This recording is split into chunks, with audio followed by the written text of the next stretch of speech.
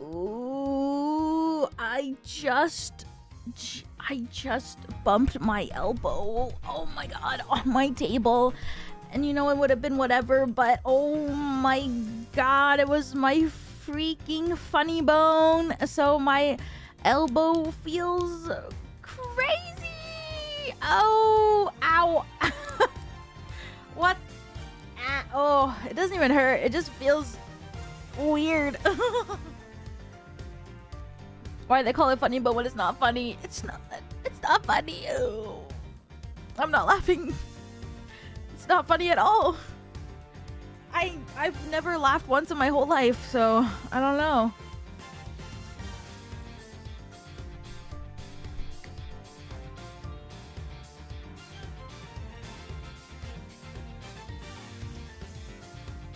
I'm holding it.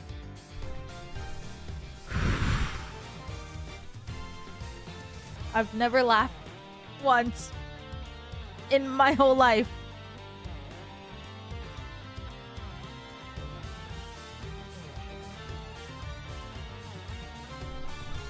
Yep. The lad who never jokes. Never. Not even once. Not gonna start now. Nope. Very serious. Yes. Chess Turtle, welcome back for another month. Thank you. Thank you. I appreciate it. Thank you. And Inferno Phoenix, welcome back as well. Thank you. Using my membership message to say that my YouTube recommended me a Shuaki playlist recently and I feel as though you are to blame. Yeah, you can't run away from me. It's alright. I'm here. In your PC. So, yeah. Oh, that wasn't a laugh. That was a And that was a breath.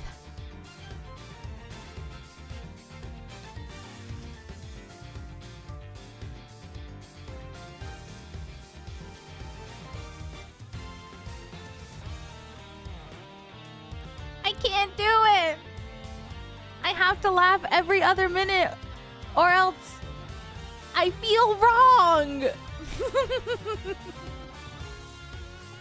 I can't help it.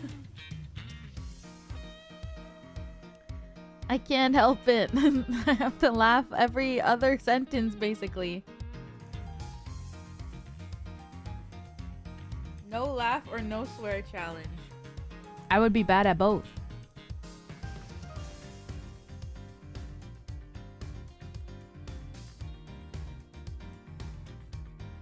Be free and be silly.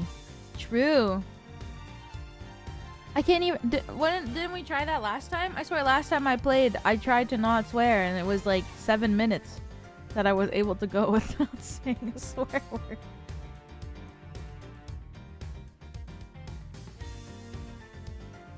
It was literally like 7 minutes. A new record. Yay! Well, I don't think I've swore yet this stream. Ooh. So.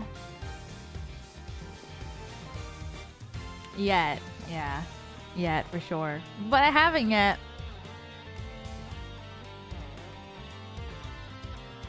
Going for a new PB? 4 minutes. Okay. Well, if I can last 4 minutes. More. My personal best. New record. How about that? No, not new record. Did I swear when I debuted?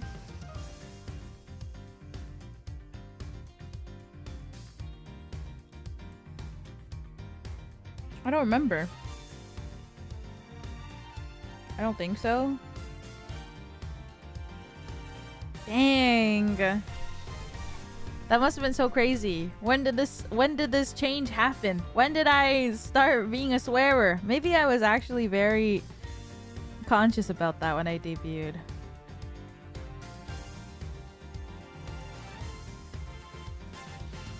You became free. Yeah. Once you got teeth. True! Once I got teeth, everything changed.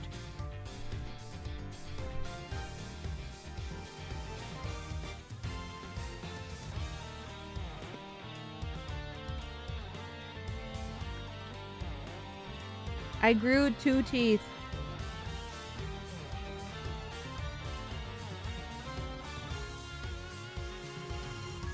That's crazy to think.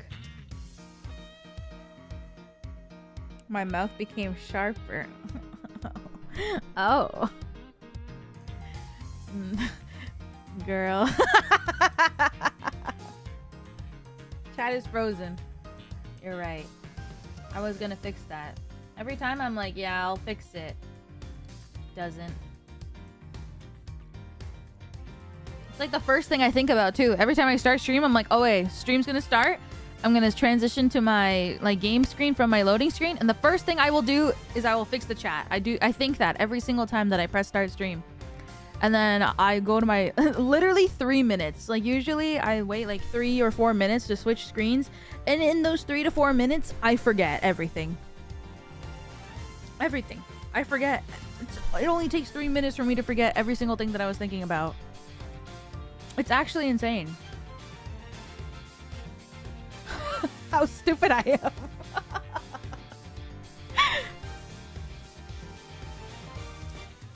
Hello everybody. How are you doing today? How was everybody's weekend? I had a great weekend. I just chilled. I watched The Devil Wears Prada 2. It was okay. Chill weekend? Yeah. Lazy weekend? Me too. A lot of pasta? Damn. Really great? Yay! I want to watch it? I think it was a good watch, but I think the first film is just a little too iconic. I planted beans.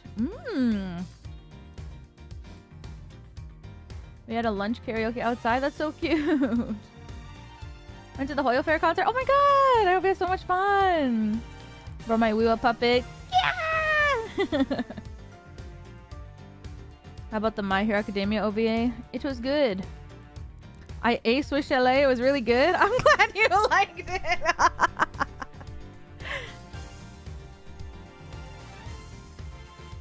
And Mickey Fakata. Fakata is so good. I like when fakata is like the base of pizza. It's so good too.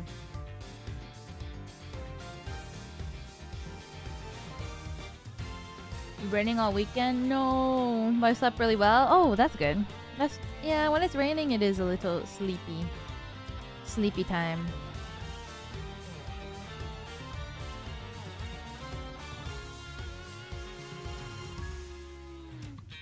I just chilled. I just had a nice time with some friends. We hung out, watched The Devil Wears Prada. Had a good time. Very relaxing weekend. Mostly stayed in though. It snowed 8 inches here? Oh my god. That's terrible. In May. Got a nice chill time. Yeah, I did. It sounds like everybody else, you guys too, had like a nice chill weekend too. That's nice.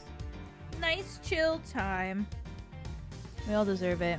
How's Canada weather? It's pretty cold still, but it's not snowing at least.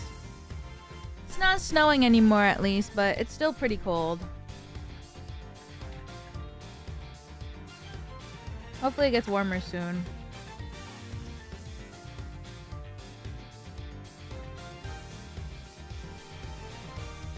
Hopefully.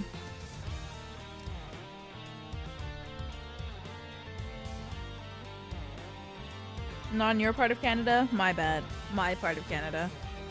But you know what? I'm gonna say that and then it's gonna snow. I wouldn't even be surprised if it just started snowing randomly tomorrow. Sorry, I had to check the weather app in case I cursed myself just there, but there's no snow for tomorrow, it says, at least. But you never know. You really never know.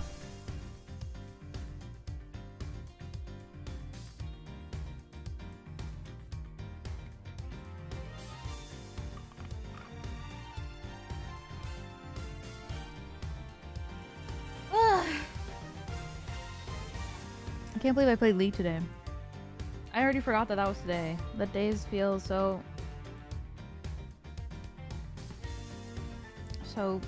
spread apart.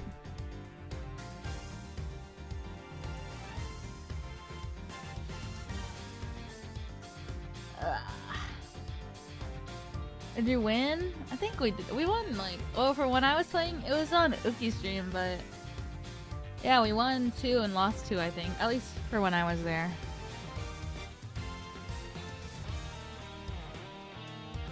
Two for 2. Not bad. And then I was supposed to do work, and then I didn't. Oh, fuck my life.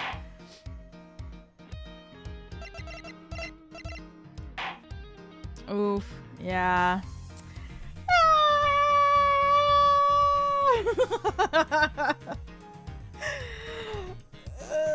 Swear detected. Oh shoot, you're right. 14 minutes on my OBS, but like 3 minutes of that was what? Like my loading screen? 11 minutes? We cheered.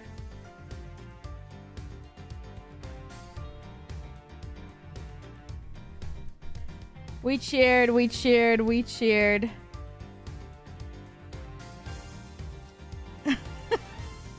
Did I miss the swear?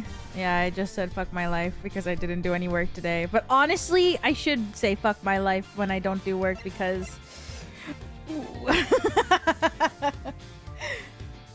it's not good. And we can blame League. You're so right. Let's just blame League of Legends for all the wrong choices that I make in my life.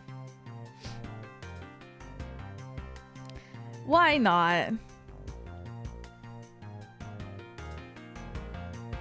Alright, let's see. What is this incredibly overpowering sweet scent? It smells like flowers. Uncle Bad, is it this? Isn't that Detective Bad and Kay over there? Looks like she managed to escape the bailiff. No, that's not quite it. It's like a rose perfume. Aw, too bad, but it's so pretty. I think you're still a bit too young to be wearing that. But since you found it, I guess I can let you keep it. Thanks! I'll treasure it always. Those two seem to get along rather well. Oh, here. I got something else for you. Yay! Thank you, Uncle Bad! Earlier, I ate one of these with Gummy. Gummy? Oh, you mean Gumshoe. Gummy is... he was trying to be nice to me because I was gonna get in trouble. And then he got in trouble because they lied to protect me. Gummy! I know he didn't kill Daddy. Don't cry. Faraday would be sad if he saw you crying. I'm not crying! Okay. Oh, it's the mister from before, and the lady too. Don't you think it'd be a good idea to go home for the time being? You're not involved in the investigation, so it's for the best if you do. Actually, I'm Uncle Bad's assistant. So I'm related to the investigation. Is that so, Detective Bad? Yeah, I guess. What? You were just scolding us like kids not to mess up the crime scene. And now you let this child run free. Why? People are free to investigate things outside of the actual crime scene. You also had a few things she wanted to look into. Got a problem with that? I don't have a problem with that, but I am curious as to what Miss Yu is looking into. Uncle Bad, I'm gonna go look somewhere else now, okay? Alright. I'm counting on you. Oh, that's right. Hey, mister. Yes, what is it? I know Gummy really isn't the bad guy. I mean it. So please, find the real bad guy, okay? I won't forgive whoever did this. But in the absence of the perfect piece of testimony and evidence, no one else could be the true culprit other than Detective Gumshoe. Huh? She wandered off while I was pondering. Oh, Edgeworth. Okay, what the hell is going on? I think I remember the gist of it. This is the bathroom with the view into the hallway while you're pissing. Oh my god, and then we talked about the... And then I learned about the communal urinal.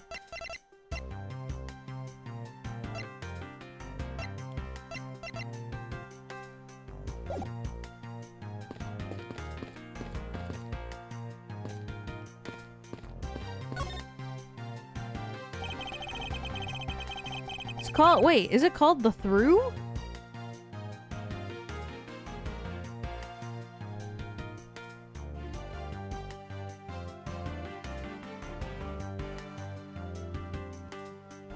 Trough. Like a horse. Oh, I see.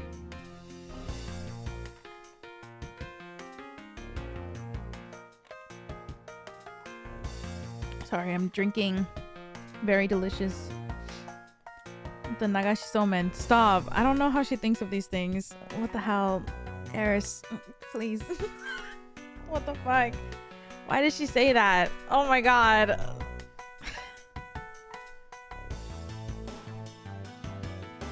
That expensive painting is ill-suited to be hanging on the wall of this room. I wonder if a guard detail should be placed on it. Why do you say that? Well, a desperate low-paint detective might make off with it someday, you never know. She may be thinking about hiring a guard, but it's obvious she isn't factoring in that guard's salary whatsoever. One of the windows in this lobby is open as well. The air conditioner is working just fine in this room, so why do they open it, I wonder?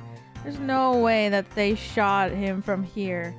That they were able to shoot out of this window and ricochet it off of the other building and into the other room. Unless... No. Please. I know it's Ace Attorney, but I don't want my theory, what I'm thinking, to be true in this series. Bailiff? Bring in the parrot. This decorative plant leaves in this decorative plant's leaves are shinier than the ones on the plant in lobby number 2. Probably because it's next to the windows where it's easier to photosynthesize. You may be right. Plus, the curtains are always drawn in lobby number 2. The caretakers of this courthouse don't even think enough about the plants, do they? That's because they're the courthouse caretakers, not a bunch of botanists. What an incredibly strong-scented herbal tea. I fear that more than being relaxed, the scent may make one a bit heady? You put in a special request for that. No wonder she's so violent. She's been drinking this stuff the whole time.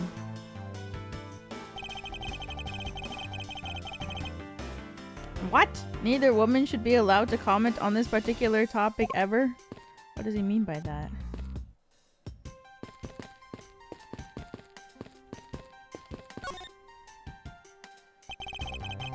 May not look like much.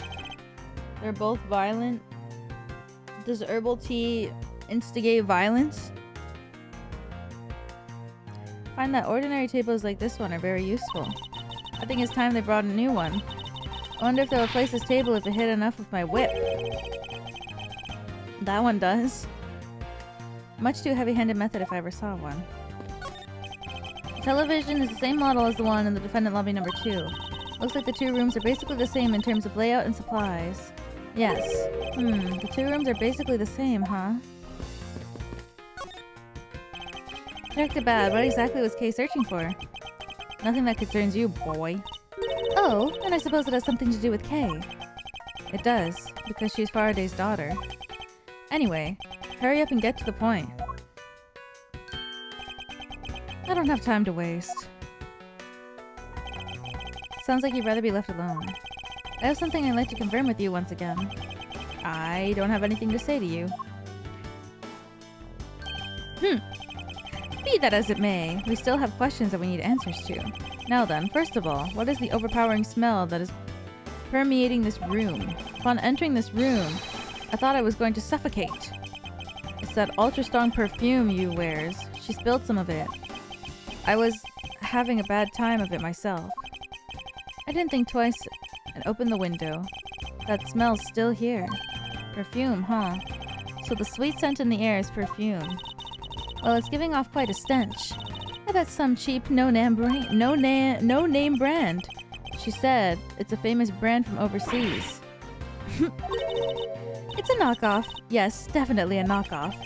No disrespect, but she forced one of those bottles on me. Here, little girl. You can have it. I was born for a much more expensive and refined perfume. However, seeing as you've just happened to have a spare, I suppose I'll take it. Miles Edgeworth, you will hold on to this bottle without fail. Ugh. Why can't she ever be honest about her wants? Perfume given to Bad by you. Same perfume as the one spilled in lobby number 1. It looks so cute! Now we have the perfume she wears. Just fantastic. Is that all you wanted to talk about? If so, I'm going back to my investigating. Actually, I still have a few other things I wish to inquire about. So you were in the room the entire recess. Like I said, I made a call to the precinct to get that big lug down here. But other than that, I was waiting for the recess to end in here. At least your story is consistent. Earlier you stated that you were in this lobby with Miss Yu. Yeah, I ran into her in the hallway. She said she wanted to talk to me about something, so we came in here. And then what you're saying is that until Detective Gumshoe's arrival, you and Miss Yu were in 2 different locations. Guess I am. Interesting. Speaking of that lawyer, she seems to have a great dislike for you. Oof. Let's see. Miss Yu is the sister of the victim of the KG8 incident, and as I recall, Detective Bad was the lead detective on the case.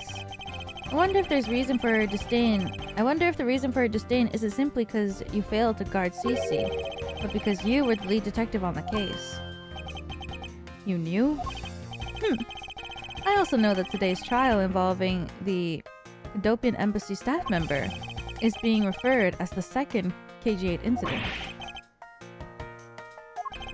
Now then, Detective, I believe it's time you were honest with me and told me the truth behind your relationship with Miss Yu and Mr. Faraday. And the KG8 incident. If you already know that much, I guess it'd be alright to tell you. Oh! Wow! Now then, I'd like to ask you a few questions about the KG8 incident. It's not exactly a happy story. Other than the people who were directly involved. You two will be the first to hear what I'm about to tell. What?! Oh my god, no way. It was a Sanji moment this whole time. He wasn't smoking. The honest truth behind the KG8 incident. Faraday, you and I.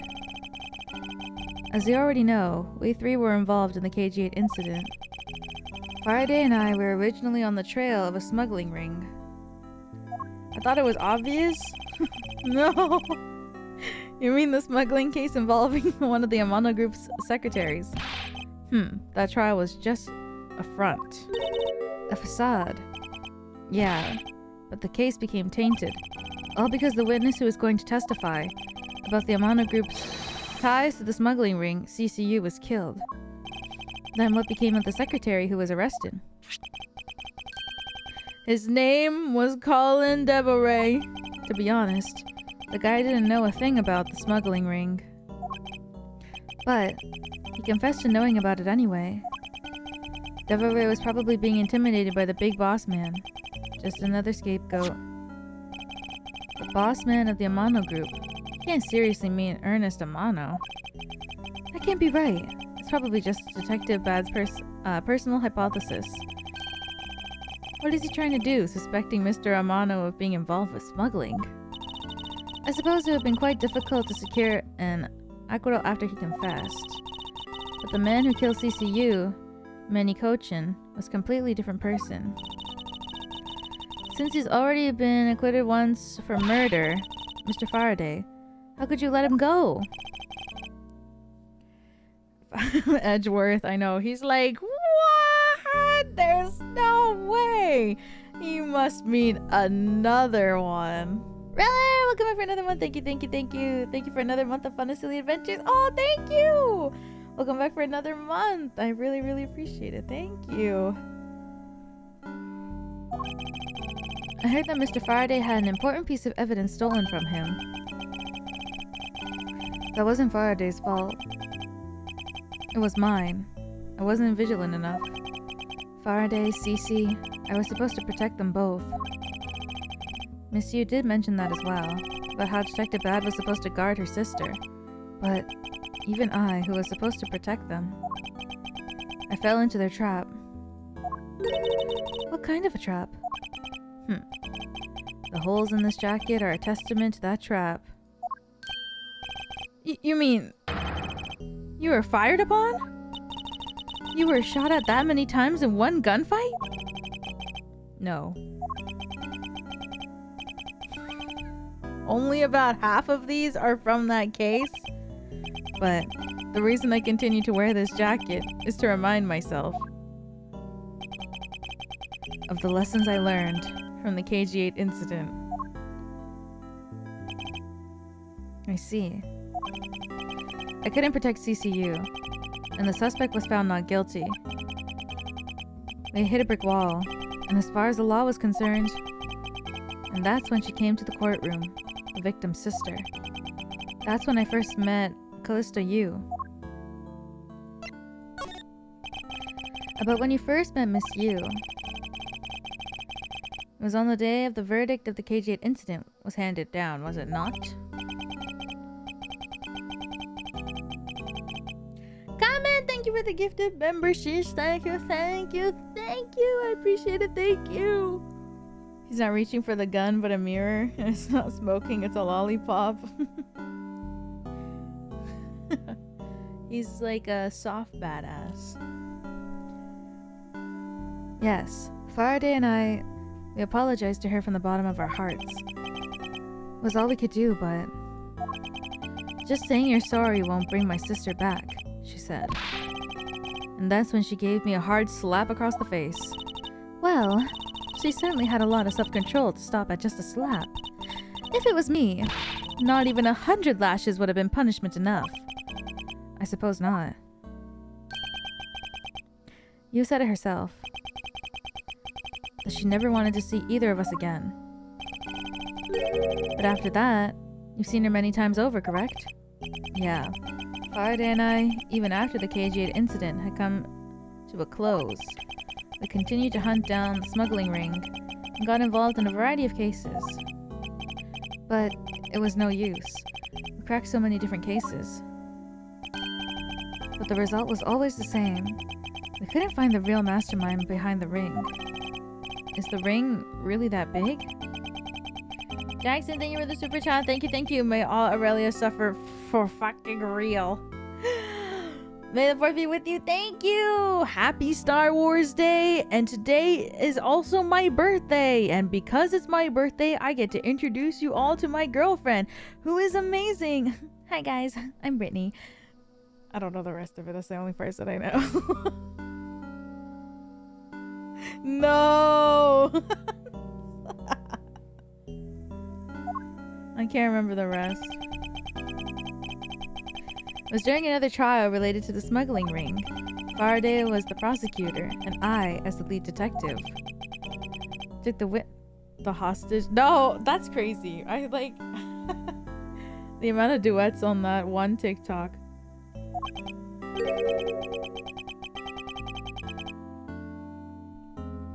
She appeared out of the blue as the defense attorney.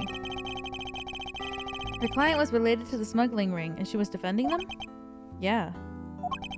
Yu was pursuing the rings as best as she could as a lawyer. I think she defended Rel this time, for the same reason. Come to think of it, Miss Yu did say something on the same effect. I have my own agenda. I'm still on the hunt for a lead regarding the KG8 incident, alright? And for that, you have not a single qualm about defending a known killer. Don't put words in my mouth. I said no such thing. The only way I had to get close to Mr. Rel was to be his lawyer. I had no intention of covering for him ever. Is this the past? Yeah, this happened before. So don't you dare suggest I was going to. It doesn't matter what her reason is. Helping a criminal is just despicable. You're so naive, little girl. Or do you mean the whole case? The whole case is in the past, yeah. I could have stolen this lollipop from you. That's how naive you are. How dare you insult the daughter of Avon Karma? Just like us, you felt that she had hit a limit of which the law could do. That's all. The law is merely a tool. There's no limit to it. Only the skill and the craftsmanship. It's a flashback from a flashback. Yeah, this is in the past. 7 years in the past, I think it said. You two are still too young. But one day you'll know what I mean. But enough sidetracking. What matters is that we met you again in pursuit of the smuggling ring. That's all.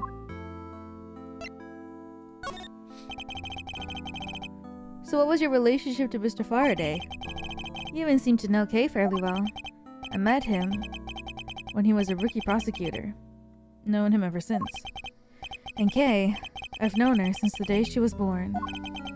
Faraday and I, we cracked quite a few cases together. But you two seem to have made no progress at all in the Yatagarasu case. Did we touch a nerve? I only have one thing to say to you. No one knew more about the Yatagarasu than me and Faraday. That's why I was called upon to testify in today's trial. To prove that Rel was not the real Yatagarasu. Which I would have done if he hadn't turned around and accused Faraday. After the accusation, I was asked to testify, but this time, to prove or disprove the accusation. But I guess I won't be doing that either. I sense that there's more to the statement than meets the eye. Perhaps a bit more digging into the Yatagarasu is what's necessary. You claim to know much about the Yatagarasu. Would you care to share what you know with me? What you two should be looking for right now is proof of murderous intent towards Faraday and Rel. I agree, which is exactly why I'm asking you about the Yatagarasu. What? The KG8 incident and the second KG8 incident. Both of these cases are tied to the smuggling ring. And in both of these cases, the witness who was to testify about the ring was murdered. However, there's one point in which they differ.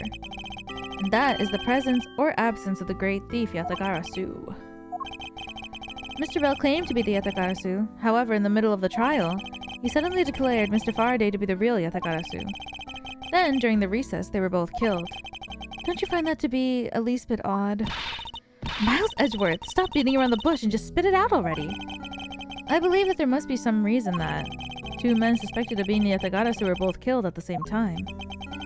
A reason, huh?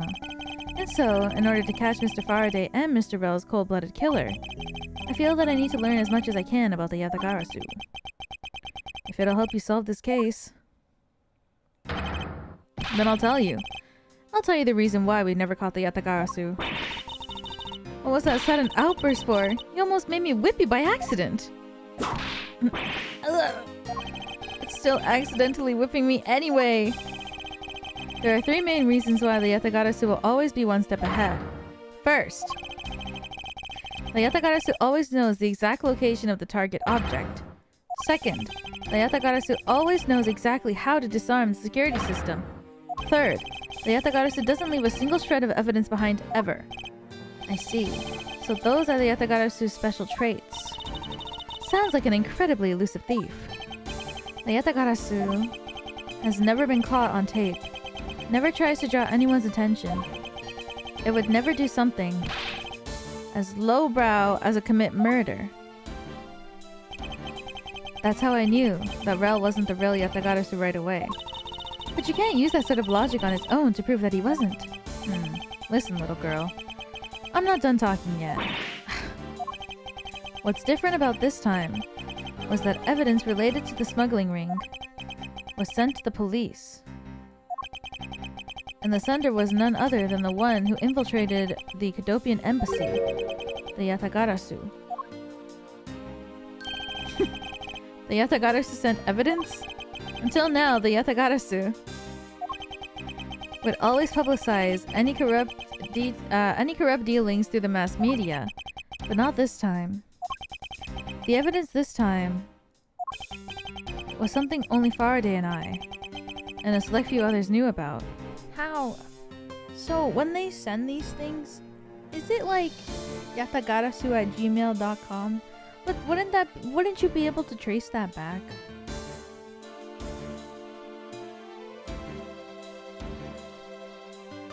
I guess if they use like a public... Well, if they use like a public IP, then maybe not. Mailed and not emailed. You're right, this is old. Old time. Hotmail. Yatagarasu@yahoo.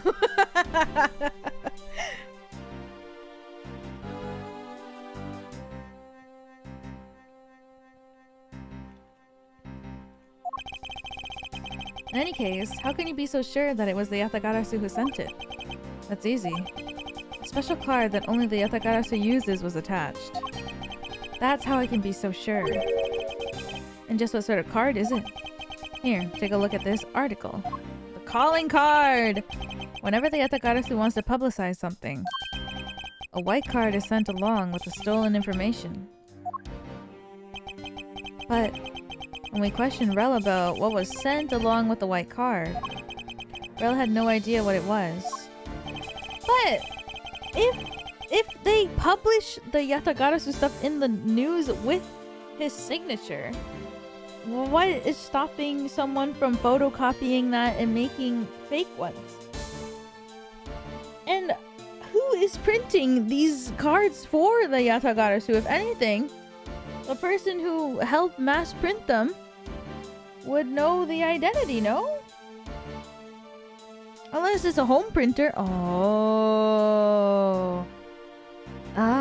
and that's how Detective Bad knew that Mr. Rel was a phony. Thank you very much. I have a much better understanding of the Yatagarasu now. What if he owns a printing press? Yeah, probably owns a printer. A printer that can print on like cardstock. Excuse me, Mr. Edgeworth. Yes? His Honor would like to transfer the evidence from today's trial over to you. So if you could please head over to the courtroom, it'd be much appreciated, sir. Understood. I'll be there shortly. Detective Bad, what does the law mean to you? Finding the answer to that question is the only reason I'm still alive. Damn. I became a prosecutor to find the answer to that question myself. And to play a part in ensuring that all criminals everywhere are found guilty. Dang.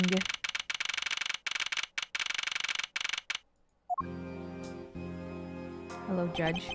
Oh, it's you, Mr. Edgeworth. It appears that His Honor is still a bit dispirited. For the first time today, I experienced what it's like to stand at the witness stand. Now I have a greater appreciation for just how hard it is to give testimony.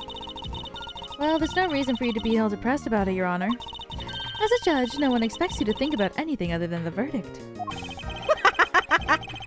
Francisco, there's no need to further depress His Honor. But I'm not trying to, Miles. Your Honor. Huh? Your Honor, I've come to collect the evidence that was to be transferred to me. Your Honor? The evidence? Your Honor! Oh! You! Yes, can I help you? I'd like to collect the evidence now, sir. Your Honor. Do you think you can stay focused long enough at least to do your job? Yes, I'm sorry. And I would expect that the defense attorney has yet to arrive. She's busy with the investigation. So let's keep this brief, shall we? Sorry, Meow. Did I scare you? Very well.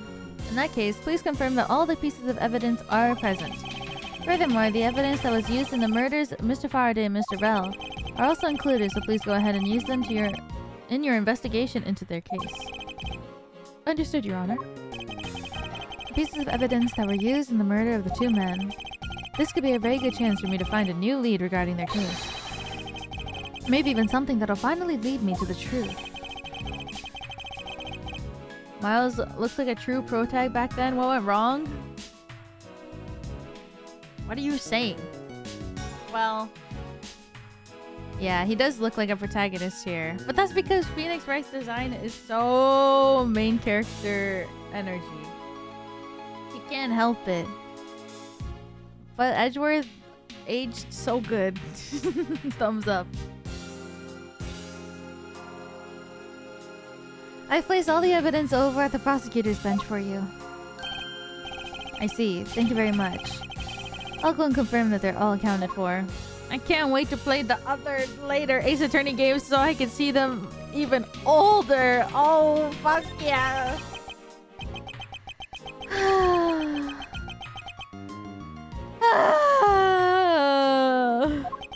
It would appear that the judge is still a bit dispirited.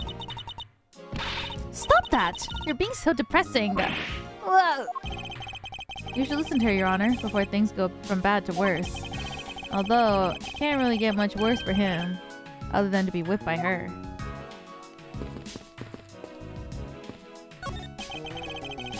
Yes! Yes! Yes! Hobo, right? Yeah, I'm excited to replay the beginning of Apollo Justice because I don't remember anything. I can't wait to see Miles Edgeworth bracket 30 plus. So this is the evidence related to today's Cadopian Embassy trial from Mr. Faraday's bag. You mean the evidence bag that was on the table, lobby number 2, right? Yes, finally we can now take a look at the evidence itself, not just data about them. Let's be sure to thoroughly examine them while we have the time. Agreed. I want to take a good look at all the evidence from the embassy murder too. Why is that? Because! I still don't fully understand what today's trial was about. Ugh. Don't point your crop at me just because you don't know something. And don't you try to order me around just because Papa chose you today. I see someone is still sore about not being picked by Mr. Von Karma. It's also real to see the knife up close. So we have the knife, the gun, an envelope, and what's this organizer doing here? Oh, that's right. I completely forgot to tell you. About what, Your Honor? They found Mr. Faraday's personal organizer inside the evidence bag of his. Detective Bat requested it to be passed along to you. He said it would help the investigation.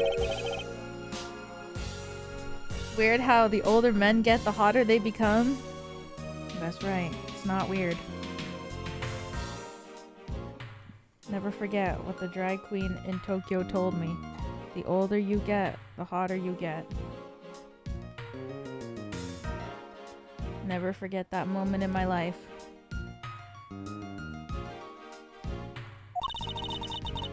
What a strange stroke of luck. Well, never look a gift horse in the mouth. You might as well flip through it too. Real. Type shit.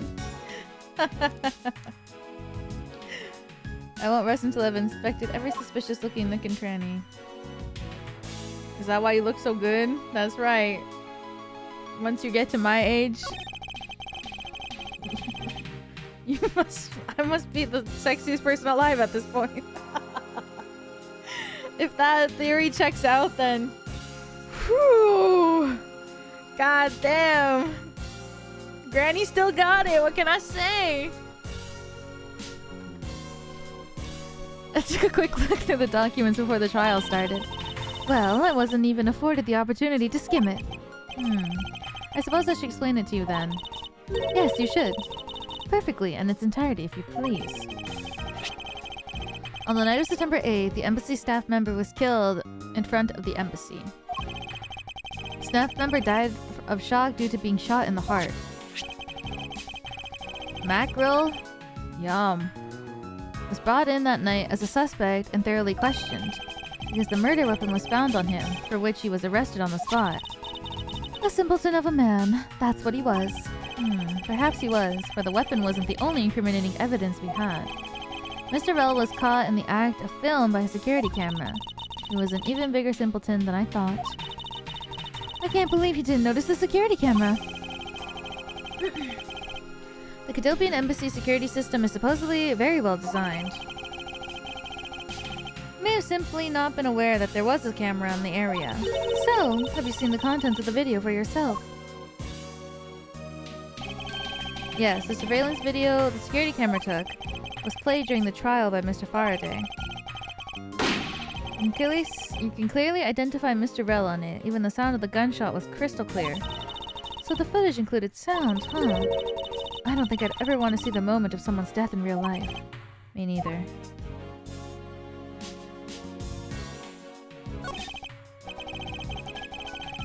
Oof. Edgeworth. This gun. It was originally used to kill a Cadopian Embassy staff member. When the crime was reported, the responding police found Mr. Rell still holding it, which led to the immediate arrest. And then, this gun took the original shooter's life. How ironic. Indeed.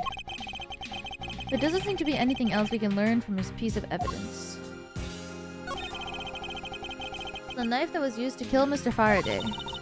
Who would have thought that such a beautiful piece of art could be used for such a cruel act? It's never crossed your mind that you used your riding crop for the wrong purpose? Mr. Faraday's organizer. It appears he was in the habit of using it. It looks like he wrote a strategy for getting Mr. Rell convicted down in there. I have collected the evidence I need to prove that Rell was the killer. Between the handgun Rell had on him when he was arrested and the surveillance tape, I should be able to prove that he was the one. It appears that Mr. Faraday honestly believed that Mr. Rell was the killer on this case. The sound of his handgun going off was recorded with superb clarity on the surveillance video. I also have evidence that I can use to prove that Rell is not the real Yatagarasu. And it will also appear that he had proof that Mr. Rell was not the Yatagarasu. No matter how he may try to play it, as long as I have the Yatagarasu's key, I can prove he's a phony. If I presented him in court, it should clear everything up. Apparently had a very definitive piece of evidence. It's been a long battle. I hope that this will finally bring it to an end. I believe that Mr. Faraday was well prepared. Discredit any claim Mr. Rell may have about being the real Yatagarasu. Is Francisca Gapmoe?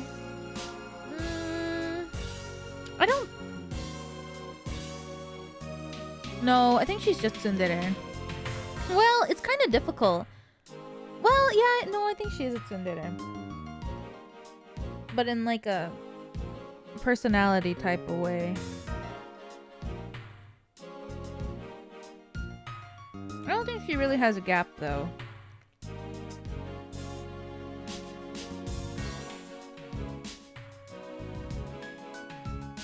Because she's really nice to girls, but she will hit Edgeworth.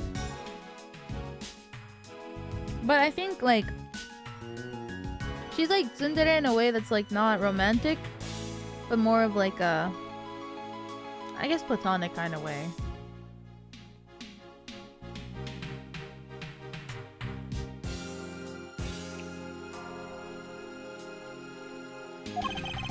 She rarely hits Edgeworth.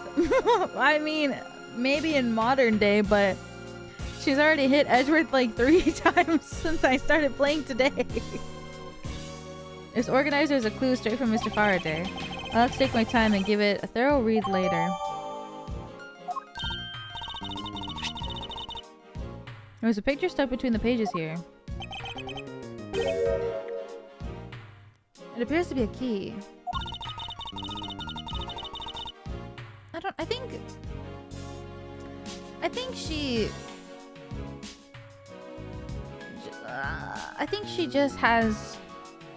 I think she just wants to prove herself to her father, but she's too hard on herself. I think she just wants her father to be proud of her. So she wants to be better than Edgeworth, but it's like complicated for her because I think she likes Edgeworth, like she likes like a brother, but she wants to still be better than him, so she's like, she cares about him a lot. But it pisses her off that she cares about him because she wants to be better than him. But he's very good.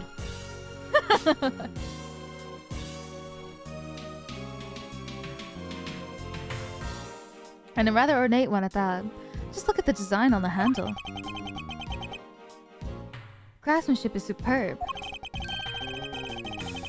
Could this be the Yatagarasu key Mr. Faraday mentioned in the organizer? The Yatagarasu's key? Stekabad said something earlier. What's different about it this time was that evidence related to the smuggling ring was sent to the police. And the sender was none other than the one who infiltrated the Cadopian embassy, the Yatagarasu. The Yatagarasu sent the evidence? Until now, the Yatagarasu would always publicize any corrupt dealings through the mass media. But not this time. The evidence this time was something only Faraday and I, and a select few others knew about. Mr. Faraday must have been trying to keep this secret safe key. As the prosecutor on both the Yatagarasu and smuggling ring cases, that's to be expected. A photo of the key Yatagarasu sent has a rather unusual shape. That's odd.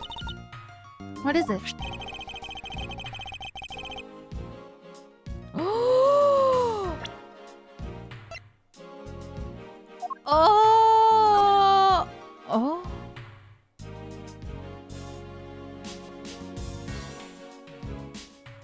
Wait a second.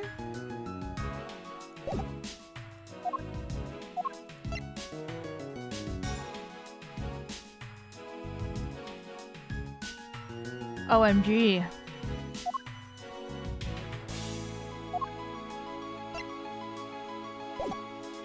No way! That certainly is odd. The weapon that was used to kill the Cadopian embassy staff member was the gun. But if that's the case, then where did the knife that was used to murder Mr. Faraday come from? Isn't it obvious it was brought into the courthouse by Mr. Bell? That's the only logical conclusion, right? No, because it's not that easy to smuggle a weapon like that in here. Every person who enters the courthouse doors is checked thoroughly for contraband. Furthermore, the suspect was handcuffed, making it impossible for him to bring a knife as large as this inside. In that case, how do you suppose this knife ended up inside the courthouse? I need to think carefully here. There's nothing related to the knife written anywhere in Mr. Faraday's organizer. However, the fact that this knife came from Mr. Faraday's evidence bag. Conversely, there's only one item listed in Mr. Faraday's organizer that no one has claimed to have seen today. So in order to solve this mystery, I believe I'll need to take another good look at the evidence. Miles Edgeworth, can I take the fact that you have yet to answer me to mean that you don't have an answer for me? Actually, I do know the answer, Francisca. Oh, thank God I figured that out just now. What?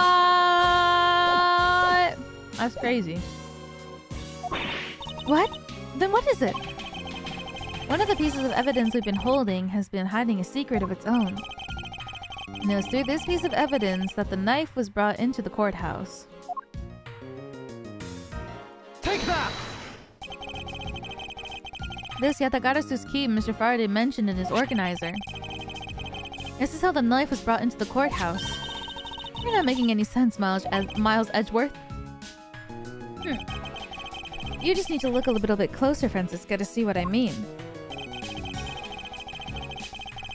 Don't the color and ornamentation of the key handle remind you of anything? They do remind me of the knife. Very good. Both the Yatagarasu key in this photo and the murderous knife have this very unique design on their handles. Furthermore, even though Mr. Faraday mentions the Yatagarasu key, the only object we found at the crime scene was the knife. You don't seriously mean to say? It appears that you finally caught up. And yes, I do mean to say that these two pieces of evidence are in fact one and the same. But that's impossible! Even if that's what you believe, we should still investigate this possibility. Let us examine the knife a little more in detail.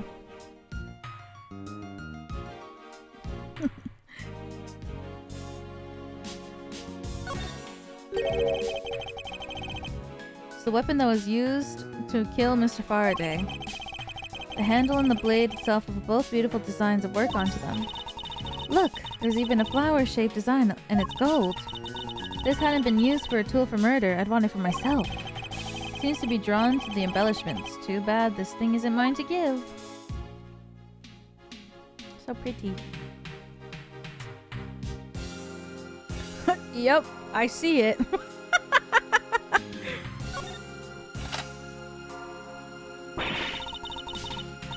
I can't believe it turned into a key. I think there was such a trick. Jesus. So the weapon used to kill Mr. Faraday is actually the key to Yatagarasu's stole. Piece of information is more critical than anything we've learned up until now. Kingdom Hearts? You're giving me too many things lately. You're all I need. Frankly, I'm shocked. Mr. Faraday only mentioned the key aspect of this piece of evidence in his organizer. It's possible that even he had no idea this key was holding a knife blade inside. But if that's true, then only someone who knew about the key to the knife trick could have killed Mr. Faraday. Even among law enforcement, this key was top secret. We're looking for someone who knew even more about the key than even Mr. Faraday. Meaning that the only person it could have been is the one who sent the key in the first place. The great thief Yatagarasu. Then maybe Mr. Bell really was the Yatagarasu. And he was the one who killed Mr. Faraday. Isn't that one possible scenario? Ugh, Edgeworth. Suki, hello! Is that a good ugh? Or like a...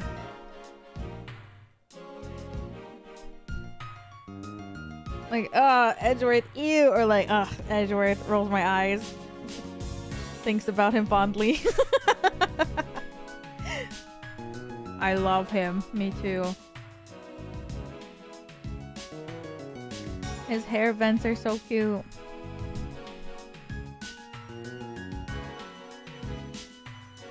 No, not really. Especially since Mr. Faraday is absolutely convinced that Mr. Bell was not the Yatagarasu. Besides, as Detective Baz said earlier, but when we questioned Rel about what was sent along with the white card, Rel had no idea what it was. Hope you've been doing super well. I have! Otsu on your concert! Thank you for being me. Flushed emoji. You guys sounded so freaking cute! Wow!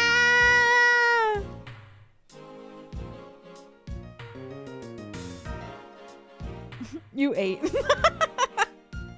Honestly, she ate. Work.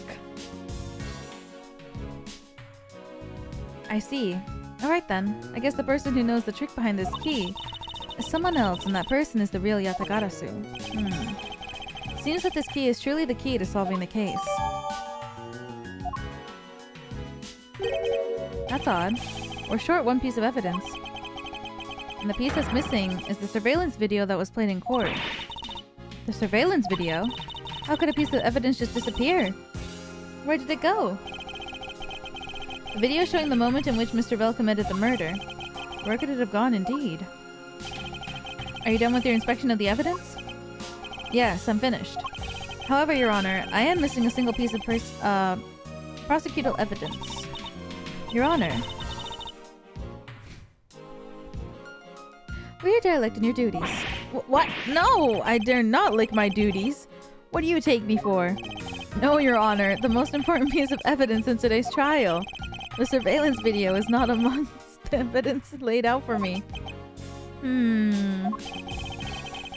But I brought Mr. Faraday's whole bag with me from the crime scene.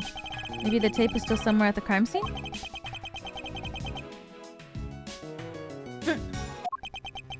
There's something wrong here. Something about this missing piece of evidence. It would appear that for me to find the answers I seek, I'll have to pay another visit to the scene of the crime, defendant lobby number 2. Oh my god. He's wearing a suit! Hmm? That's Detective Bad, but who is he with? I've never seen that officer before. So, did you find it? No, not yet, and I've looked everywhere. I see. Well then, please continue with the search. Understood. I'll continue with the search. So you're the one running the show. Prosecutors like you shouldn't even be allowed at crime scenes. How dare you? Just who do you think you are? Man, they didn't draw a sprite of him wearing the suit I wanted to see. Who was that all about? And oh, what was that all about? And who was that man just now? Whoever he was, I've never seen a more impudent officer in my life.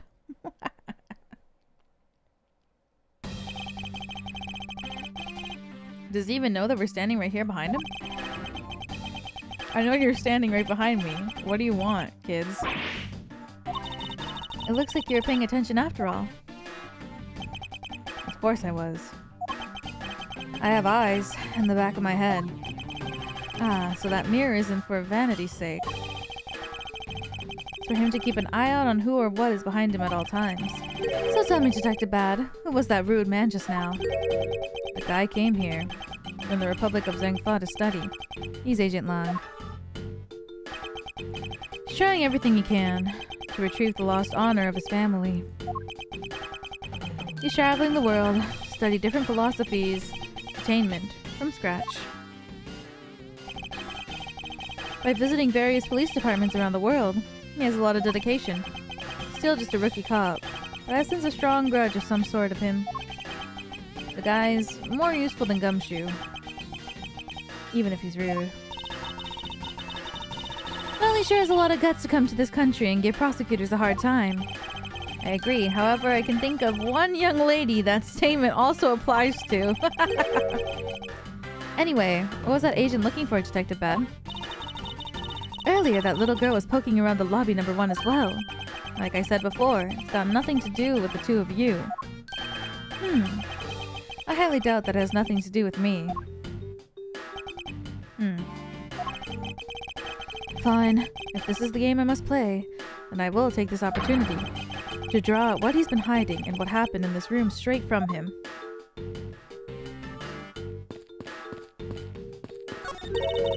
Was this table here all along? I suppose so. Objection! Well, clearly it's out of place. When you take the sofa into consideration, that table is much too tall. I get the impression that the two are not meant to be used as a set, Francisca. I knew that! Seems like she lost her calm sense of judgment in her eagerness to defeat me.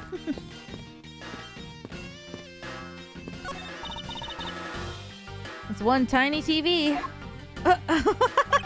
Detective Gumshoe is rather shocked at this and said it's huge compared to his own. Ha! Anything you compare with something he owns will always seem grandiose. Speaking of grandiose, I'd say that the ego of yours could use a little deflating. Damn! I wonder if the killer used those plastic bags in a flash of inspiration. With that, detective? I somehow doubt he's that quick-witted. So you're saying that this crime was thought out in advance? With that, detective? I somehow doubt he's capable of making such complex plan. Francisca, when will you learn to take responsibility for your statements? Never. You must be tired, Francisca. Care to take a short break on that sofa? Surely you jest. Me? Sit on that tiny, dirty, disgusting thing? That detective said he could sleep all 25 hours of a day on this. Ah! Decorative plant foliage is quite nice. It's actually soothing to be around. Perhaps I should purchase one for my room. Curtains are shut tight. The color of those curtains is rather gloomy. For a place where people's lives are on... They could have chosen to hang something a little more cheery, you know? I know. Uh-oh.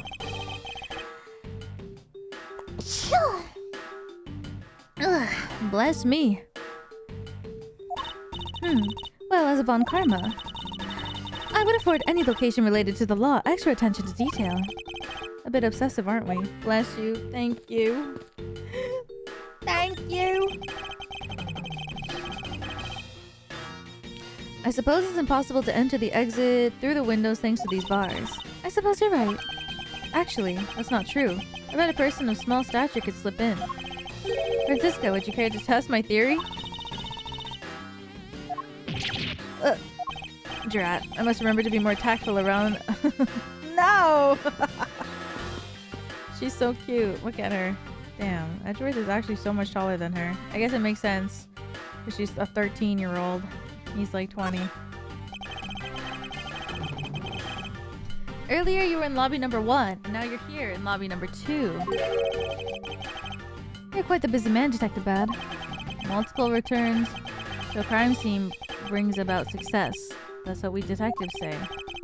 I see. In that case, you wouldn't mind if I asked you what happened again, correct? I don't have anything left to say to you, boy. Boy, you'll see. I will draw my answer from you one way or another. Would it kill you to help us even a tiny bit in our investigation? I gave Faraday's notebook to the judge earlier. That's help enough, don't you think?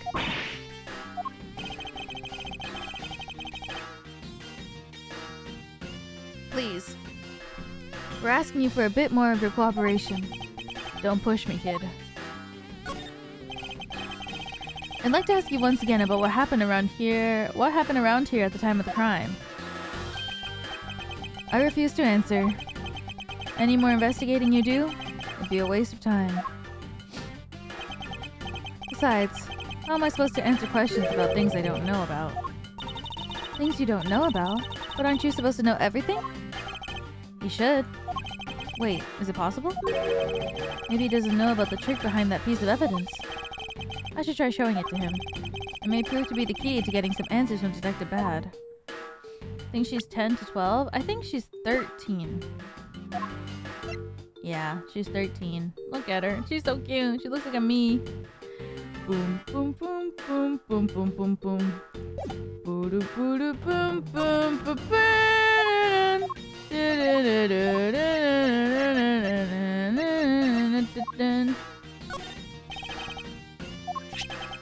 Did you know of the existence of the item in this photograph? Of course I did. It's my job to know everything related to the Yatagarasu case. In that case, let me ask you something. Did you know that the knife that killed Mr. Faraday and this Yatagarasu key are one and the same? What? That's impossible! It looks like you didn't know after all. This piece of evidence, which you call the Yatagarasu's key, is actually a well-camouflaged knife. Mr. Faraday was planning to use this Yatagarasu key to prove that Mr. Rel was not the real Yatagarasu. Isn't that correct? I guess so. However, Mr. Faraday had no idea that it was in fact a knife. Yeah, I have to admit, neither one of us knew that fact. And if neither of us knew, then no one in law enforcement knew either. How did we miss something as big as this? I noticed that since a little while ago, you appeared to be searching for something. I presume that this key is what you were searching for. Yeah, that's right. And why were you searching for it? Because I promised Faraday. I promised that I'd protect that key with my life. But after he was killed, the key disappeared from Faraday's evidence bag. Who would have thought that the key is what took Faraday's life? Detective Bad. So that we may find the truth, please testify for me once more. Alright. Okay, wait. Before we go lock into testify mode, I'm gonna pee. I'll be right back.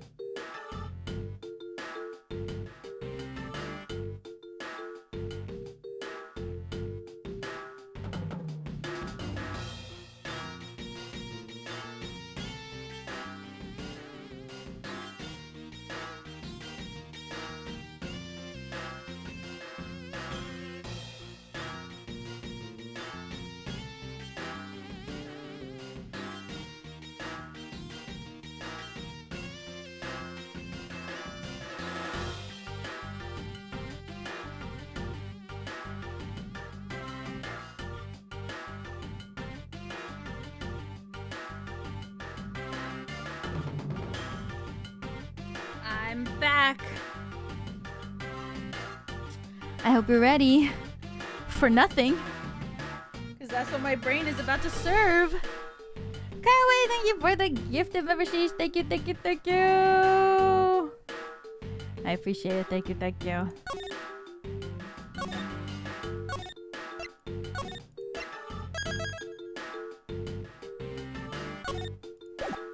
Wait a minute.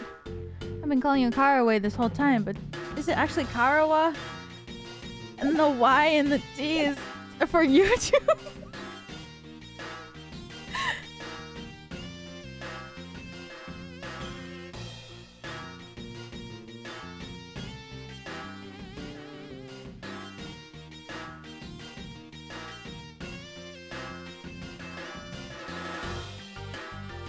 Say it ain't so.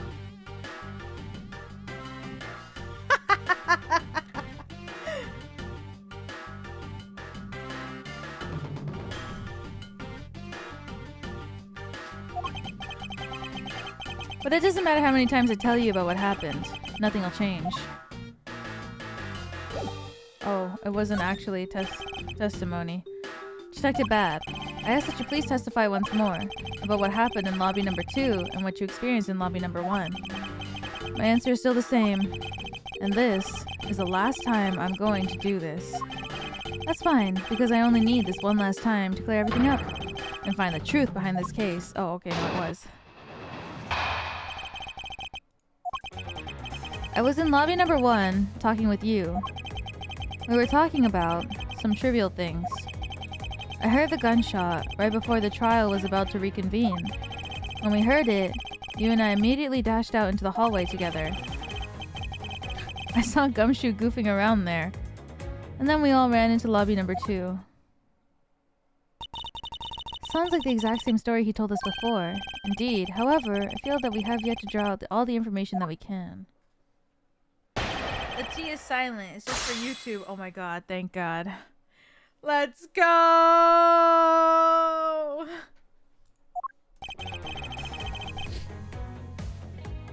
Hold it!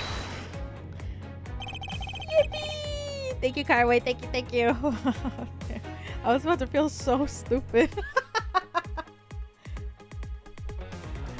Why did Miss Yu choose lobby number 1? Answer me. Who knows? She just said that she had something she wanted to talk about with me. We walked into lobby number 1 together. That's all. So his answer remains the same as before, I see. Oh my god! We were talking about some trivial things. Hold it! I was hoping you could expand on what exactly you were discussing with Miss Yu. Trivial stuff. It was nothing important. That's for me to decide. Alright, I suppose that's for him to decide. Moving on. I heard the gunshot right before the trial was about to reconvene. Hold it! Until you heard the gunshot, did you notice anything else that was out of the ordinary? I didn't hear any other strange sounds until that gunshot. What? If the gunshot Detective Bad heard was really the one from the murder, that would give that other piece of evidence an entirely different meaning. I ask that you please amend your testimony with that statement just now. Sure. I didn't hear any other strange sounds until that gunshot. But. You honestly don't remember hearing anything else. Yeah. Is it possible that you were so involved in your conversation that you missed something? I've been a detective for a long time, and even if I were involved in something, I've got quite the habit of keeping tabs on everything that goes on around me. If there had been some other strange sound, you can be sure I would have heard it. I suppose with this detective that's probably very likely. It's the gunshot. When we heard it, you and I immediately dashed out into the hallway together. Hold it! Why did the two of you dash out into the hallway straight away? Because we clearly heard the sound of a gunshot. And we knew it came from somewhere nearby. How did you know that it was a gunshot? In my line of work, you hear enough of them to know. I suppose it's only natural for a detective to know what a real gunshot sounds like. But given the circumstances, the only person I could think of whose life would be in danger was Faraday. That's why I ran into the hallway right away and headed for where he was. I saw Gumshoe goofing around, and then we all ran to lobby number 2. Detective Gumshoe was there in that hallway. Yeah. Why didn't you attest to that earlier? When I saw Gumshoe, it was after I'd heard the gunshot. Having seen him then didn't change the fact that he still could have done the deed. Ugh. Sounds exactly what Detective Bad told us before. However, is there something in particular we should be asking the detective about? There just might be. No one knew that the knife is actually the Yatagarasu key. Reflecting on that, perhaps there are other things that we know now that Detective Bad doesn't yet. That should be my angle of attack, their joint slay, when they work together. Oh, I think it's the one after this, actually.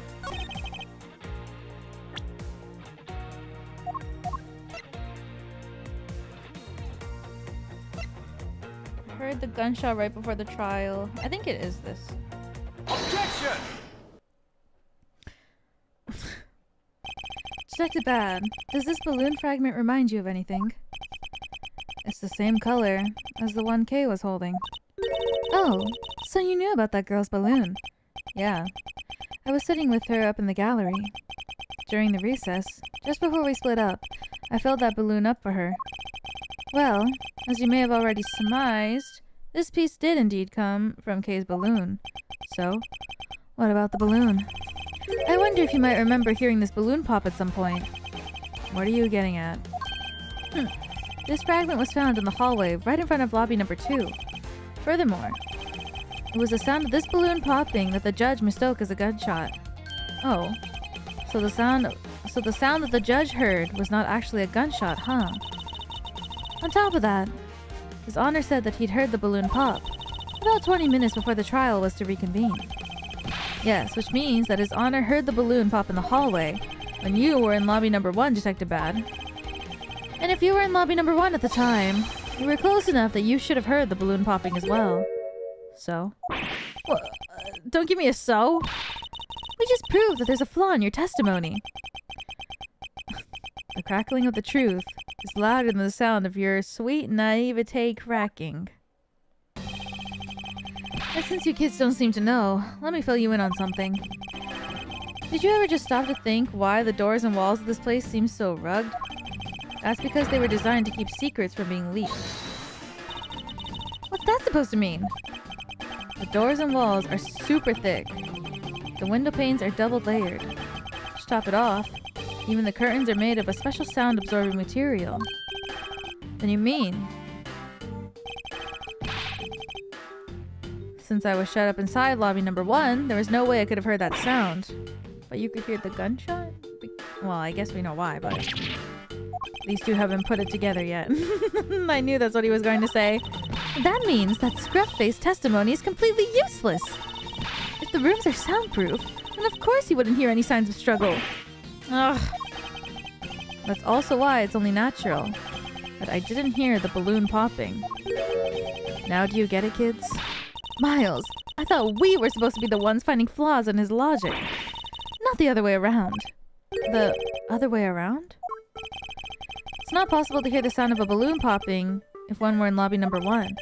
However, if we examine the situation in reverse, the person standing in the hallway should not be able to hear the real gunshot either. And yet, Detective Gumshoe claims to have heard it while he was standing in the hallway. Detective Bad, if that's the case, how exactly did you hear the gunshot? What do you mean, how? I just did. It would appear that you have yet to realize the contradiction in your own words. Oh, how so? If the rooms are soundproof as you say they are, then how did the sound of the gunshot enter your ears? I see what you mean. I guess I'm more out of it from Faraday's murder than I had thought. Which means what exactly, Miles?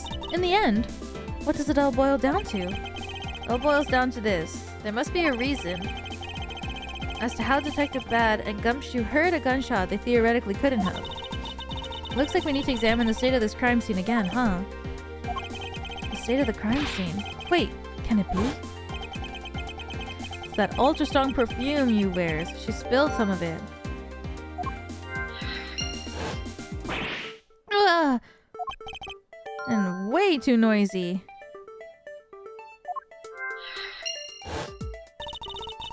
The surveillance video? How could a piece of evidence just disappear?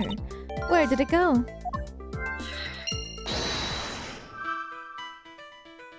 Bam, bam, bam. No human can climb through these barred windows. The scent of flowers in the air. Is it these two? This is lobby number 2 window.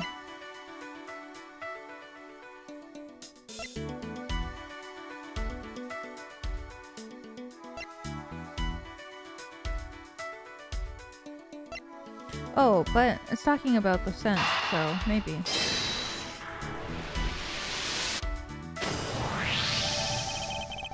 Simply not possible for the killer to have escaped through the barred windows.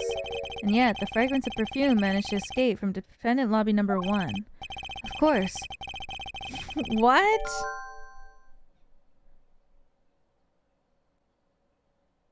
The criminal couldn't have made it through, but what about incorporeal things? What?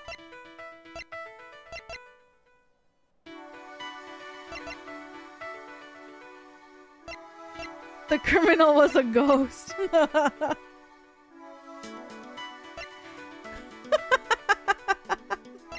Obviously. My bad.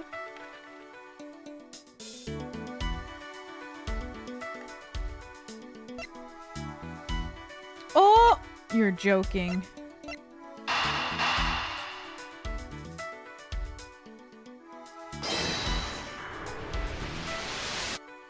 Oh. I was like, holy shit. Were they just playing the video on here? So they thought they heard a gunshot that really didn't go off, but nope.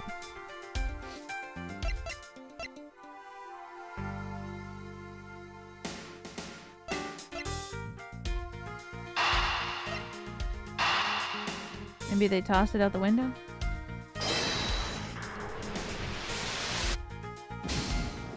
I'm gonna freaking 1 HP again.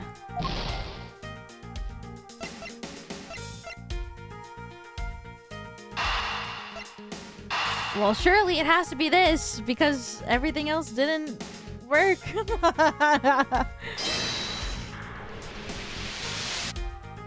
Yay! Now then, what else besides the smell can go both in and out of the open, barred window? The answer is sound. So no matter how careful the killer was, if the windows were open, the jig would be up. And since the windows in both the defendant's lobby number 1 and the hallway were open, that explains how the sound of a gunshot could be heard in both locations. Okay.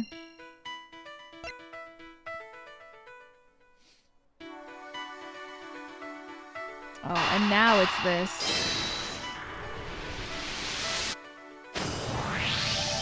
The missing piece of evidence is a video that shows the moment in which Mr. Rell killed the embassy staff member. The sound of the gunshot left quite an impression on me when it played during the first trial. The video should have been returned to Mr. Faraday's evidence bag for recess. Brought back here. If it disappeared after that time, then it's possible that the tape is still here in this room.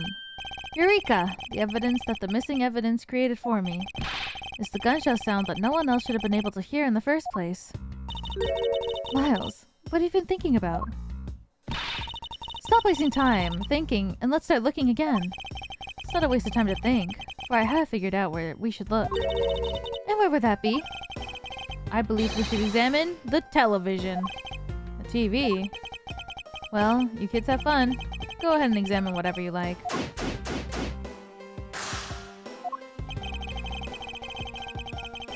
Oh my god, the VHS player? The video player. VLT?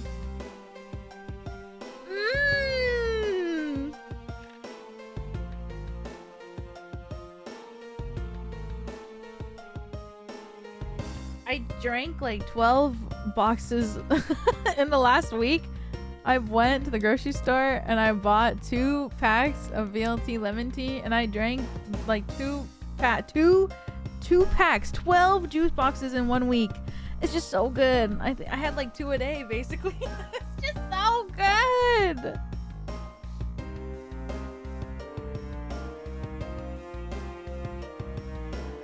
Guys, can you blame me? It's so freaking yummy. I hope it's the non-sugar ones. No. It's just so good. Okay, you know what? You can't blame a girl for drinking 2 juice boxes in 1 day. But in my defense, I don't drink soda, okay? I only drink water and tea. So, you know what I mean? So, I don't drink any other like other sugary drinks. I only drink juice, and that was my juice. It's a video player, and there seems to be a videotape inside. Looks like it. The tape must have stopped on its own when it reached the end. I'm literally drinking it right now. I wish I was, but I drank all of them. This tape. Could it not be the missing surveillance tape? I suppose, but... Detective Bad, would it be alright with you if we verify the contents of this video? Sure, knock yourself out. Juice is worse than 0 sugar soda? Yeah, but... Alright, then let's rewind this and see what we have. If I remember correctly, the footage of Rel killing the embassy staff member should be at about the 30-minute mark from the start of the tape. Understood. This should be about right. Now then, let's see. This is the footage of Mr. Rel shooting the embassy staff member. I knew it. The missing piece of evidence, the surveillance video, was here all along. Video of the embassy staff member murdered. The gunshot is especially memorable. This sound. What's the meaning of this? It appears that Detective Bad has figured out the true source of the gunshot he heard. With this, I think we can figure out the trick behind this double murder. Do you mean that you figured it all out then? Yes. All I have to do now is show what the gunshot Detective Bad and Gumshoe heard was. Through where they heard it from. Fine, in that case, show me what you've deduced. Now to show what the gunshot... Now to show what the gunshot Detective Bad and Gumshoe heard was. And through where they heard it from. Oh, okay. Oh. Just as with the spilled perfume in lobby number 1, if the windows were open, that piece of evidence's sound would also dissipate out.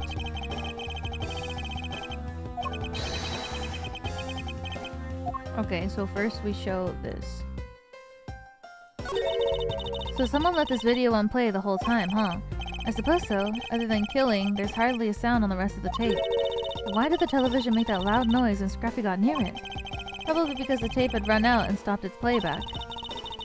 It's not just bad luck, that detective has the worst timing in the world too!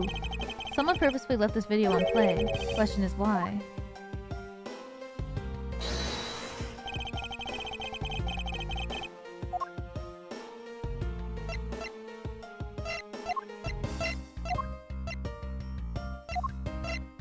I guess this. Oh man. Oh man! Your brain does need some sugar? Exactly!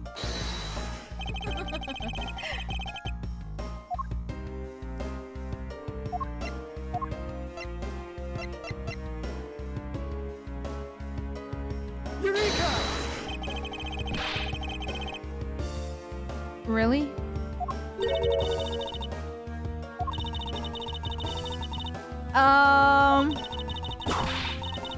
No! What do you mean? I know that the last riddle and answer lies somewhere within this room. I need to calm down and think it through once more. Wouldn't they be able to see the TV on fire to gunshot? Okay, but maybe they have YouTube Premium, which means that the audio will still play through even when the screen isn't on. Earlier, when Detective Gumshoe touched this, it made the most terrible racket.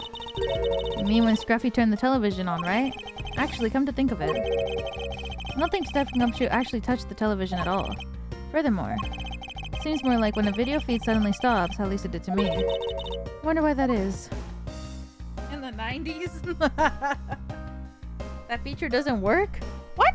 Yes, it does. It works on my iPad. That's how I go to sleep. ASMR video at 1% volume with the screen turned off on my iPad. And then I...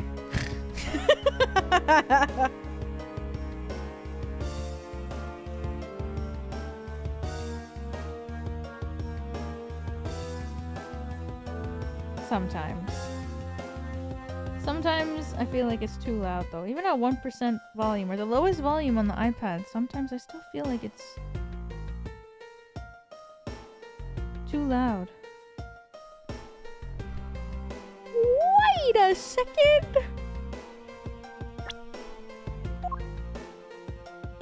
Am I supposed to present this video here?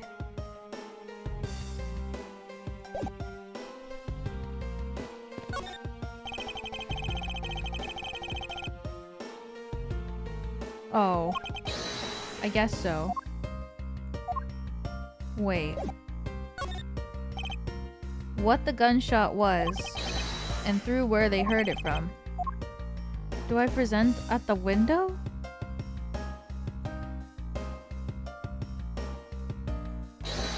I can't tell, to be honest.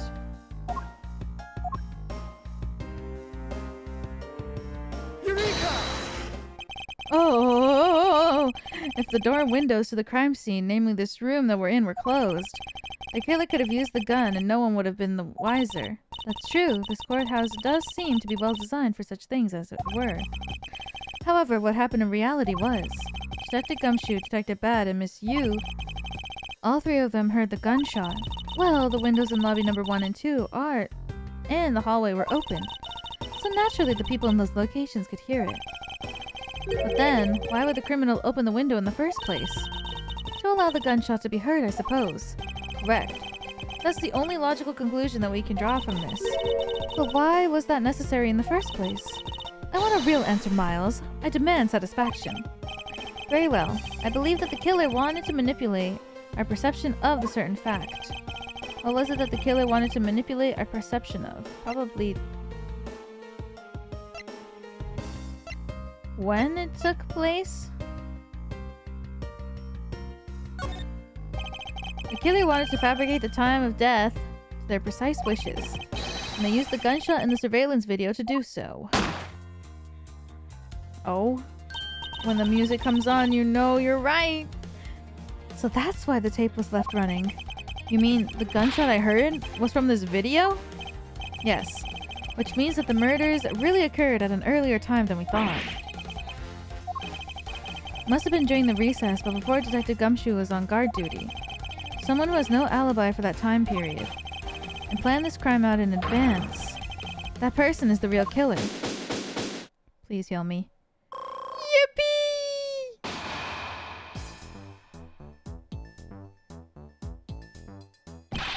Mr. Edgeworth. Yes, what is it? Miss Yu is asking for you. She's in the courtroom. She says that she's identified the murderer, but that she wants to clarify something. It looks like Miss Yu is still investigating something. Understood. Please tell her that I will be right over. I'll come along. I want to hear what she has to say.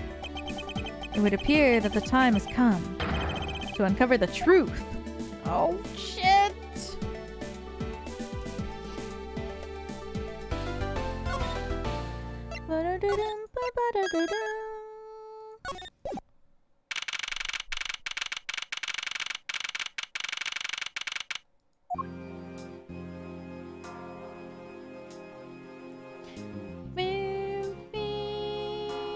She's gonna say Gumshoe, isn't she? Hey, what are you doing here? Oh, hello, mister. I'm still investigating. But the object you're looking for is already... Okay, don't mind him. Please continue with your investigation. Okay, you got it. Detective Bad, haven't we already found what you were looking for?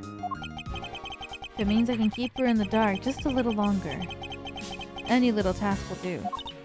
Oh? You're more sympathetic than I thought. I like how they go, like, to their court positions just to discuss... I've been waiting for you, Edgeworth. I've also been waiting for the moment in which we can finally lay this case to rest. The moment in which we can finally lay this case to rest? Wasn't that when we placed Detective Gumshoe under arrest? I think we're more than solved this case already. Don't you? We'll see. It all depends on whether or not your logic holds. Oh, I see we even have a viewer in the gallery. And why even Mr. Bad is here? A viewer in the gallery? I'm hardly just a bystander. I have a duty. See this case through to the end. No matter how it turns out. Oh, is that right? Anyway, I thought you might like to hear what I've slaved away to find out. I've taken statements on every single person's movements. During the time when our suspect was in the hallway, I also confirmed that there's no possible route for an escape from lobby number 2. Therefore, the killer must have without a doubt be Detective Gumshoe. And that's all you have? Yeah? And that's all there is to my conclusion. And this case. Sorry, but I beg to differ. In a trial, it's always time for a rebuttal, and we are standing in a court of law. It'd be more than appropriate to follow the rules of court in this case, don't you think? Oh, so absolutely like a rookie to think such a thing. But alright, I'll play along and give you a proper testimony. If my logic is correct, then I've already won. All I have to do now is prove it by showing who the real killer is. Edgeworth, you're 10 steps ahead of me. Literally, I don't... Misuse argument. Sans? Everyone, Sans the suspect has an alibi for when the gun went off. Furthermore, the areas around the crime scene have all been thoroughly investigated, right? I also confirmed that there's no possible escape route from lobby number 2. Which leaves us with one unshakable conclusion, that Detective Gumshoe is the killer. Now that you have your testimony, I expect a good rebuttal, Edgeworth. But of course. There's no need to confront her logic head-on right now. I should instead focus on drawing out any trump cards that she has up her sleeve. Ness? Sans is Ness after all. Sans the suspect. I can't believe he did it! Hold it! The suspect. But I thought that Doctor... Now that would be crazy. But I thought that Detective Gumshoe's alibi has already been proven. Are you joking, Edgeworth? I assure you, this is no joke. Look, I know you heard it from the judge earlier. That detective was in the hallway with Mr. Faraday's daughter eating a Swiss roll. Yes, that's correct. But see, that was 20 minutes before the real gunshot went off, right? And the problem is, there's no one else who can corroborate what he did since the snacking. I see she's done her research well. Francisco looks a little bit different. Yeah, this is set very early. She's only 13 years old. Which means I should focus on drawing out whatever trump card she's withholding. It's in the past. Furthermore, the areas around the crime scene have all been thoroughly investigated. Hold it! So she's still baby. Whether they have been thoroughly investigated or not is for me to decide. The scrunched eyebrows and lines on your forehead are back! Anyway, even if you believe that it hasn't been exhaustive, the crime scene, lobby number 2, has no way out other than the hallway Detective Gumshoe was standing in. And because he claimed to be there, that makes him the only possible suspect. But isn't it also possible that someone escaped through the window and into the garden? That's the first place everyone looks, silly. The police aren't a bunch of lazy bums. They looked into every possibility, you know. Isn't that right, Mr. Bad? Yeah. There wasn't a scrap of evidence to suggest someone used one of the windows. There also weren't any footprints or anything in the courtyard garden. I suppose they really did check everything that they could that could be relevant to the case. also confirmed that there's no possible escape route from lobby number 2. Hold it! Are you absolutely positive that there's no possible routes of escape? Of course I'm sure. And why are you so certain? This is the courthouse, the place where criminals are brought to be judged. If there was an escape route, I'm sure every criminal would be used to escape. It's just common sense. Miles Edgeworth, I suggest you use a bit more of it in the future. Oh, common sense. Which leaves us with one unshakable conclusion, that Detective Gumshoe is the killer. Hold it! You may think it's unshakable, but to me, there are still too many unanswered questions. For example, who was it that placed the gun in Mr. Faraday's hand? But you're the only one still wondering that! Detective Gumshoe probably had no idea which hand Mr. Faraday used to write with. Even if you know someone, it doesn't mean you'll know which hand they write with, right? I mean, I certainly don't care about that sort of thing.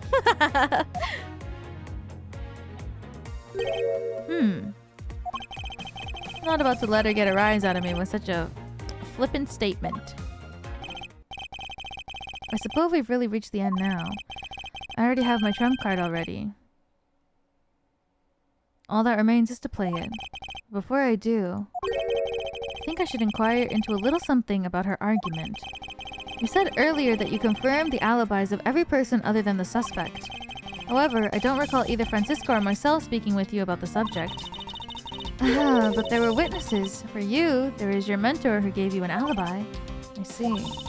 As for the little Missy, she came to the courthouse during the recess. And was stopped by a security guard at the door to the hallway. She gave him quite the whipping for that, or so I heard.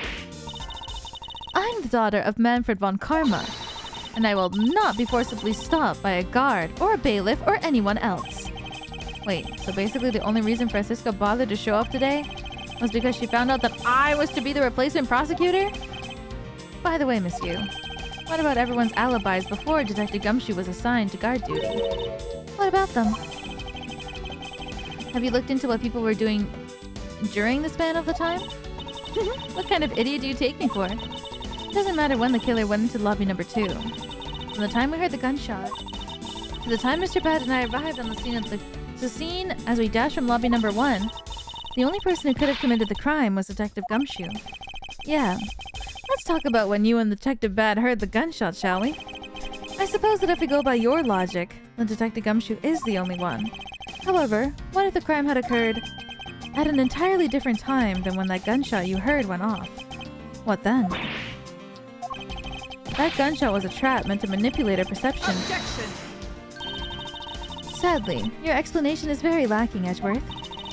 The gunshot we heard in lobby number 1, care to explain how it could have been fabricated?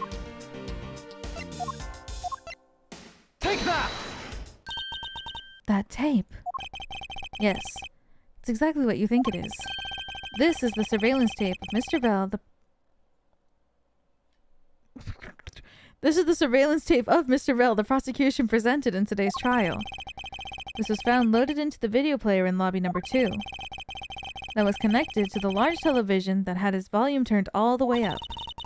You can't honestly mean that the sound that we heard was the gunshot in the video. Oh, but I do. Which leads me to my next point. The murders occurred much earlier than when anyone heard the gunshot. That's the only thing I can think of too. After committing double homicide, the killer took the surveillance video out of Mr. Faraday's evidence bag, turned the television video all the way up, and let the video play.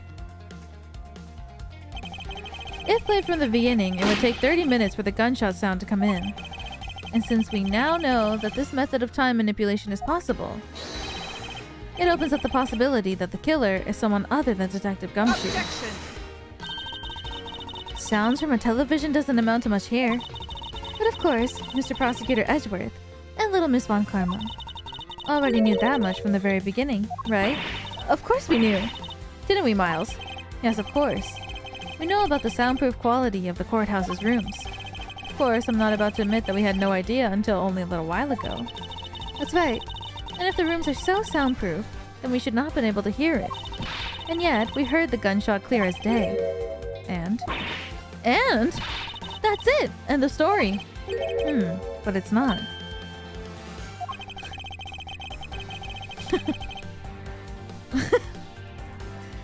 Puts on makeup faster.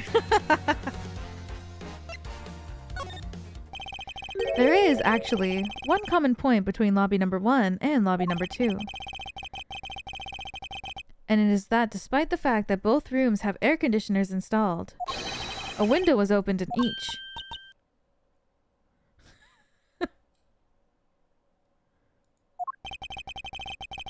Now, we know that the window in lobby number 2 was opened by the killer. However, a window in lobby number 1 was also opened. It's probably just a coincidence that they were both open at that time. It was no mere coincidence, I assure you. Why was the window opened in lobby number 1? The answer is that a certain person did something to cause the window to be opened. And the person who triggered that action, that person is the real guilty party. Oh shit! The real killer in the double murder is? No way. No! You're too beautiful to kill two people! Take that! Miss Callisto Yu, I hereby formally indict that you... I hereby formally indict you of the murders of Mr. Faraday and Mr. Rel? What? You indict me? Indict? Are you serious, Miles? Why do you think she's the killer? I don't understand her motive just yet, but of course I'm serious. Because she's the only one who could have done it. Well, Miss Yu, do you still feel like laughing now? Of course I do, Edgeworth. Our argument must not be tight enough yet. Although I never thought things would spiral into this. But I'll have you know, I'm enjoying this dance. Quite a bit. I guess this means it's time for my own rebuttal now, right?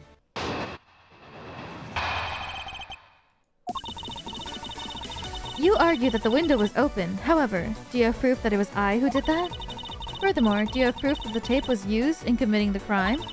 Frankly, I'm shocked at you for going around accusing people of murder like this. Especially with logic as full as holes as yours. Yes, I do. This is where it really starts. I mustn't let my guard down for even a second, or the truth will blow away. Now is the time to put the patent Von Karma perfect proof to the test.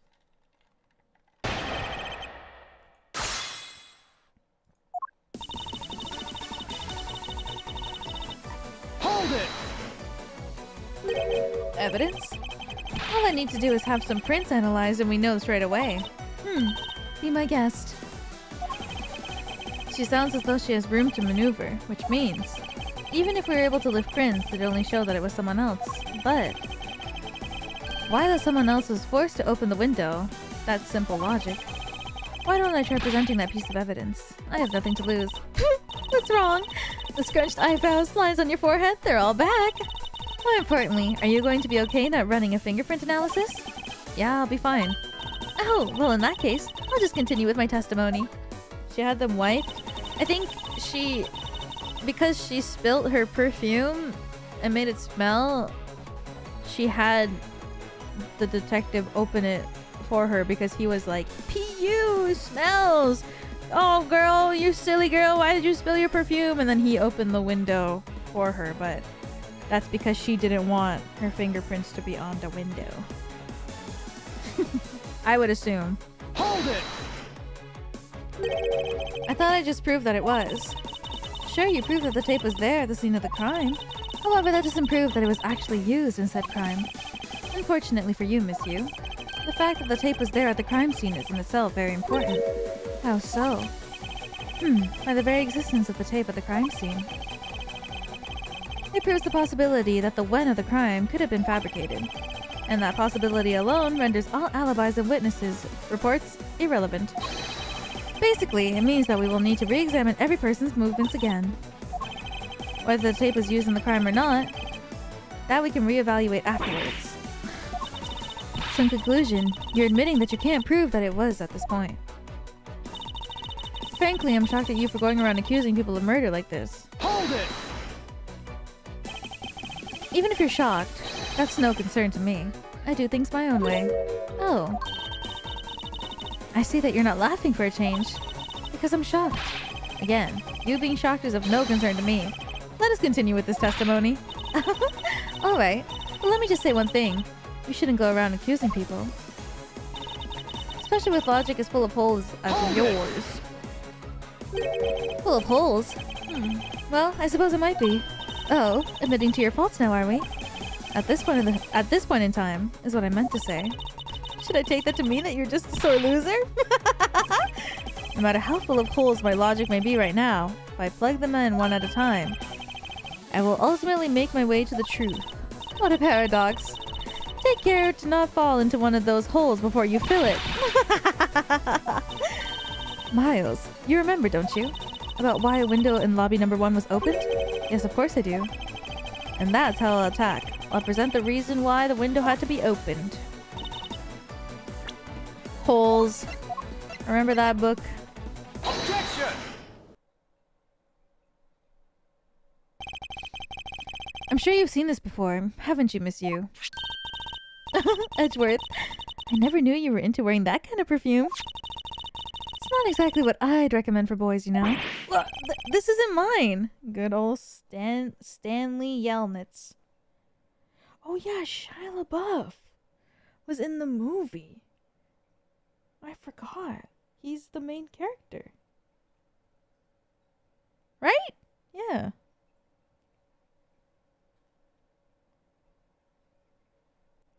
A JoJo character had his backstory taken from holes? Seriously? Oh, I forgot that.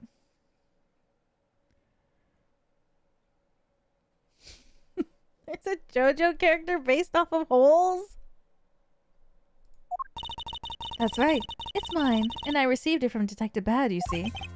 Miss Yu, you can pretend all you like, but we know at least this much for sure. That you are the one that gave this bottle of perfume to Detective Bad. And that you're super easy to rile up. So, what about the perfume? While you were in lobby number 1, you made a big show of spilling some of its perfume. That's according to Detective Bad. Yeah. Oh, I know. You also knew that if you spilt it, he would naturally move to open a window.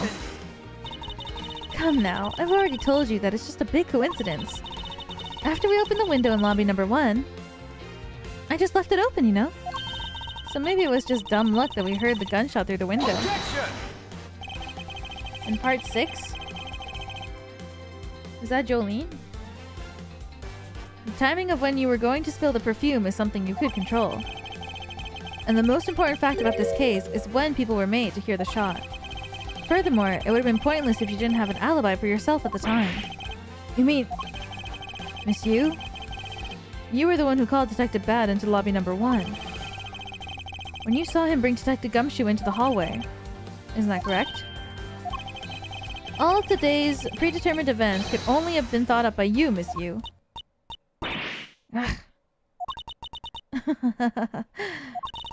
You accuse me of murder on the fact that I spilled a little perfume? Well, allow me to say this much. I couldn't have killed Mr. Faraday. Would you care to testify as to why? Look, I've had a lot of fun today, really. But I grow weary of this game of cat and mouse. Let's make this the last testimony, and wrap up this absurd case once and for all. Why it couldn't be me? Accusing someone of murder over spilt bottle of perfume is a bit over the top. But I suppose forgery of evidence is to be expected of a disciple of Von Karma. Damn! In any case, it simply could not have been me who killed Mr. Faraday. After all, I don't even know where the knife that was used to kill him came from. Dang! Miles, her testimony. It's flawless. Yes, but no matter what sort of trick she may try to pull, she won't escape me. If I'm lacking in information, I'll just draw it out at her. Dang. Accusing someone of murder over spilled bottle of perfume is a bit over the top. Hold it! I think I already explained the significance of that earlier. You only confirmed that I did spill some perfume, but that's all. Now you would accuse me of murder based on some spill. Don't you dare complain when I sue you for defamation of character. Do as you like. But as for me, I believe. You believe? I believe. You are the true culprit in this case. My, you're enthusiastic. Of course, I should have guessed. I suppose forgery of evidence is to be expected as a disciple of Von Karma. I formally request that you... I formally request that you desist your attack against my mentor. Yes, or we'll sue you for defamation. All I'm doing is telling the truth. Well, maybe more like spreading gossip. Although, your adamant denials are, shall we say, just adding to the fuel of fire. How dare you? Say such a thing! Calm down, little girl. Don't let her get to you. Oh, why'd you have to ruin my fun? Well, shall I continue? In any case, simply could not have been me who killed Mr. Faraday. Hold it! Why exactly could you not have killed him? I was just about to testify to that. You're such an impatient man. I'm not really into that, you know, Edgeworth. Your preferences have no bearing on what is at hand. Feeling a little uncomfortable, are we? Objection! Miss you. You'll desist of the tomfoolery and return to your testimony. And Miles, if you're going to lose your cool, then I won't show you any mercy. Sorry. Miss Yu, please continue with your testimony. Sure. As I was saying, I couldn't have possibly killed Mr. Faraday. Edgeworth really can't handle women. At all. After all, I don't even know where the knife that was used to kill him came from. He can't. At this rate, she'll inevitably escape. But if she really was the one who killed Mr. Faraday, then she must have known about the existence of the knife. I'm sorry, Miss Yu. Maybe you weren't aware. However, the knife that was used to kill Mr. Faraday was taken from his evidence bag.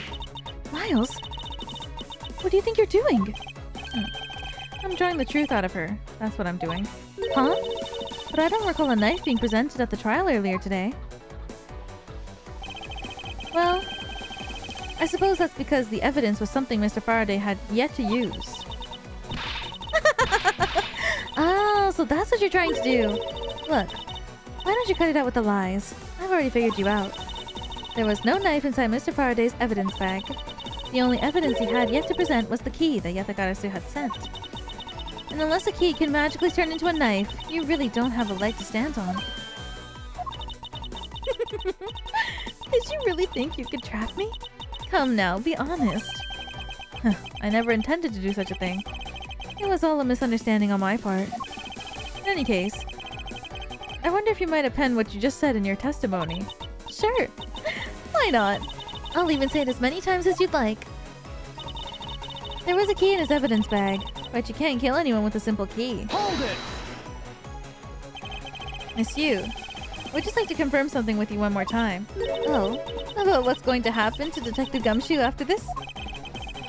I don't need to ask you about that, because he isn't the killer. Looks like the number of wrinkles on your forehead have increased yet again. That issue aside, Miss Yu, I'd like to ask you about what was inside the bag. You're sure it was the Yatagarasu key, correct? Yes, I'm sure. Which is why I'm completely baffled as to where that knife could have come from. I think I've just spotted the road to a perfect victory. It's my perfect victory! Finally, it would appear that you revealed your true identity, Miss Yu. Miles, my final statement. Yes, I know. All I have to do now is present the evidence. What is it? This ominous feeling that I can't shake.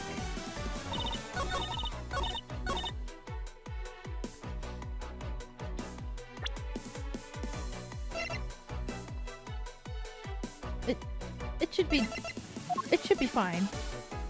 They're the same thing. Knife. Key. Photo of the key. It turns into a knife.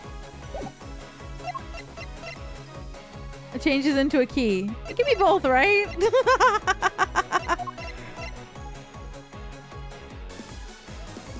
Objection!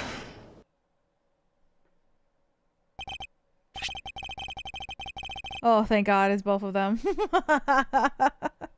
Miss Yu, I wonder if you might take a look at this photo for me. This is a picture of the key that Yatagarasu sent to the police. However, while it may look like a key at first glance, it, in fact, has the secret ability to transform into a knife. Which means that what was inside Mr. Faraday's bag was both the Yatagarasu's key and the murderous knife. You knew that the key was inside of his bag, did you not?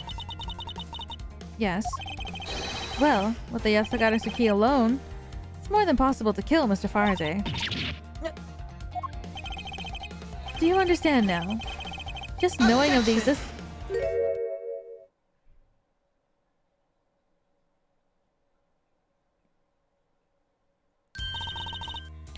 I still haven't had a good look at it.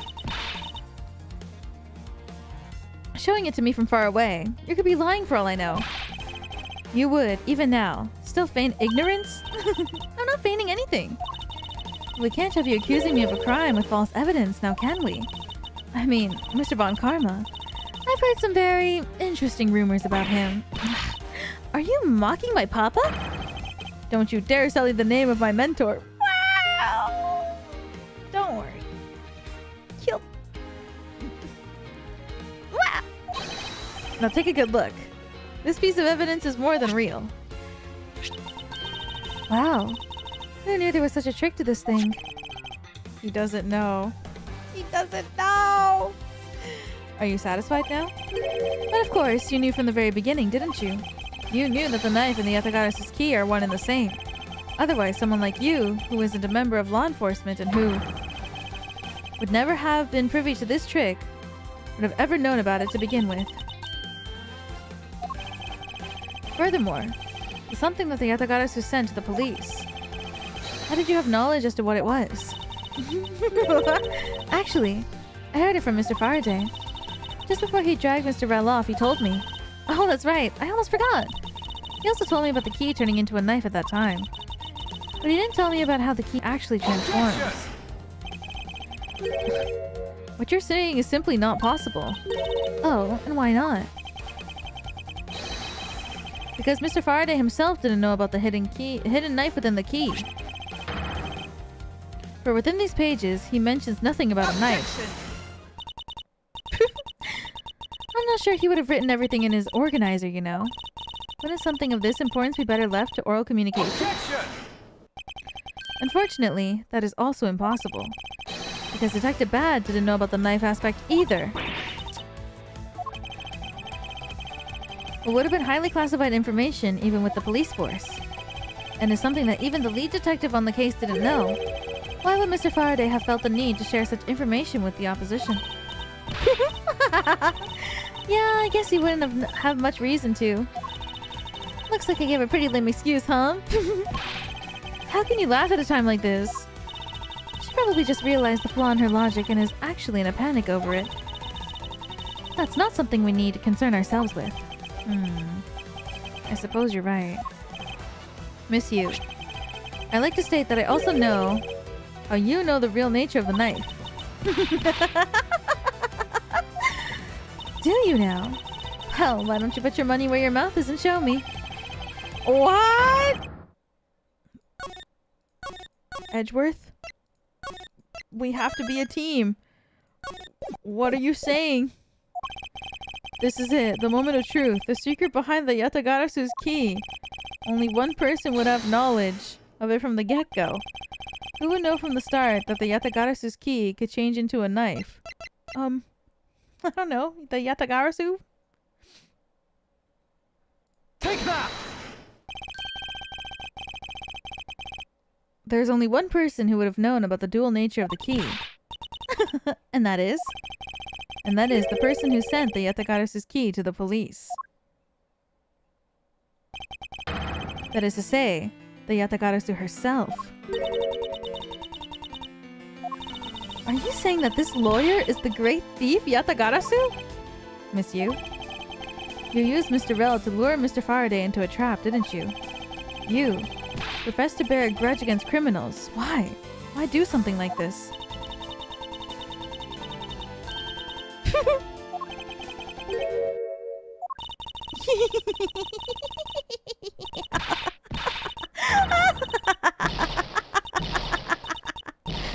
Oh, she's laughing so much.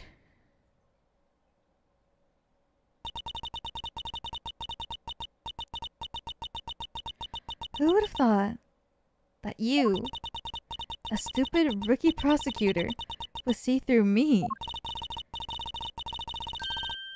You're sending the biggest chill down my spine right now, Edgeworth. This feeling of thrill. It's even greater than when I sneak into someplace. You killed Faraday? Why? Answer me, Callisto Yu. Callisto Yu, huh?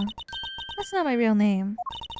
Because my real identity is, yes, the great thief Yatagarasu. What? Let me tell you something, Edgeworth. Mr. Faraday was one difficult man to deal with. For you see, he had discovered my true identity, which is why I had to erase him from the world of law. I made Rel an offer. Acquittal for the little favor in return. All he had to do was accuse Mr. Faraday of being the Yatagarasu in court. But once we entered the recess, Rel was dragged off by Mr. Faraday, which threw my plan into a complete mess. I chased after them and eavesdropped on them through the crack in the door. That Rel caves to only two things, money and authority, just as all thugs do. I feared my plan was going to be ruined if Mr. Faraday held on to Rel any longer. Plus, if I let them continue on the way they were, I would have been found out. That's why I had no choice. I had to kill them both. But didn't you say that you despised criminals? But do I really?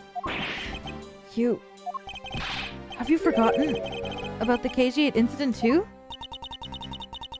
Maybe. What sort of woman would... So then, was it your plan to kill Mr. Faraday with the very evidence that you sent? Well, I had a good idea of what Mr. Faraday was going to do. I anticipated that Mr. Faraday was going to prove that Rel wasn't the Yatagarasu, by using this Yatagarasu key as evidence that he would bring with him. Which is why I thought to use the knife portion. With a weapon as well disguised as this, no one would be the wiser. Because who in their right mind would think something like this could be a weapon? I casually entered lobby number 2 on the pretext that I had to talk with Mr. Faraday. In order to get in with him, I pretended to be worried about something. Then he let me hold the Yatagarasu key, just like that. He never noticed that I had changed the key into a knife inside the plastic bag. And he didn't have the chance to take note of the knife that took his life. How could you kill him? I knew him for a long time, you know. At the very least, I thought to give him a quick and painless death. But if you killed Mr. Faraday first, there was no need for you to kill Mr. Rel as well. I believe I mentioned why when we were placing Detective Gumshoe under arrest. Something about having accidentally created an eyewitness? And how that led the killer to think about setting them up... though they'd killed each other. Then the trick with the surveillance tape. Yes, I hadn't actually planned to use the gun. The risk was too high that I'd be caught. However, that's when I remembered the existence of the surveillance tape, which is why I had Rel help me set up the crime scene. And after all was said and done, I rewarded him for all his hard work with a bullet? Ew, you're a defense attorney, aren't you? How could you betray a client? Client? If you want to talk about who was a client of whose first, it was me. I was the client in the murder. I was the client in the murder of the Cadopian embassy staff member. Dead man. You ordered a hit job? You still haven't figured it out, Mr. Bad? I had Dead Man killed because he was about to give away info about the smuggling ring. Now, who exactly do you think would benefit from such an assassination? Can't be. You're... That's right. I'm a member of the smuggling ring. What? How could this... You don't mean... You're working with Manny Cochin too, do you? Maybe not. Guess you'll never know. Yatagarasu claims to be noble, but you're just another cold-blooded murderer. That's right, little girl. Yatagarasu is just another killer. Be quiet, you. Yatagarasu. You can run from the law, but you'll never escape it. So just humbly accept the judgment of this court. Hey, Edgeworth. Did you know the Yatagarasu has 3 legs? Do you know why that is? No? Well, let me tell you. It means that the Yatagarasu has more than one razor-sharp way to do her work. Oh!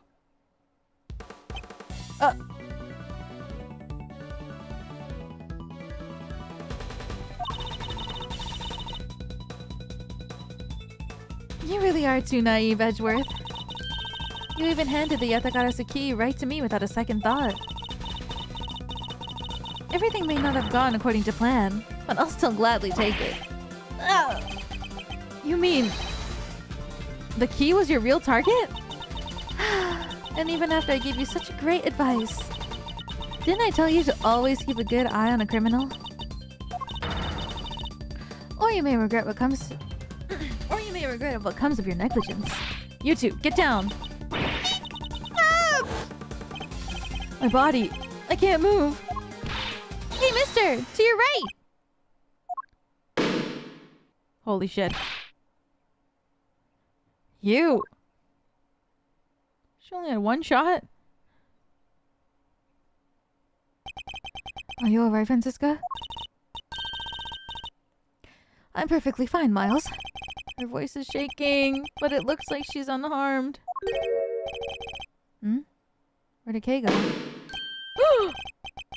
That's a gunshot. What? No. Detective Bad?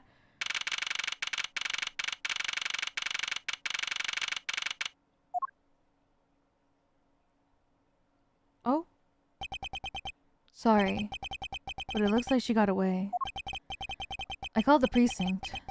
They should have a perimeter set up soon. Detective Bad, are you alright? I heard a gunshot. I'm okay. Just got another hole in my jacket. You may say he's fine, but he looks quite shaken. More importantly, boy, I mean, Mr. Edgeworth, Miss Von Karma. Are you two hurt? I'm absolutely fine. I'm also alright. Thanks to Kay. Speaking of Kay, where is she? I don't know. She just sort of disappeared. I'll go look for her.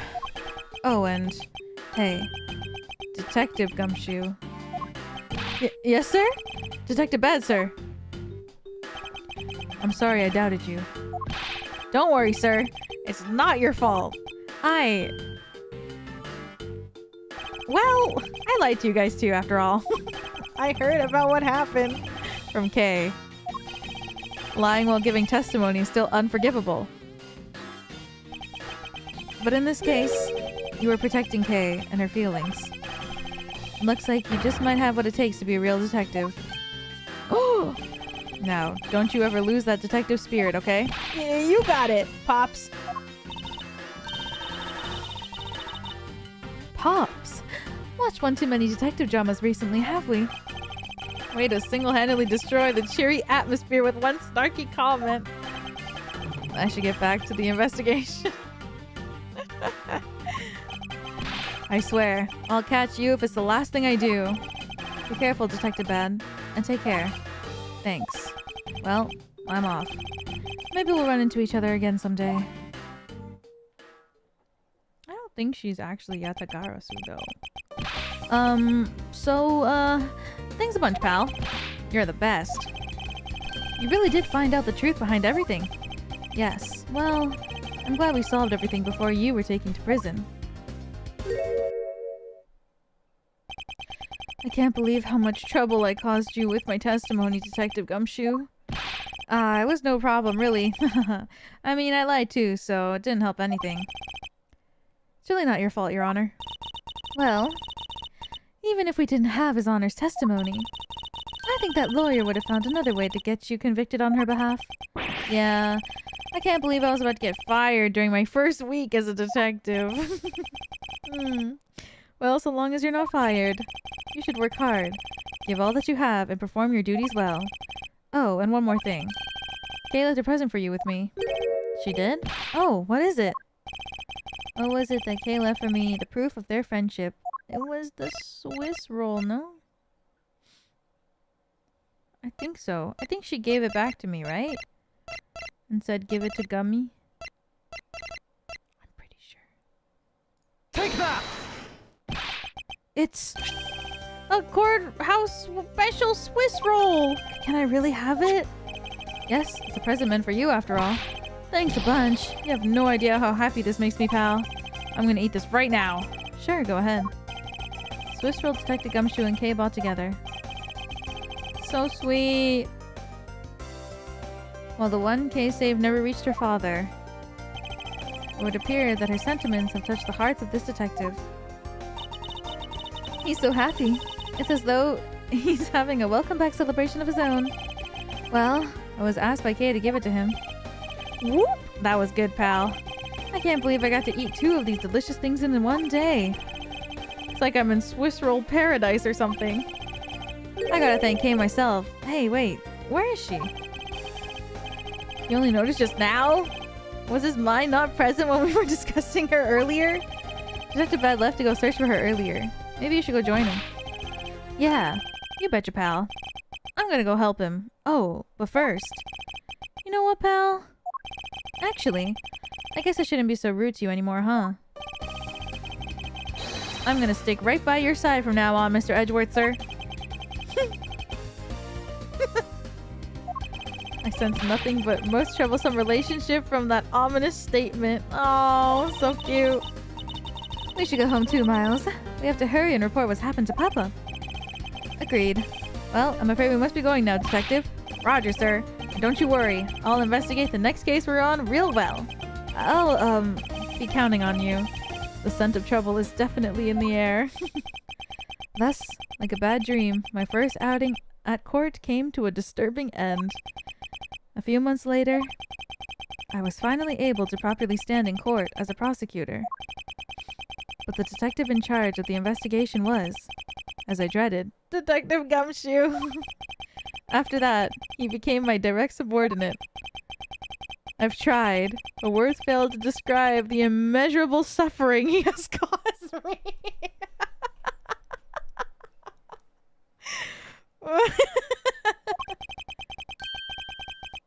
But I suppose that's just how things are. As for the little girl who suddenly disappeared, she's now...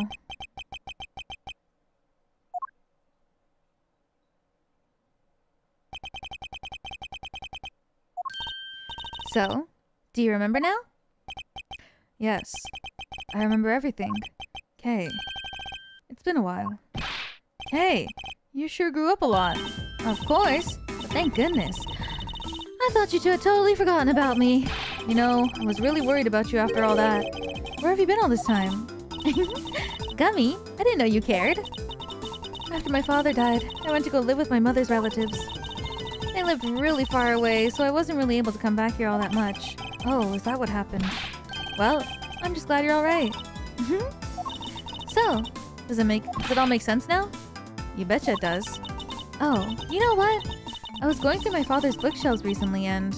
Hold it! Actually, there are still a number of things that don't make sense, Kay. Huh? First of all, why did you come all this way to see me? And second, why are you calling yourself the Yatagarasu? The Yatagarasu is close to you, the woman who killed your father. No, you're wrong. The real Yatagarasu was my father. Mr. Faraday was the Yatagarasu? Like I said, I was going through my father's bookshelf recently, and I found a secret diary hidden among his books. I have no regrets in choosing to walk the path of the Yatagarasu. That was written in his diary, and that's how I know for sure. But that's impossible. What's with that look? You don't believe me? It wasn't just the expression on my face. I clearly said it was impossible just now. Alright then. How do you explain this? It's a way of disarming any security system in the user's choosing. Yup. That's Little Thief. Truth be told, this is the Yatagarasu's greatest secret. And this little gizmo was used by my father. Wow. Mr. Faraday wasn't just a great prosecutor. He was a really great thief, huh? Yeah, my father worked really hard to steal the truth. But he was killed. And the Yatagarasu was no more. But despite that, the Yatagarasu has been spotted again recently. Someone other than you? Here, Mr. Edgeworth. Take a look at this article. Yatagarasu sends card to embassy. The Yatagarasu sent the embassy a calling card. Yeah, meaning this person's a fake. I'm almost certain that Callisto Yu lady is behind this. Because the real Yatagarasu would never send something like a gaudy card out. But the Yatagarasu did send a white card along with anything to be publicized. That's what Detective Bad told me 7 years ago, if memory serves.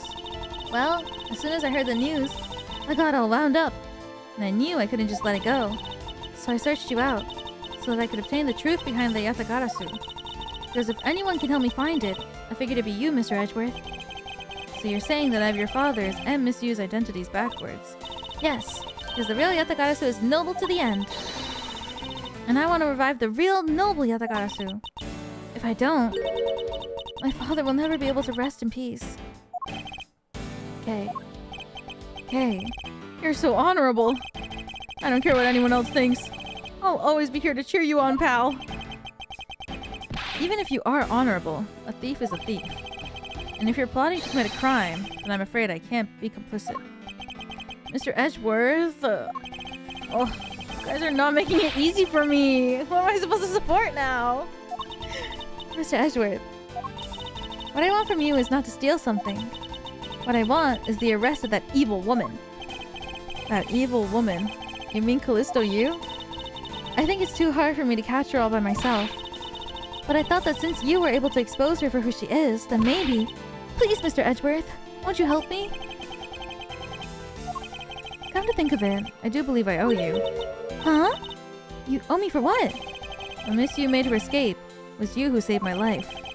Furthermore, you helped me with the investigation today. I'm not so rude as to leave favors unrepaid. Then, you mean... Yes. That case has been weighing down my soul ever since that fateful day. Perhaps the time has come to settle things once and for all. If you don't intend to sully your hands in crime, then I believe I can help you. Mr. Edgeworth, thank you! Yay, Mr. Edgeworth, sir! Isn't that great, Kay? Yeah, it sure is, Gummy. Even though he had completely forgotten about her until just now. Ugh. What is with their chummy relationship? The great thief Yatagarasu. After all that time, the true identity of the thief sank back into the darkness. Oh god, how do you read this again? Burn, Faraday, Callisto Yu, and Kay Faraday.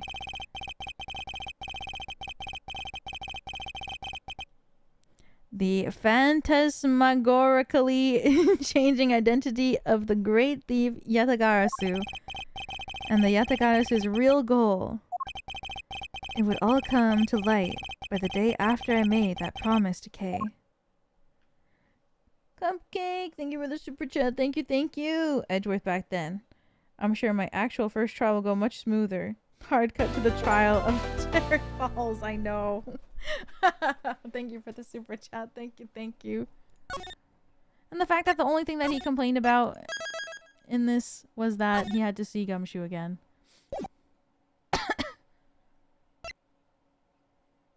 Who? Is that a key?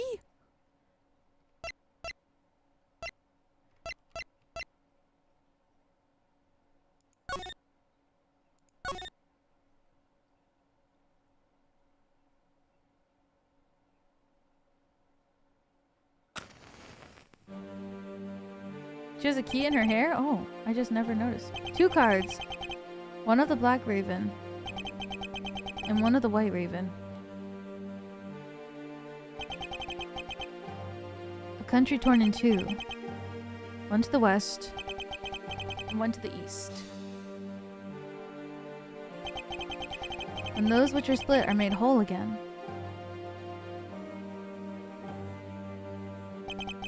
The truth will reveal itself.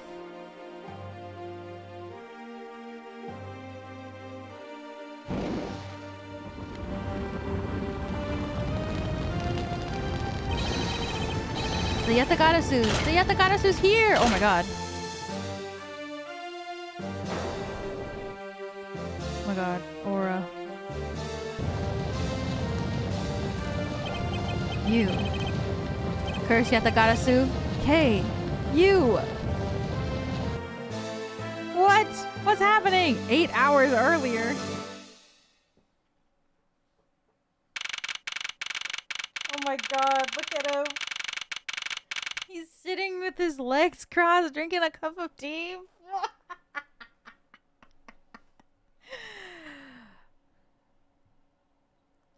God. He's so baby girl. I can't. It's so nice. Almost dreamlike to finally have the chance to relax and sip some tea. Especially after what a whirlwind the past few days have been. On my return flight, I was dragged into a case involving the Interpol agent's murder. The next day, I investigated a kidnapping and a murder at the Great Waterland theme park. And later that night, a detective's dead body welcomed me back to my office, along with a thief who was out to pilfer files related to a case of 10 years ago. How did I manage to find myself in the middle of so many cases back to back? Well, at least I have today. All I ask is that I be allowed to spend it quietly. Mr. Edgeworth! Oh my god, you're right. This is big. Big, I tell you! Hey, what's wrong with you? Where's your enthusiasm? And suddenly, the phrase, fragility of dreams, comes to mind. What are you talking about? Fragile dreams? Come on, let's go! The fake Yatagarasu isn't going to just find herself, you know? Well, if you must know, it's possible that I was paid a visit last night by your fake. Say what? Unfortunately for us, the thief managed to escape. But even now, we're still looking for this criminal. However, I must warn you that we've only had a few hours to search so far. So I insist that you be patient on this one, Kay. What's with you today? Are you sure you aren't sleep-talking to me right now? Anyway, I got something much more important that I want you to see. Oh, and that is? Take a look at this. On March 14th, I will be there to steal your dirtiest secret. That's quite a bold declaration to send to an embassy. I suppose it was inevitable that a newspaper would catch wind of this. The date and card mentioned is today. Today, huh? Come on, we gotta hurry! The embassy awaits! I suppose it is quite an urgent matter. However, do you know which country's embassy we should be investigating? Well, some really special country, and I'm actually really fuzzy on the details. But never mind that. Where's all your energy? Why are you so laid? I thought you said laid back. Lackadaisical? Today? I'm not, Kay. You're just too wound up. Well, then you should get too wound up too. Because this just might be our chance to catch that woman. Maybe miss you? The woman who killed Kay's father, Byrne Faraday, 7 years ago. It's funny this game takes place over 3 days in a flashback. I know. It's crazy. 3 days and 1 flashback. 3 days? Not even. Maybe. Wait, airplane? Oh yeah. Airplane, and then a theme park, and then in his own office, and then flashback. Thinking about what happened. That's crazy. She claimed to be the great thief Yatagarasu, and then disappeared from the courtroom. Edgeworth does deserve a day off. Ugh. She makes me so mad, the phony. Everyone knows that the real Yatagarasu would never send something like a calling card. Until a company's underhanded dealings are made public, the target is always totally unaware that the Yatagarasu has paid them a visit. That's what happens when you come back from vacation? That's true. That's what makes the real Yatagarasu so awesome. The Yatagarasu's card that's shown in this article looks to me as though it could be genuine. See, that's the thing. Whoever it is, that person isn't the real deal, but has knowledge of the Yatagarasu. This isn't a clue to that woman. If this isn't a clue that that woman's involved, then nothing is. Come on, Mr. Edgeworth, out the door you go. Wait, there are a few preparations I must make before we go. There's something interesting about this card we found last night here in my office. It's of a different color than the one in the article, which makes me wonder why. What's up? Any reason why you're boring a hole through the newspaper with your eyes? No, no reason at all. Very well, seeing as how Miss Yu is also someone of a special nature to me. I agree there is some merit to be found in investigating this. I knew you'd come around. March 14, 5 p.m. Theatrum Neutralis. By the light of this night's glorious moon, we are ready to embark in our nightly outing, and this is where our tale begins. What's happening?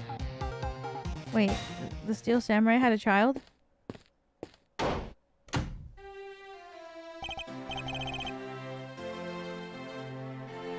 What a coincidence. Who would have thought that a Steel Samurai stage show would ever be held at such an elegant theater inside a foreign embassy? Yeah, the climax was really awesome. Steel Samurai, Sushi Slash. I got chills down my spine when he pulled that move out. I suppose it really is more impactful to watch a show in person than on television. I have to say though, this embassy is set up kind of funny. I mean, they have 2 countries sharing the same building. Well, as you said yourself, this place and the countries it houses are very special. Even this theater is special. It's a neutral zone shared by the 2 countries. So let me get this straight. Steel Samurai show just now is being sponsored by one of the 2 countries. That one is called the Kingdom of Alibis. It appeared that the Steel Samurai is very popular in that country as well. Seems that way. But you know who I'm really into? The Jammin' Ninja. The Republic of Babal is sponsoring the Jammin' Ninja stage show. That's something for fangirls like me! We've totally got to see that too, Mr. Edgeworth. The Jammin' Ninja show is gonna kick the Steel Samurai show's rear end. You know, ever since I first met this girl, I've always had this inkling. And what she really wants to be. It's not a thief, but rather a ninja. So anyway, about today's event. What is it called again? The Kingdom of Alibis versus the Republic of Babal Goodwill Jubilee. The small European countries of the Kingdom of Alibis and the Republic of Babal. These 2 countries used to be a single entity that was abundant with nature. And it was called the Principality of Cadopia. Is everything alright, Mr. Edgeworth? Yes, I'm alright. Moving on. After a period of civil unrest, countries split into 2. Signs of the past remain. For example, their flags preserve the flower and butterfly motifs to this day. Oh yeah. So pretty. Cadopia, huh? The KG8 incident was referred to as the second KG8 incident, in which an embassy staff member was murdered. Both of these cases were related to the Principality of Cadopia. 7 years have passed, the country may have split into two. However, the Yatagarasu still sends a calling card here. What could it all mean? Mr. Edgeworth? I know you're thinking about something. Oh, excuse me. What were we talking about again? If you could please stop spacing out on me. Anyways, we were talking about alibis versus Babal Goodwill Jubilee. The two countries have a pretty bad relationship with each other, but supposedly they've been trying really hard to make up recently. That's why they decided to hold this event. If that's the case, then why the verses? Also, both countries claim to own the real Prima Duck statue, national treasure to both. They're planning to have them publicly evaluated today to see which one's the real deal. Okay, need to remind you to take care and not to succumb to your thieving desires. Well, when it comes to treasure, I can't help myself. You know that. She better be saying that in jest. Hey, I can read your body language, you know, and you've got it all wrong. Look, I'm here to do some investigating. Investigating, I tell you. I know. And although we don't know if the Yatagarasu will really make an appearance, I suppose we should still spend some time examining this place. Oh. Oh my god. Where in tarnation are they? Come on, big scoop. Hey, mister, out of the way. Yeah, I'm talking to you. Ugh. I seem to remember this woman from somewhere. Yet my instincts are directing me not to engage in conversation with her. Perhaps it would be best if I left her alone. These flowers are sent by Global Studios. A lot of heart. Global Studios? That's where they filmed the Steel Samurai television show. They've been producing hit after hit recently, so the studio is being remodeled. Oh, I read about that in the papers the other day. The mascot of theirs is also getting a facelift too, right? What's its name? You mean Miss Monkey? Yeah, I thought it was something like that. You really have a great memory. Ha, never understood the powers of recollection. Unless you're me. Then please doubt. Flat panel, tape deck, rows of Steel Samurai videos on this table. Suppose it's so visitors can watch an episode or two at their leisure. Guess it really is just that popular, huh? Yes, although I never thought I would see it reach this level of popularity.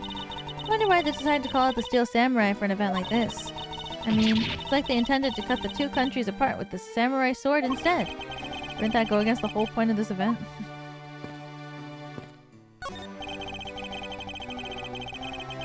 It appears that the child is watching a video from the first season of the Steel Samurai. Go, go! Keep on fighting until your last breath! Go, my hero, the Steel Samurai! Completely absorbed in singing the theme song. I see. I'll let the child watch in peace. And we're here reporting live from the Theatrum Neutralis. As you can see, tonight's audience is full of enthusiasm. Let's see what this member of the audience has to say. Well, okay, that was good. Let's do one more run through. Excuse me, but when you're ready to film for real, would you mind giving me a call? I sense that she didn't hear a single word I just said. She did not gap at all. Okay, that's good. Alright. Now give me a dramatic slam right there. Stop, hey! Do you mind? Get out of the way, buddy. Okay, once more. In 3, 2, 1, action! Okay, was that my fault just now? Well, he's obviously just working. I guess we should leave him alone.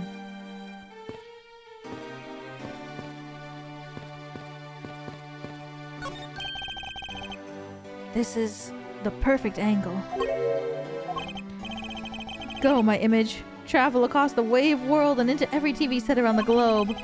A more honest approach to appearing on TV might serve your ambitions better. You know, I've seen a lot of these shows, but today's show was like they weren't for a complete comedy, you know what I mean? Yeah, and the last move, the Steel Samurai Sushi Slash, I couldn't help but laugh. I know, right? And the pink princess movements in the middle of the show, I could have sworn that I heard her hip crack. Oh, I know, I totally thought that too. The pink princess has a bad hip? Seriously? Just what were they thinking, you know? I suppose there's no graceful way to enter this conversation. Oh my god. Pamphlets about the 2 embassies here on the table. Still looks weird to me. The country split into 2 a very few years back. They've shared the building and the grounds 50-50 ever since. Oh, I guess it's because they don't have the money to build 2 separate ones, huh? I should think that's not the reason why, Kay. I suppose I'll just help myself to one of these. 2 countries share the building with borders. What's all the hubbub? Hey, look! It's the Steel Samurai! And he's got his son, the Iron Infant.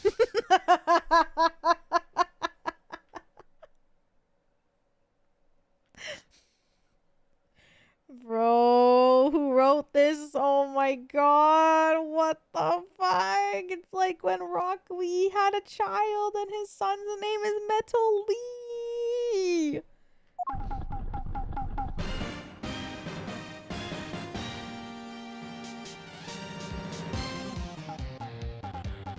Oh my god. Edgeworth, your idol. 10 more minutes. No, in 5 more minutes. But isn't it really bad for me to spend time doing this? It's no use. Someone please just tell me what I should do. You appear to be troubled by something. May I be of assistance? Leave me alone. I'm trying to figure out just the right time to talk to that girl over there. And if I mess up, it'll be because I'm talking to you right now. Somehow I get the feeling he's about to fall flat on his face. Well, let's just do as he wishes and leave him alone.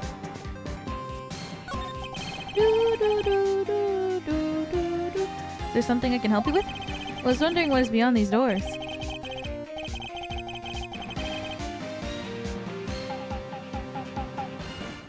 This is Alabastian, right?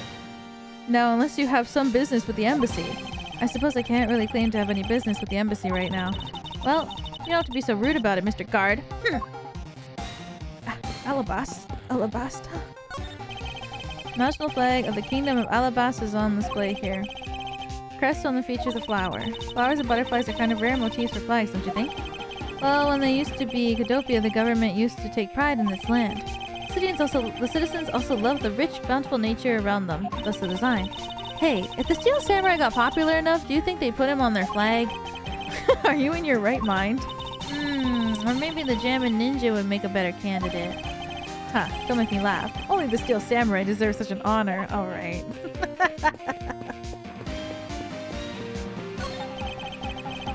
National flag of the Republic of Babal is on display here. The crest on it features a butterfly. Really rare to see national flags featuring an animal on it. Not really. I can list at least a few off if you... Okay, are there any flags with really chic things on them? Chic things? That's pretty vague. Although by my definition, there aren't really any flags that feature a chic object. Aw, that's too bad, because if there was, I was thinking about stealing it. What exactly would you do with the stolen national flag, girl? Is there something I can help you with? I was wondering what's beyond these doors. The Babalese embassy is just beyond these doors, sir. Do you have some business with the embassy? Do you require immediate access? Ah, no, that's quite alright. Are you sure, sir? Anyone and everyone is always welcome to the Republic of Babal. Well then, since we're here, an embassy is in some sort of theme park, eh? You're such a buzzkill.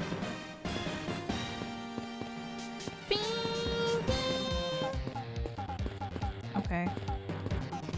Hello, child. No? Can't talk to the Iron Infant? May I speak with you for a second? My god! It's the Steel Samurai!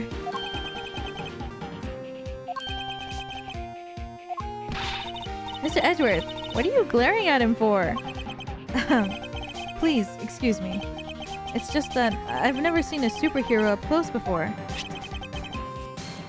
To Mr. Edgeworth, Steel Samurai Daddy? Is that what it says? Married man of Neo Old Tokyo? Looks like he's written something down for you. To Edgeworth, from Steel Samurai Daddy. Married man of Neo Old Tokyo. Wow, an autograph! Pretty cool that you got one, huh, Mr. Edgeworth? Huh.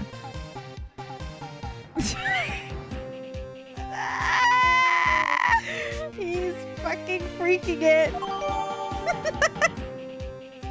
How did they know your name? Mr. Steel Samurai, Ambassador Alpha's waiting for you. And now the Steel Samurai will proceed to enter the kingdom of Alibis to shake the hands. Oh god, the Steel Samurai isn't only here for the two countries tonight, but rather can be thought of as a goodwill ambassador for our own country as well. There he goes. Ought to spread goodwill to the world. He really does seem like a goodwill ambassador, doesn't he? Okay, we're shooting the next segment now. Cue camera. In just a few seconds, the Jammin' Ninja stage show is set to begin. After the show, the Jammin' Ninja will enter the Republic of Babal. He's set to meet with the ambassador of Babal at that time. Ah! The Jammin' Ninja show is about to start! We gotta get back to our seats! Regrettably, I don't have much of an interest in ninjas. Well, the show will change your mind. Come on, we have to hurry! If we miss even a second of the Jammin' Ninja's awesome playing, I'll never forgive you! I suppose you're not about to give me much of a choice here, are you?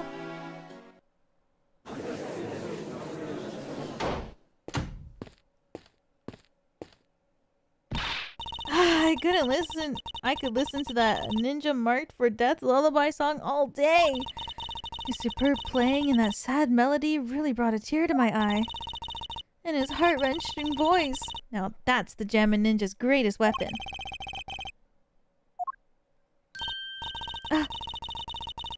Those pieces of Jammin' Ninja merchandise over there. I've got to have them.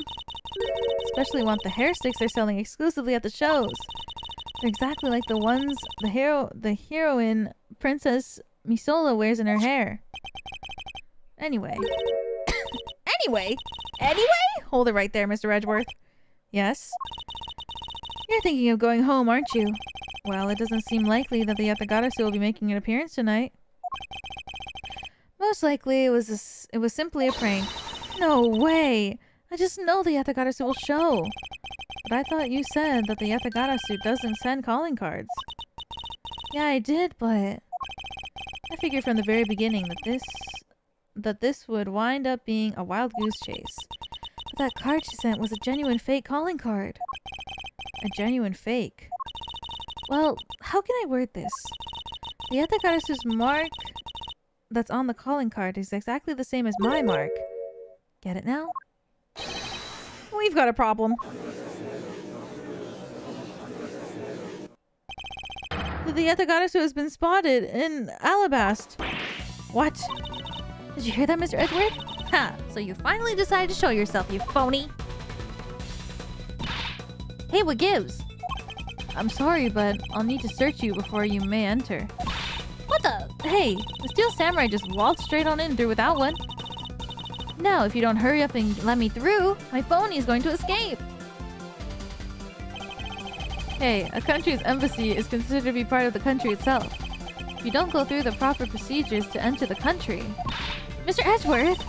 I'm going to enter through Babal and climb over the walls?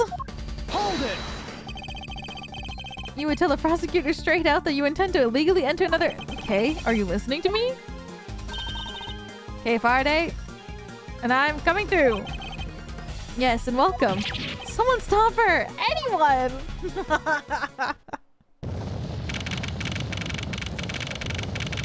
What?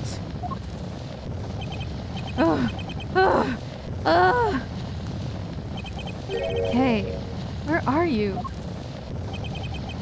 Don't tell me you really did find some way over this fence. Ugh. Fire!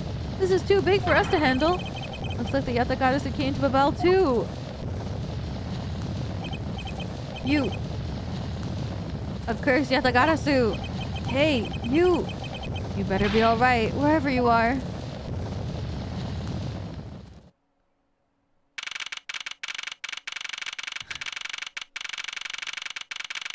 I heard the orphanage. I heard the fire at the orphanage was awesome. I told you, it wasn't me. Hold it! Okay, are you alright? Do I look alright to you? Now can you do something about this woman? Mr. Edgeworth. Detective Gumshoe. What is the meaning of this? Well, sir, it's, this. He's... It wasn't me! He was already dead when I ran in here. Hot on the heels of fake Yatagarasu. Look, I only came in here because I saw a suspicious person at the open-air stage. A suspicious person? Yo. A long black coat and hood over their head. I dare you to tell me that's not suspicious. When I saw that person, I immediately thought that they must be the fake Yatagarasu. So I chased after them into the embassy, then into here, and then I lost sight of them. But I just know that person is the one who did it. What are you so worked up over? There's no reason for you to be this loud. Correct me if I'm wrong, but you're Agent Lang's secretary. Sheena, I believe your name is correct.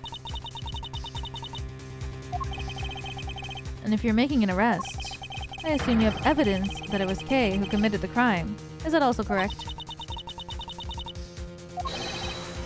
You refuse to answer. Oh! I don't need to answer.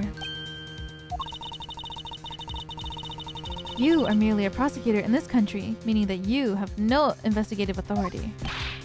Hey pal, just what the heck does what you said just mean? It happened here. It's under Mr. Edgeworth's jurisdiction. The end. Seeing as how this building is sitting on our soil, we can investigate whatever we'd like. Unfortunately, detective, embassies are a different matter. Huh? This office is considered to be a part of the Republic of Babal. Which means that anything that happens in here defaults to the control of the Babalese government and Babalese law, giving them exclusive extraterrestrial rights. Extraterrestrial rights? Sir, do you really believe that the truth is out there? Basically, our country's laws do not apply inside the embassy of another country. That's what was agreed upon by our respective governments. Our authority to investigate was effectively nullified the second we entered this place. Which means we can do little here in this situation. No way, sir. Please leave this matter in Interpol's hands and go home. Damn. Her Bob is activated. Mr. Edgeworth? Hey, you're not Mr. Edgeworth. In that case, allow me to join your investigation. Ooh! Miss Von Karma! Ah!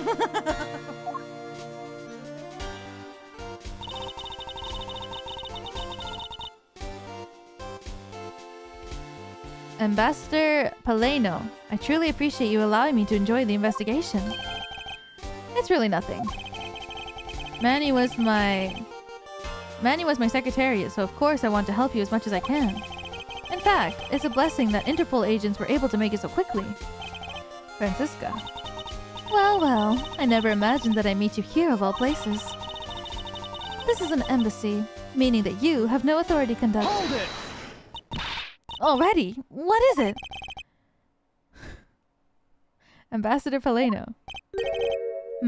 And you are? I'm Miles Edgeworth, public prosecutor.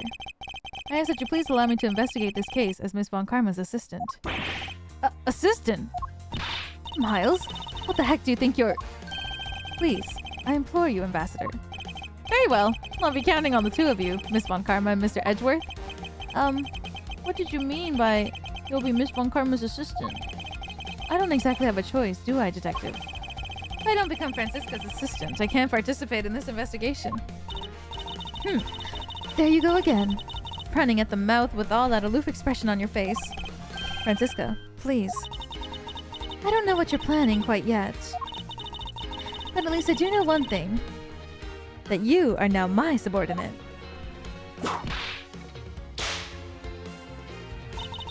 Just remember that my whip is always ready to wake you, should you have a brain lapse. Of course, I'll keep that in mind. If you're done playing games... Right, let's begin the investigation. She's so freaking cute. By the way, detective, I suppose it's a bit late to ask, but why are you here? Well, better late than never, I guess, sir. I was placed on guard duty for the Babalese embassy today.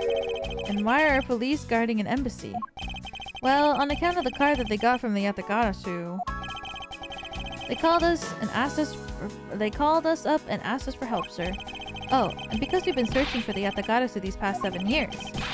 It was more or less mutually beneficial agreement, if you ask me. Or it was more or less a mutually beneficial arrangement, if you ask me. Except for how mutually unbeneficial this has all turned out to be, I suppose. It looks like you failed! It looks like you failed to completely perform your guard duty yet again. Look forward to your next salary negotiation. Although, it's out of my hands. But sir, if it gets cut anymore, I won't be able to buy even instant noodles anymore. No!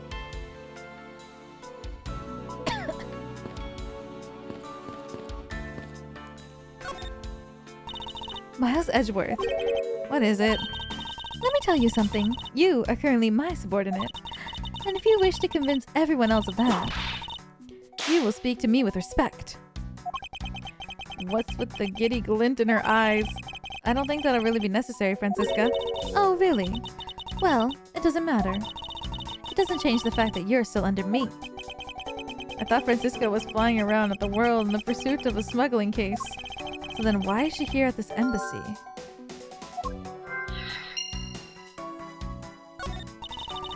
I was investigating at the Alabastian embassy when I got wind of this mess.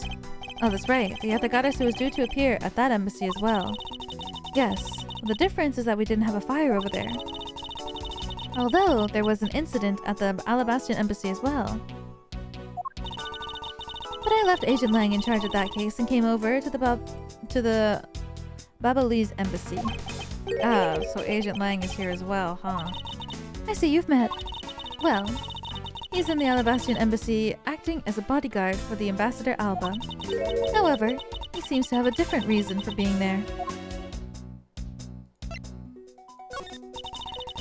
So, the suspect in the murder that occurred in this office is that little girl. I see. Is she perhaps trying to be the Yatagarasu? Kay would never harm a soul, sir. Kay. You remember, do you not? About the case we investigated together 7 years ago? That girl is the daughter of the victim in that case, Mr. Faraday. So she's that feisty little girl. Kay has been on the trial for the Yatagarasu. Kay has been on the trail of the Yatagarasu, which is how she ended up here. Looking for the one who took her father's life. I see. Kay's trying so hard. You know what? The Yatagarasu just keeps tricking us all. Hmm? How so? The Yatagarasu sent a card saying, I will be there to steal your dirtiest secret. But all we've had is arson and murder! The lab boys are going in circles. You know what this is, sirs? The breach of contract. And it's going on the rap sheet. If you ask me, I'm perfectly fine with the fact that nothing was stolen tonight. I do wonder though, Callisto Yu really is the Yatagarasu. A person freaking died, girl!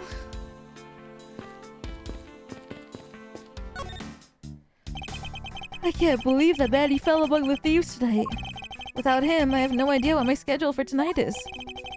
Ambassador, I believe your schedule tonight will consist of listening to reports from the police. That, and only that. I ask you to cooperate not only for your own sake, but for Mr. Koshin's as well. You're a rather strong man, aren't you? How fascinating. Here, I know this isn't much, but I'd like you to have these. I'm sorry, but it would be against my principles to accept a bribe. Oh, no. These are simply coupons we distribute to promote Babal. Remember, we offer a large number of discounts and offers when you visit lovely Babal. Now I remember. The Republic of Babal is known for its feverish tourism industry. I was wondering if you might tell me a bit more about the deceased, Manny Kochin. He was my secretary, and the embassy's secretariat. He was my secretary and the embassy's secretariat charged with running the whole place. He was an admirable man. His death is a great loss to our country. He was in charge of everything. Accounting, printing, taking care of our national treasures. I'm sorry, but did you say printing? Our country's primary source of revenue is our tourism industry, so in order for us to print the necessary pamphlets, flyers, and coupons, etc., we have a print press here at our embassy. I see. Please excuse my forwardness, however. I realize I should mention that I have a distinct impression that I've met him before. Oh, yes. Since you are of the legal profession, I suppose you just might have. After all, Manny was involved in the KG8 incident. The KG8 incident? The defendant who was found innocent in the case was Manny. How could you forget this? So your Mr. Cochin is the same man as the one in the case. It's been 10 years. Manny recovered personally from that case and dove enthusiastically into this job. He was the one that planned this event and was to oversee the embassy's... Oh shit. It's really a shame. He has such a bright future ahead of him. The embassy's renovations. What exactly do you mean earlier by renovations? We can't have tourists and visitors in our embassy think we're a poor nation, can we? So renovating the embassy is something of an investment. We may have a rather paltry budget, but we're trying to make the best that we can do. However, I guess the only person who could have helped us do our best is no longer with us. Having a beautiful embassy makes for having a beautiful land. Dang. What? Why can't we go this way? Sorry, but Interpol is still conducting the investigation beyond this point. I'm a subordinate of Miss Von Karma. Is there some reason why I'm being denied access? The superior clearly stated, don't you dare let anyone near that site. You got it? If I let you examine this site, my superior will get really angry at me. You know, Mr. Edgeworth, I feel really bad for the guy, so why don't we do as he says? Yes, I suppose we might as well. Dang it.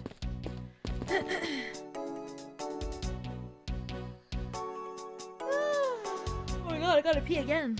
I'll be right back. I'll pee right back.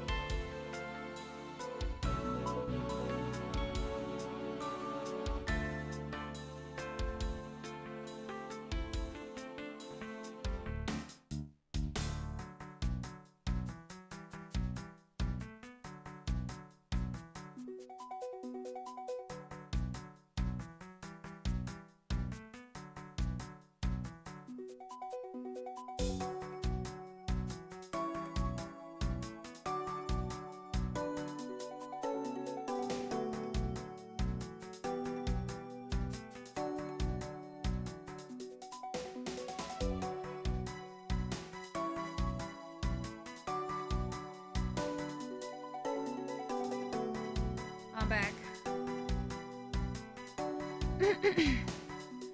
Girl, you can't remember last week? You can't say to him to remember 7 years ago? Okay, but the difference between me and Miles Edgeworth is that I'm me and Edgeworth is him. He's him! Mind you, I can't even remember like 2 days ago. So it's actually worse than you think.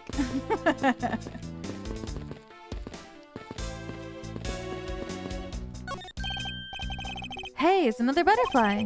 I believe it's the symbol of the Republic of Abal. Drawing this big on the wall of an embassy definitely conveys a sense of overwhelming patriotism.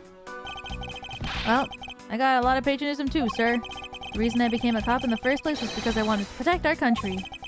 You may want to, detective. However, I have yet to see your fruits of your desire. You don't have to be so blunt about it, sir. Mr. Edgeworth, there's still something in the display rack, sir. Knives, huh? Whoa, that's cool. Although the blades are that remain of them, unfortunately. I guess the handles got burnt off in the fire. Ah, so even the knives fell victim to the fire. Ambassador, are these knives yours? Why, yes, they are. They're a special set of ornamental knives featuring the national symbol of Abal. These butterfly-themed knives, along with Alibas' own set of knives, are comprised of 3 knives each. But I can't believe Baba Lee's ones have reduced to this state. Ornamental knives, huh? There's a small release on the tag of this. There's a small release on the tang of this blade. Ambassador, what is the notch here for? Oh, that. It's a feature of these knives where you can freely exchange the handles on them, so that we can change how they look and fit the situation.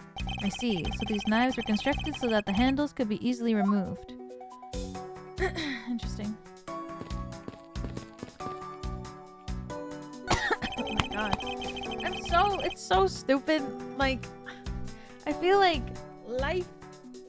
life.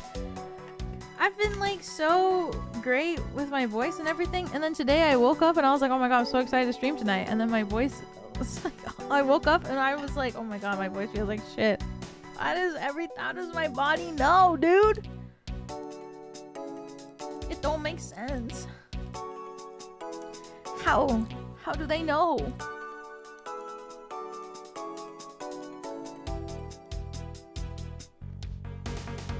She's in a headlock? Yeah. She's okay.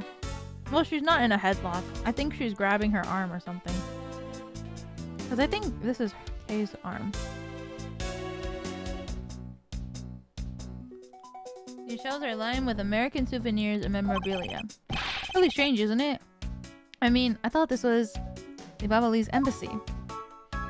Oh yeah, you're right.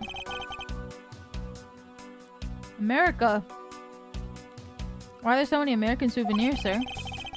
Perhaps the Babalis are studying American culture and tourism industry? They had plans to make Babali's tourism industry truly flourish, and they would need to observe and study other countries' methods, I suppose. Speaking of tourism, I got these from the blonde guy earlier, sir. He said that if I bring these with me to Babal, I can trade them for a few buffets. Oh, so how do you expect to travel to Babal? Well, the whole world is connected by the ocean, sir. And for all you can eat buffet, I'd swim all the way to Babal if I have to. Can a few simple coupons really motivate people to do such fantastic things?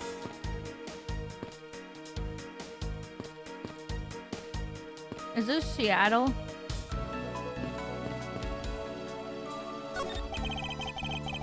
Looks like this was once a magnificent grandfather clock, but has fallen victim to the fire.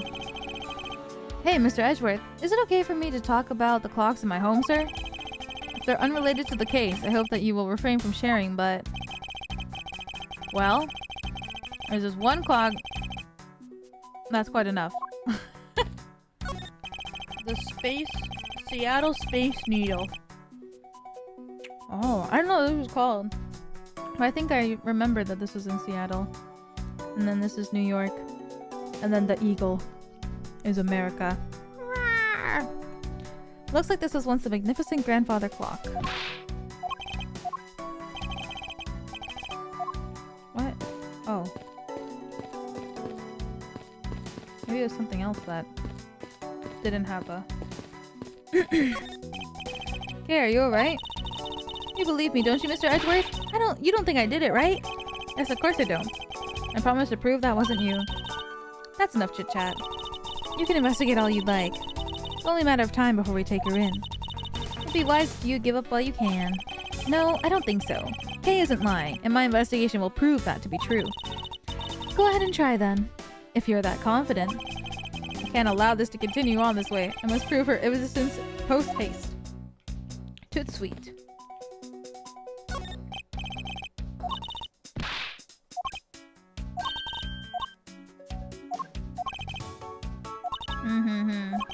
Same one.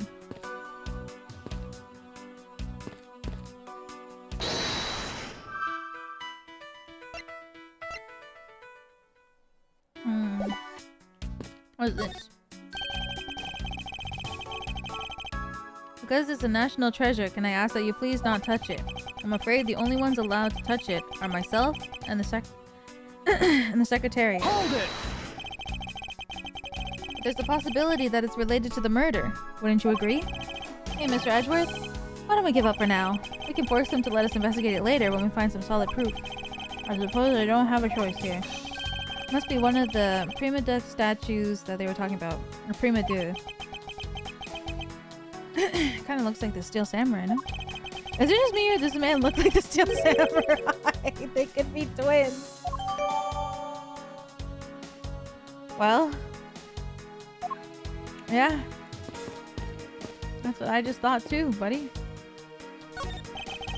Still some burnt objects scattered on the floor. Are you Edgeworth? Fuck no. I wish.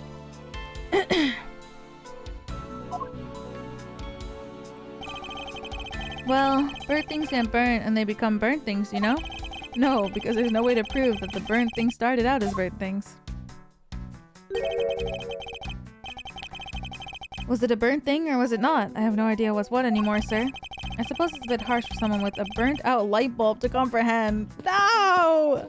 I would never say that about you. Ceiling fan must have fallen from the ceiling. A ceiling fan? What does one of those do? Exactly what it sounds like it does. It's a fan that is installed on one's ceiling. Well, if I had one of those in my room, I bet I'd go dizzy from staring at it as I sleep. Detective Gumshoe, in the real world, we close our eyes when we sleep.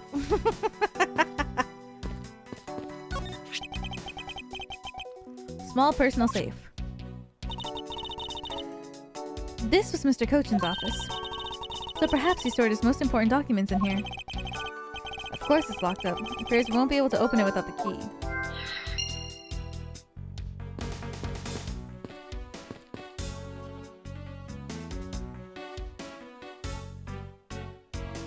Ugh.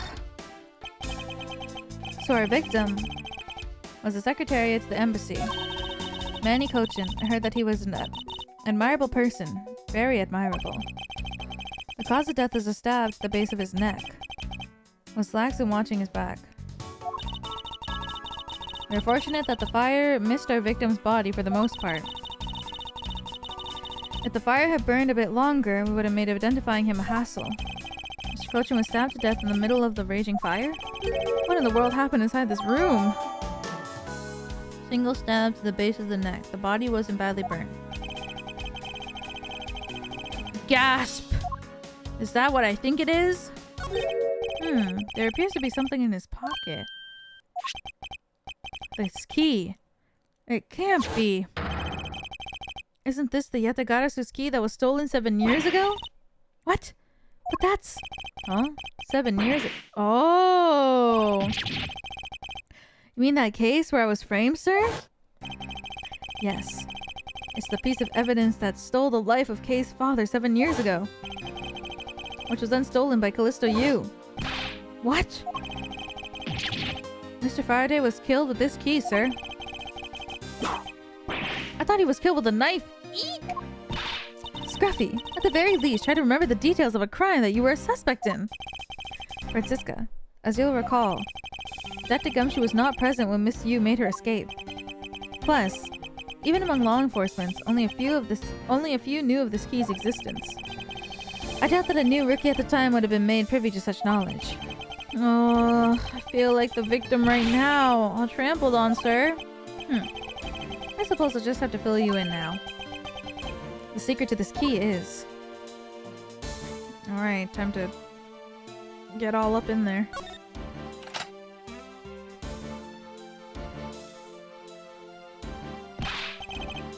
Oh, wow, that's amazing, sir.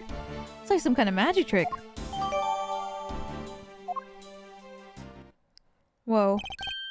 I knew it. This is the same exact piece of evidence that Miss Yu took with her. I remember this beautiful pattern in the blade. I remember this as well. It's a vine motif, isn't it? Yes. Looks like two interwoven vines crisscrossing down the blade. Vine, sir? I think it looks like a bunch of stars if you ask me. It's like one of those six-sided stars, just like the police marks on our IDs. I really don't think you can call these stars. To say that the detective's art sense is underdeveloped would be an understatement. The real question is, why was the Babalese Embassy's secretariat holding this?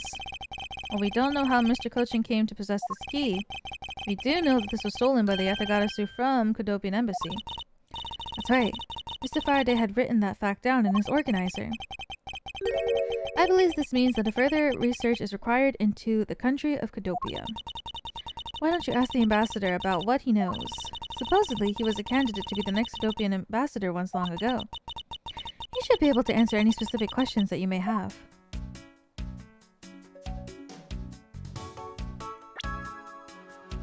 I didn't know that prosecutor badges actually look like this. I thought it was like a design that they had made for the game, but I forget. I was watching a TV show recently and then there was a prosecutor. Well, there was two prosecutors that showed up on the TV show. And they were wearing a badge and it was like in this shape. And I was like, holy shit, just like Miles Edgeworth. They do? Yeah, I was watching, I don't know what show it was though, but there was a prosecutor that showed up and it looked like kind of like this, you know, not like exactly, but it was like a similar shape. And I was like, oh my god.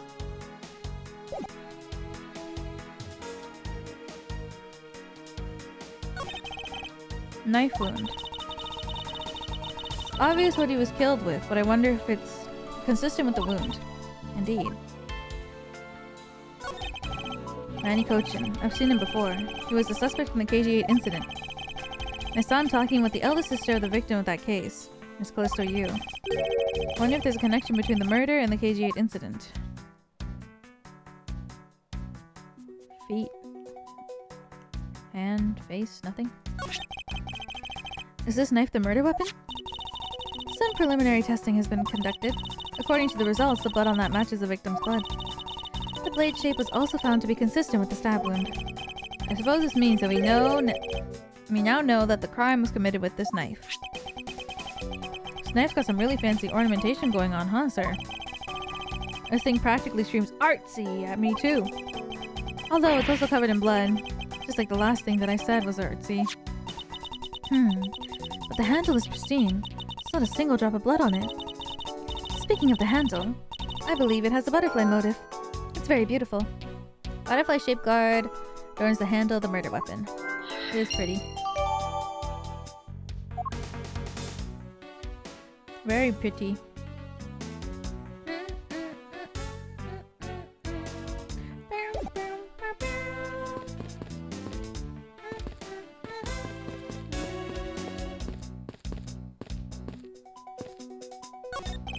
Butterfly? Yeah. Badges are also based in Japanese style, which makes Ace Attorney's Japanifornia funnier. That's some fireplace. You know, it really gives this place a mansion-like quality, don't you think? Oh. These are staple everyday at Babalese houses. And I bet Santa Claus pays them a visit too. Just how old are you?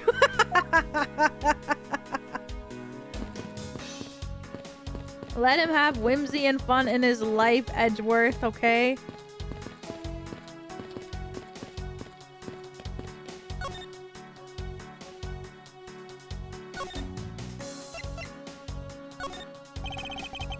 What do you think of this piece of evidence? Since you asked so nicely as my subordinate, I'll answer you. As your superior, I must make sure that my subordinates grow on the job.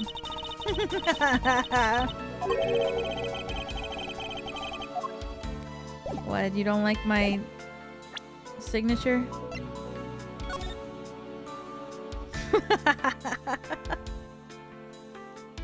It doesn't look like an M, it looks like a W.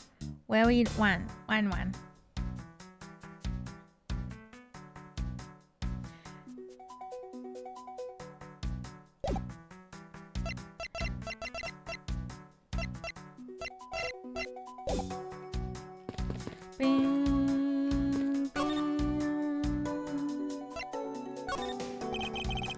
Ambassador, I was wondering if I may ask you about Cadopia.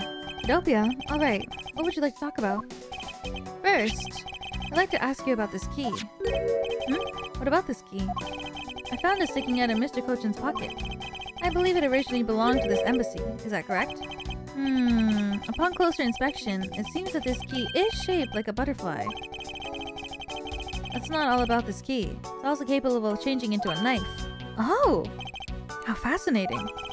It is possible that the ambassador didn't know about the existence of this key. In its knife form, there's a flower mark at the base of the blade. I guess this knife might be from when we used to be a part of Cadopia. Hold it! How did you come to that conclusion? It has both Cadopia's national symbols, the butterfly and the flower. I suppose Manny used this key here at the embassy back when we were still Cadopia. Ambassador, this key was stolen from the Cadopian embassy 7 years ago. By Callisto Hugh, otherwise known as the Great Thief Yatagarasu. Oh, really? You were not aware that Miss Yu had broken into this embassy at the time? I'm sorry, I can't be of much help. I'm not very familiar with the details, you see. I only became the ambassador after Babal became its own independent nation. But if Manny were still alive, he would probably know about what happened back then. Mr. Kochin and Miss Yu knew each other 7 years ago. But that doesn't explain why I found the Yatagarasu's key here in the present.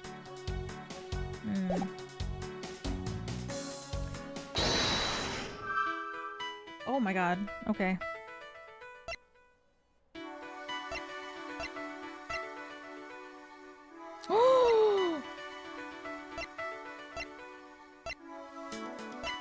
What? Maybe?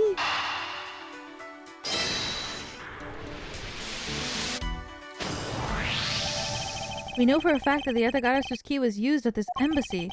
Furthermore, we found it in the victim, Mr. Kochin's pocket, which leads me to think that perhaps it's the key to the personal safe in this office. Good thinking, sir. Let's go try it out. Ooh! Me when I didn't think it would work. It appears I was correct. The key that was left to us in the victim's pocket. It literally turned out to be the key to the next piece of the truth. What do we have here? Hey, there's nothing inside. Do you think that Yatagarasu made off with everything, sir? There's literally something right there. No, detective. I believe all we need is a closer look. Oh man, he took everything. What's this here? Looks like the ripped corner of a piece of paper, sir. No, I don't think it's ripped. It seems more to me like it's stuck in a safe. Hey, you're right! It won't budge an inch, not even when I tug on it. I don't think I've ever seen paper stuck on the inside of a safe before. Detective, I think you have it backwards. It's not the paper that's strange. It's the safe. What do you mean? What I mean is that the secret to the safe is that it has 2 compartments, it's empty, it has a crack. Even just eyeballing it, you can see that the inside is a bit too shallow. Furthermore, with the unnatural way that the paper is stuck at the back of the safe, I say that there's an extra bit of space behind the wall of the safe. In other words, this safe has a second compartment. What? I suppose that you're correct in asserting that the paper is stuck in an unnatural manner. However, if what you say is correct, and there's a second compartment, how do we go about opening the door to it then? As you can see, there's no other lock or keyhole in the site. Actually, there is one more spot of interest to me on this safe. Oh, yes, and I believe that spot is the keyhole to our mystery second lock. This safe and its locks.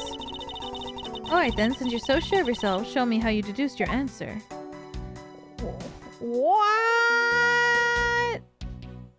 Well, there's only one spot, so... Looks like such a serious safe, but there's no scrap of paper inside. Which reminds me, the safe in your office is just as empty, huh, Mr. Edgeworth? It's merely a coincidence that both safes are empty, detective. Well, make that a triple coincidence because my piggy bank at home is empty too. I don't think there's anything coincidental about that, detective. No! No!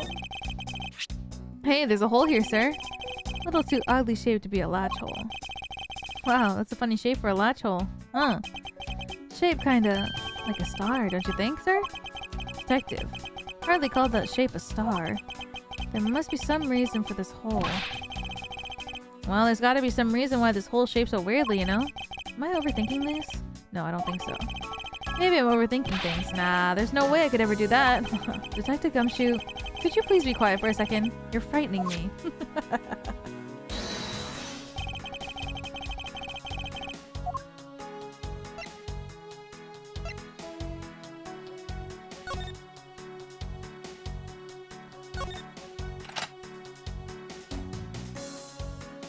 What?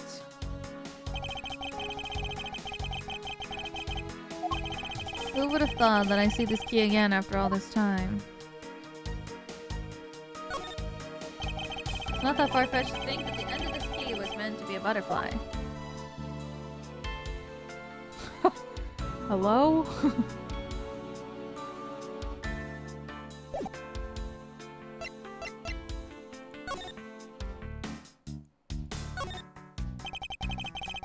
Whoa, so this is what took Mr. Kochin's life. Some of his blood is still in the blade. Wow. I've been a detective for 7 years already? I've seen a lot of weapons in my days. But knives that were used to kill are always the hardest for me to bear. Yes, unlike guns, this is one weapon where you're likely to find the victim's blood on it. Yeah, just like how this one is practically drenched in it. Despite that, it looks like the blood managed to miss the handle somehow. Oops.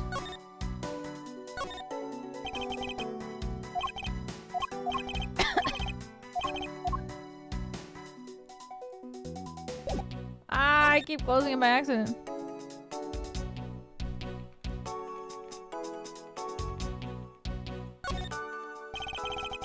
A lot of skilled detailing on the handle. I believe it's a butterfly. This is one amazing ornamental knife. I'm really glad that this beautiful butterfly wasn't ruined by the blood. It's not even a drop of blood on it. It really is quite exquisite. So much so that even if you understand its beauty, Detective... Hey, why do you always have to look down on my taste, sir? I know what I like, and this is really well crafted. Why do I look down on his tastes? Because, my dear detective, I'm afraid that your tastes are usually quite questionable. This knife. It would appear that the handle is removable. I guess so people can change them whenever they feel like it. Sounds like fun, sir. I don't think people will remove the handle just for fun, Detective.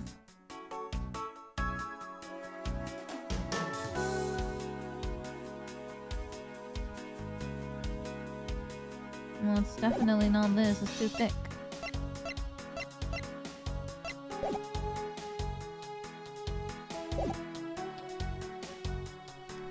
A star?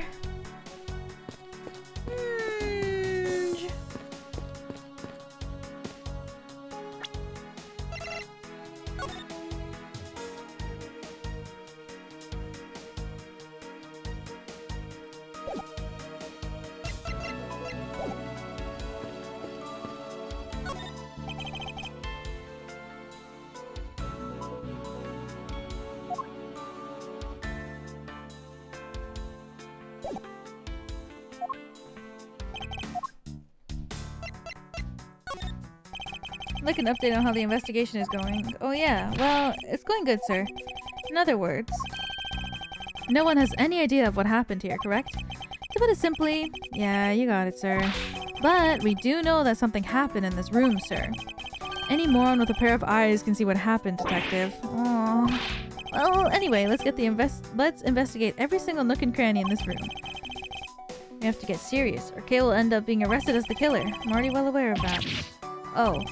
In order to find out what really happened in here in this room. Gather whatever information we can and take a good look. I don't remember. There's a hole here. Funny shape for a latch. Shaped kind of like a star, don't you think? Detective, I would hardly call that shape a star. Must be a reason for this hole. Gotta be some reason why this hole is shaped so weirdly. Am I overthinking it? Maybe I'm overthinking it. What? Oh.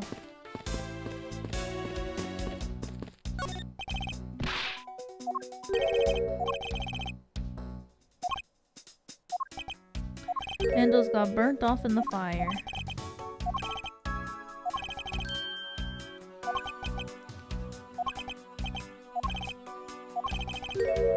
What is this notch here? Exchange the handles. I don't... Butterfly shaped guard adorns the handle of the murder weapon. Francisca's return.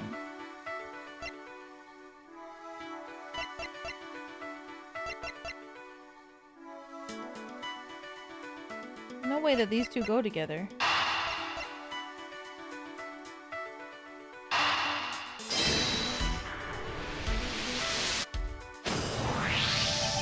The design on the knife's handle greatly resembles the special Babalis species of butterfly.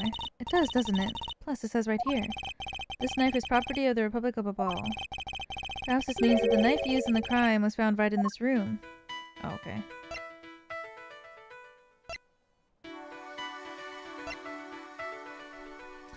I don't think so. Maybe. Oh.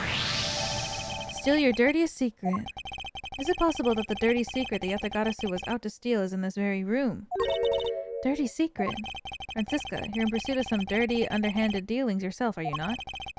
Something tells me that this is no coincidence. In that case then, the person I'm looking for is here in Babali's embassy, huh? The head of the smuggling operation. I think I just might need to ask Francisca about her smuggling case in more depth.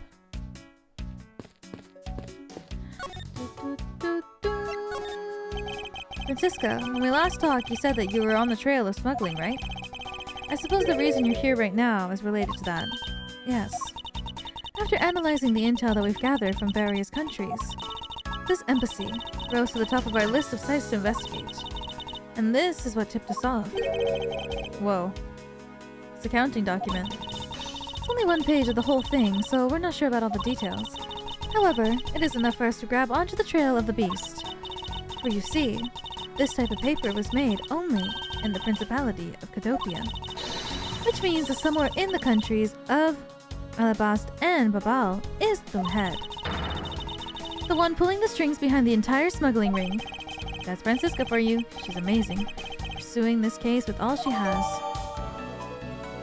Counting doc related to smuggling. Proof someone in one of the countries is the ringleader.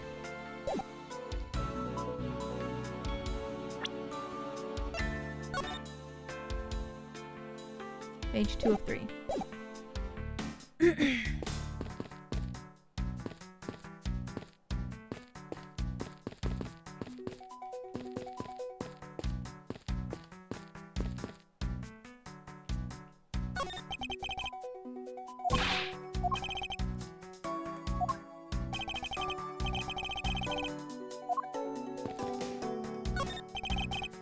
American souvenirs.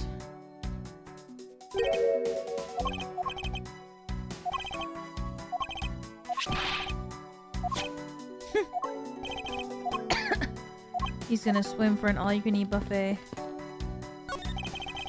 Ceiling fan must have fallen from the ceiling. Ceiling fan? What does one of those do? Exactly what it sounds like it does. It's a fan that's installed in one ceiling. Bet I'd be dizzy from seeing stars. Nope, I guess I could be dizzy from staring at this as I slept. Well, being dizzy and seeing stars is the same thing. Because it's national treasure, can I ask that you please don't touch? Hold it! There's a possibility that it's related to the murder. Wouldn't you agree? Hey, Mr. Edgeworth, why don't we give up for now? We can force them to let us investigate it later when we find some solid proof. I suppose we don't have a choice. It's supposed to be one of the primitive statues Kay was talking about earlier. Looks like the Steel Samurai.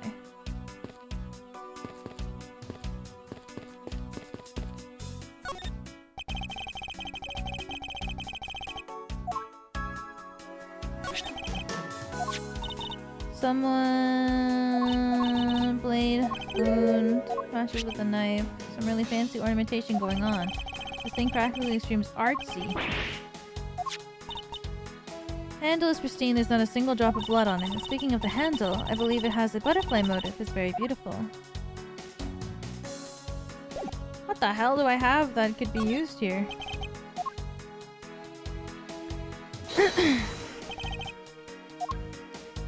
Oh man.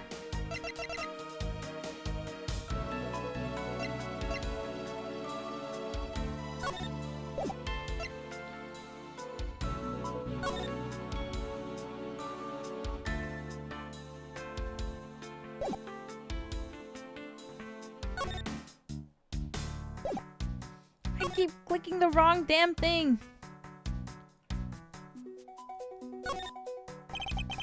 Combine motifs to the ornamentation of this blade. Even if Detective Gumshoe claims to see a star motif in it, between the blade and the handle, there's a flower and a key. What? This key was... This is just a knife?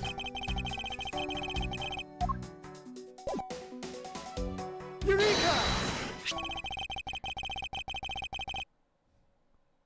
Doesn't the shape of this keyhole remind you of something, Francisca?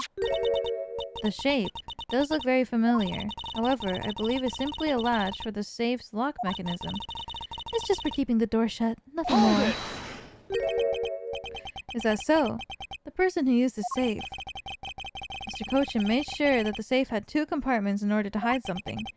Do you honestly think that someone like that would allow the keyhole to the hidden half? Looks so obvious like a keyhole that even the average person could figure it out. You can't be serious. Are you saying that this hole is the keyhole? Are you saying that this hole is the keyhole to the hidden compartment of the safe? Precisely what I'm saying. And I will prove it to you right now. That the Yatagarasu key is the key that will open it. What? I thought they already used the Yatagarasu key. Miles Edgeworth, this had better be a very bad joke. Sorry, but this is no joke. The Yatagarasu's key is the very key that'll open the second compartment of the safe. Girl, I thought they used the key for the first part. That's why I was like, what the hell are they gonna put in here? We know that this key opens the first compartment of the safe, but the keyhole you're talking about is of an entirely different shape than of that key.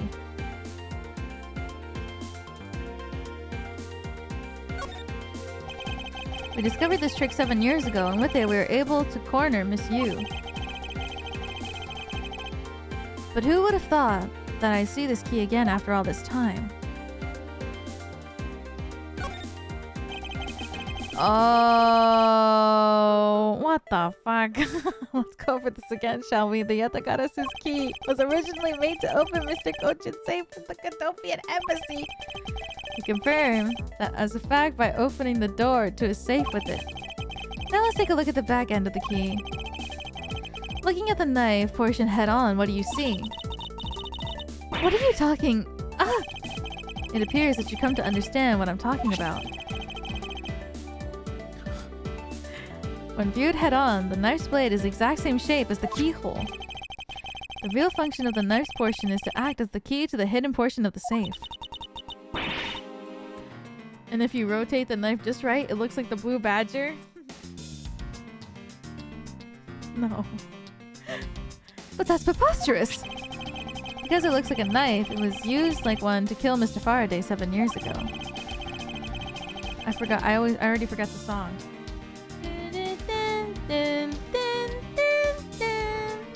Nope. We fell under the misconception that it was always meant to be a knife. But for both the safe and the key to conceal such clever tricks, whatever is hidden inside the secret section must be of incredible importance. Then, it's even possible with what I've been searching for is inside. Scruffy, hurry up and open that safe. Eek! Yes, sir. Opening it now, sir. These items, they're... It's a bunch of funny shaped things. You're in the way! Now move, Scruffy! I didn't think I was in the way. These pieces of art, they're identical to the ones that have been stolen from various countries around the world. I figured as much. These are the treasures this section of the safe was to hide from view. I believe a more thorough examination is required. What's that? This is the document that we thought was stuck earlier. Wonder what it's about. Beats me, sir. Why don't we take a look at it first before we give up, detective? Oh my god, page 1 and page 3. Mr. Kochin's name is written here on the last page. I wonder what the significance of this document. Yo, Francisco, you're not gonna believe it. There are pieces of stolen art from around the world. I wonder how much they're worth, especially this one. Eek! Scruffy, don't touch those valuable pieces of art with your filthy hands! Why? Do you have any idea what would happen if... Why, do you have any idea what would happen if one of them were to break? Is it just me, or did she hit one of the pieces of art just now?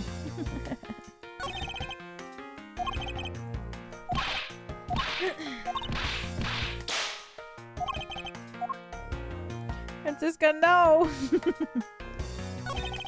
Here's how we found the key that Miss Yu stole 7 years ago. Since it was originally from this embassy, maybe she came back to return it? I don't think she's the type to be so kind as to do such a thing, Detective. Okay, then what do you think, sir? Callisto Yu. For what reason did she steal the key? Because... to build this sort of trick into one safe is really something. Yeah, it's neat how this safe has 2 compartments, but what's really impressive is that the other end of the key was another key! I totally hadn't noticed. I wonder if Mr. Kochin was paranoid, or if he had secrets of that great a value. Speaking of paranoid, I once sharpened both ends of my pencil, but then when I went to erase something, I got all paranoid that I was gonna stab myself. Please refrain from dispensing your special brand of unrelated stories while we're on duty. Yes, sir.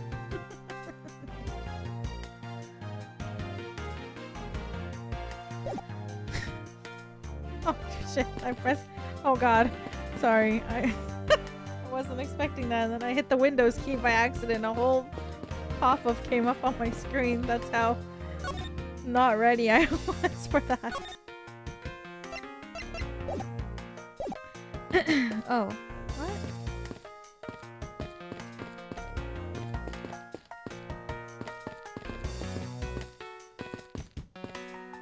Oh, I'm probably supposed to do this. Right. This always happens to me, the deduce button. Eureka! Take a good look at these documents, Francisca. It says that there are 3 pages in total, and yet there are only 2 here. Correct. Now take a look at the smuggling activity document in your possession. Tell me, is it not possible that your page was taken from this set of 3? Well, well, it certainly looks that way. By putting our multi-part puzzle together, we seem to have arrived at an answer. It seems that you have now found what you were looking for. Yes, and with this, it has become crystal clear that Mr. Kochin himself was responsible for the mass smuggling Babi's ink. Babali's ink? Babali's ink is a special product of the Republic of Babal. However, due to a special reason, only a limited volume is ever exported. And that reason is? That's classified. It's on a need-to-know basis, and you don't need to know. In any case, it seems that the head of the smuggling ring was our victim, Mr. Manny Kochin. His base was in an embassy, thus it was hard for both our country and his to interfere, making it the ideal conditions under which to run a smuggling operation. But it's so frustrating. I lost the person I was to rain judgment down upon with my whip of justice. Well, even if he's dead, we still have the responsibility to look into his misdeeds. You expect me to whip a dead man? Well, I'm not interested. Francisca, you must know that Manny Kochin was the suspect in the KG-8 incident. Of course I know. On top of being the head of the smuggling ring. There is the matter of what really happened in that case that needs to be resolved.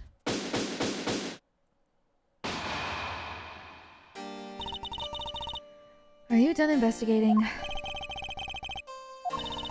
You realize now, don't you? This girl is the only one it could be. Now come along quietly, Yatagarasu. Kay Faraday. You are under arrest for the murder of Manny Kochin. Mr. Edgeworth! Please, you have to believe me. I didn't do it.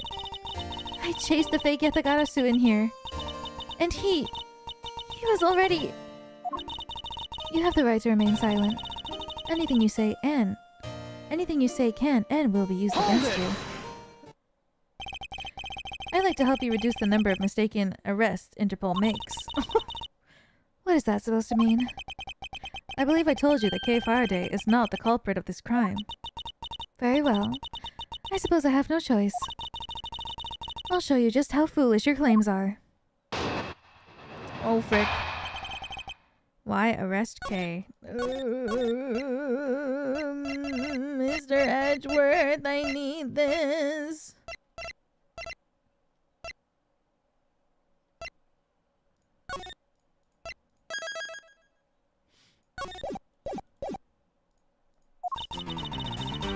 Even your police confirmed that the Yatagarasu infiltrated the Babalese embassy tonight. Utilizing the confusion you caused by the fire, the Yatagarasu snuck into this embassy. Furthermore, this girl claims to be the Yatagarasu. And most importantly, other than her, there was no one else here with the body. Damn. Your reason for suspecting Kay is because you think that she's the Yatagarasu. Exactly. But it isn't just me. She calls herself the Yatagarasu. Look, how many times do I have to tell you? I was only out to capture the fake Yatagarasu. Imposter or not, it matters not. A Yatagarasu is a Yatagarasu. Very well, then I shall prove that Kay is not the Yatagarasu who killed Mr. Manny Cochin.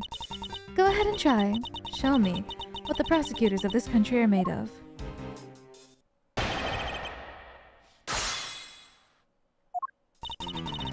Even your police confirm that the Yatagarasu infiltrated the Babalese embassy tonight. Hold it! They may have confirmed it, but are you telling me that no one could catch a thief? If so, you're basically admitting that the Yatagarasu that committed the murder eluded us. Of course, they chased after the Yatagarasu that entered the Babalese embassy right away. And that is also why I'm making this arrest right now. Because at the end of my long chase, there was only this girl. In any case, this is what I believe happened tonight. Utilizing the confusion caused by the fire, the Yatagarasu snuck into this embassy. Hold it! The confusion caused by the fire? Are you saying that the Yatagarasu was not the arsonist who started the fire? A suspicious person in a long coat was spotted in the area. Officers in the area claim to have seen that person start the fire. Sounds like we have a phantom in our midst. Yeah. What? In a way, he could be considered a phantom with the way he randomly appears. Furthermore, this girl claims to be the Yatagarasu. Hold it! Why did he say anything? The criminal is a ghost, but for real this time. I can't. You know, in the first trilogy, so many things happen. You gotta talk to a parrot. You gotta talk to a walkie-talkie. You gotta talk to an annoying-ass clown. Like, anything is possible, really. Just because she calls herself that, it doesn't prove that she's a killer. No, but it does give her a motive. The Yatagarasu sent a card saying, I will be there to steal your dirtiest secret. Furthermore, there are documents pertaining to some smuggling activity in this room. She obviously wanted to steal them. So she killed Mr. Cochin for the key. I see. The logic is very sound. I expected nothing less of Agent Lang's secretary. However, that statement just now didn't sound right. Might just be the opening I need. Eat your dinner, meow meow. She wanted to steal documents regarding smuggling, so she killed Mr. Cochin for the key. Hold it! So you're claiming that Kay knew that a foreign country's embassy had such documents. As stated in the calling card, the Yatagarasu was out to steal a dirty secret. Which means that the goal tonight was to steal those smuggling activity documents. You have it all wrong. It was the fake that sent that card. Your words are meaningless. You're truly innocent. Let's see some proof. Hey, Mr. Edgeworth? I leave it to you to handle this. Yes, I'd rather you did. The Yatagarasu's goal, huh? You can claim she's innocent, but you can't change the facts I've already outlined. Most importantly, other than her, there was no one else here with the body. Hold it! I really don't think that being the first to discover the body makes her the killer by default. No, but if you saw the self-proposed Yatagarasu standing in front of a body, wouldn't you get a little suspicious yourself? Even so, I still listen to what that person had to say before I pass judgment. Are you talking about yourself? And those times when you were under suspicion? I think the pain of being falsely accused is something you really should experience. I personally know that feeling very well, sir. Given my situation, I now know exactly what it's like too. I'm fine with never experiencing it. Ever. Are you done with your little group conference?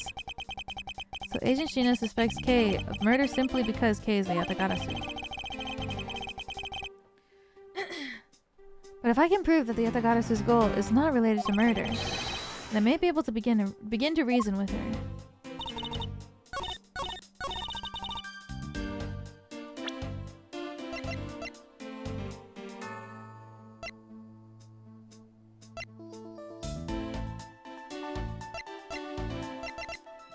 She wanted to steal documents regarding smuggling, so she killed Mr. Kochin for the key.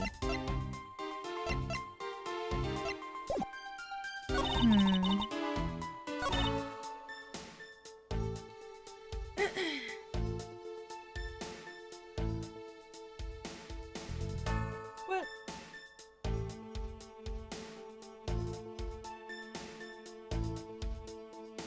But she didn't take it. She left the...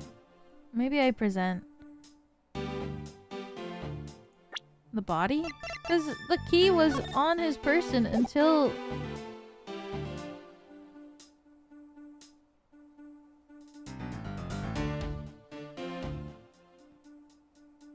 But she didn't even take the key.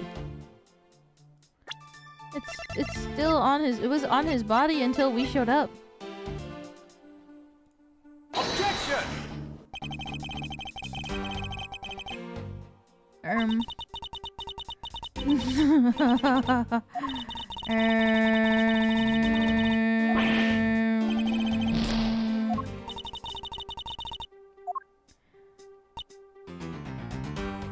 Okay. Then maybe it's the key itself. Objection! It's the same shit! I swear to God, they better be like... If this says it was on his person when we got there, I'm gonna be so mad. Oh. Even if you claim that she is the killer and the Yatagarasu, I'm certain that securing the smuggling documents is not the motive behind the murder. The key to the safe in this room was found...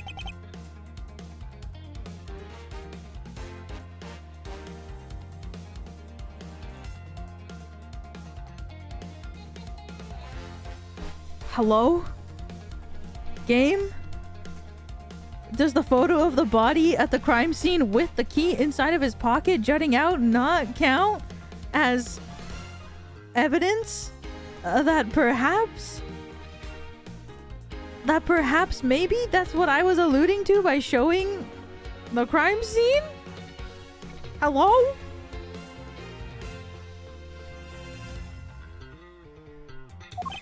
Furthermore, the Yatagarasu would not be so stupid as to leave without the documents. Damn, she's sweating. For the simple fact that the documents were still in the safe when we looked.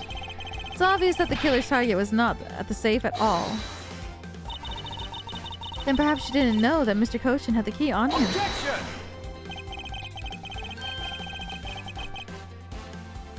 One second.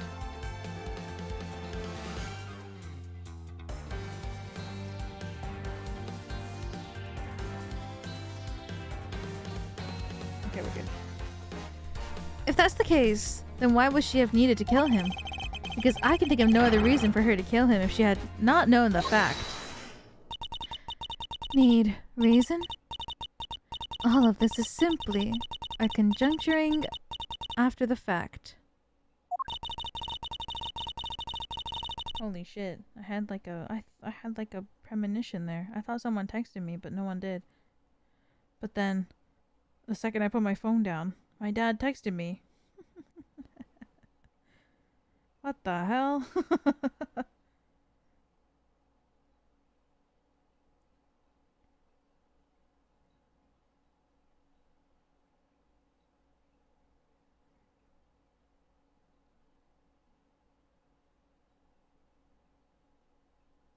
That's freaky. Yeah, he sent me a gif of Baby Yoda. casting some crazy magic. What is this? It's entirely possible that she accidentally killed him when she was sneaking in. Perhaps she didn't notice the safe second compartment before returning the key. But the fact still remains. Mr. Cochin was stabbed to death. Objection! But you have no definitive proof that it was Kay who committed the act. He looks so cute, Baby Yoda. I didn't know that there was a Mandalorian movie coming out. I didn't know that the Mandalorian was played by Pedro Pascal until like literally 2 days ago when I saw the trailer while I went to go see The Devil Wears Prada. I had no idea that Pedro Pascal was the Mandalorian. Actually, I do. I saw her holding the knife she used to the victim with my own eyes. Really? Yeah, I don't know anything about Star Wars at all. I gave a brief summary before of my knowledge of the Star Wars story, and let's just say I can probably talk about the plot of entirety of any Star Wars thing ever for like maybe 2 minutes maximum. Maybe. Like that's how much time I could maybe even only 1 minute. I could tell you any kind of plot that occurs within Star Wars. And even when I talked about it before, I didn't even know that... I don't even know. I don't know anything. I do want to watch them though. One day. Happy May the 4th be with you, Queen. Happy Star Wars Day. Today is also my birthday. And because it's my birthday, I'm going to introduce you to my girlfriend. And she's amazing. Hi guys, I'm Brittany. What? Allow me to tell you a bit more about the evidence that will put her away behind bars. Hi, Meow. Oh, you're so cute. You don't know that video? The knife wound on the body is consistent with the blade of the knife. The knife with the butterfly handle is the murder weapon, which the killer was holding. I assume she obtained the knife from the display rack and used it on the victim. The knife is a part of a special 3-piece set, which has a design like no other. The evidence and testimony, it all points to the girl. There's no counter-argument. That video showed up on my Twitter feed after you talked about it earlier? Because it's so iconic. That's your definitive evidence? You see now that she is definitely the killer, right? No, Mr. Edgeworth, you gotta believe me! I saw a suspicious person in a long black coat outside of the embassy, I swear! And you came in here because you were chasing the suspicious person? That's right. I ran into this office lady only because I was chasing after that person. But when I entered the room, it was pitch black. Couldn't see a thing. I felt something on the ground next to my foot, so I turned on the lights. But then... Ah! Who's there? This is... I came to this room upon hearing the girl scream. When I saw her holding the knife, I immediately restrained her. So the object she felt by her feet on the floor was the murder weapon. I had the knife analyzed right away and failed to find anyone's prints on it. But the suspicious person in the black coat who came into this room before me continued to insist there was such a person. But if there was, where did they go? That... I don't know, but I know they came in here. Yo, the window is open. That sounds like the desperate excuse of a suspected killer and not a trustworthy testimony. You understand, don't you? We can't trust this girl's words, Mr. Edgeworth. She has a point. Even if Kay's words are the truth, I must show that they are with some solid evidence. Mr. Edgeworth, I really didn't. Kay, don't worry. If you didn't do it, there must exist a way for me to prove that. Still not giving up, I see. In that case, try to counter my argument if you can. Don't worry, I can and I will. Oh god. One sec. I'm gonna make a cup of tea real quick. Give me like 2 minutes. I'll be right back.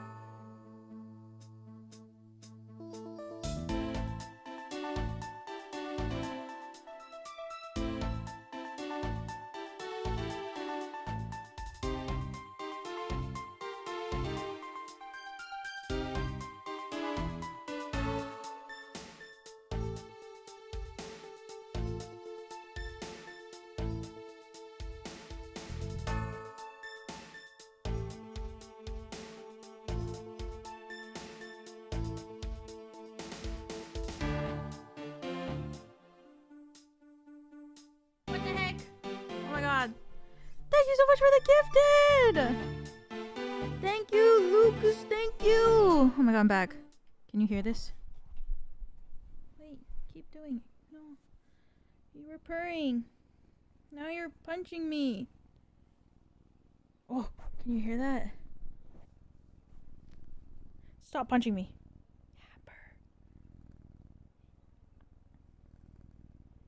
Oh my god. Can you hear that?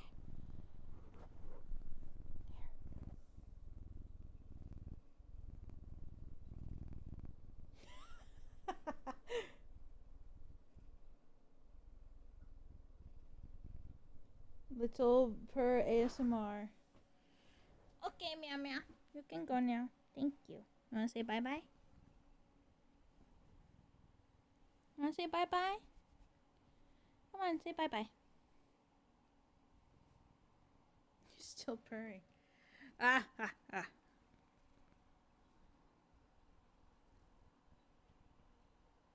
Meow. No? You don't really meow, do you? Only sometimes. Okay, bye bye. So cute.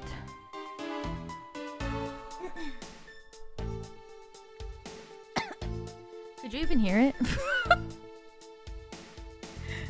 It was like being so clingy while I was making my tea, so I brought him over.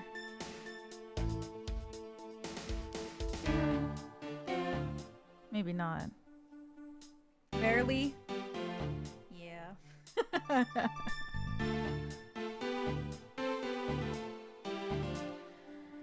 He was being so clingy while I was making my tea, so I brought him over here.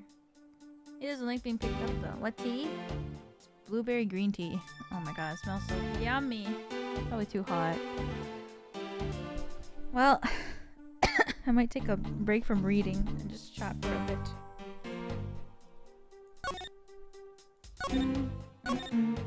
So I'm reading non-stop. So guys, how are you all doing tonight?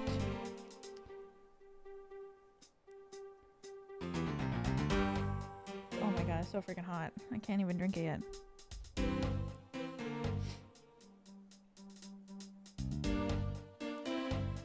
Ugh.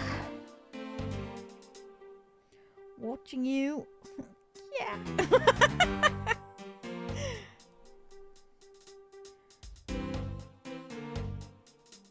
What? No! Are you actually here, Dad? Good night.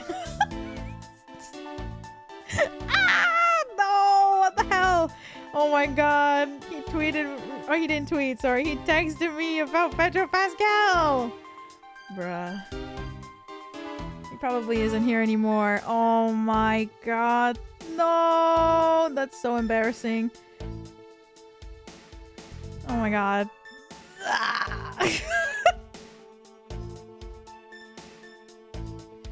I can't.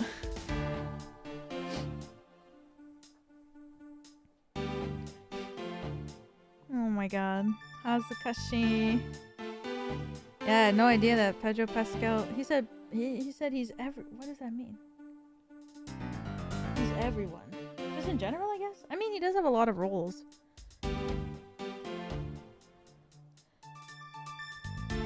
Did he educate you on who Pedro Pascal is?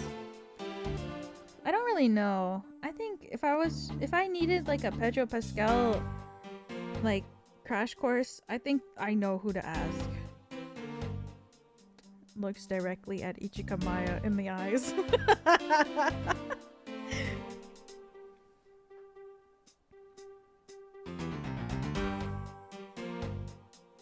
Yeah. He's Mr. Fantastic in the new Fantastic Four. Oh, yeah. I was gonna ask. I was gonna say, I'm pretty sure he was in a new superhero movie, but I couldn't remember which one it was. Yeah, and he's Joel, right? In The Walking Dead? I haven't watched The Walking Dead live action, but I think he's Joel, right?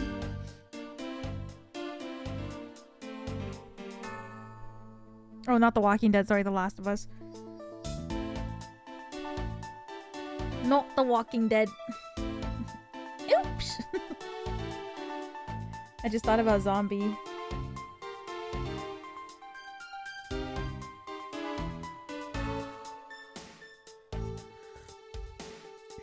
Ah, so freaking hot.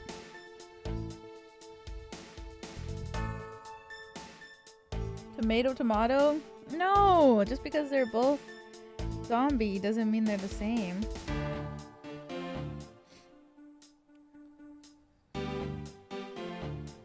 If anything, I feel like The Last of Us is closer to Resident Evil. To me.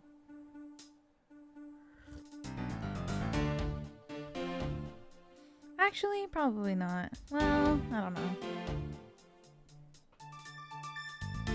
When I think about The Walking Dead, though, I only think about the TV show.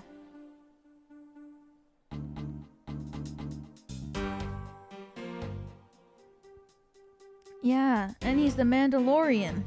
I know that now. I also thought that the Mandalorian and Boba Fett, is that his name? Boba Fett?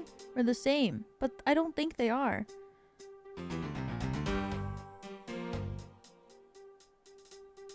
Is that his name? Boba Fett? Is that the green guy? Boba Fett is a Mandalorian.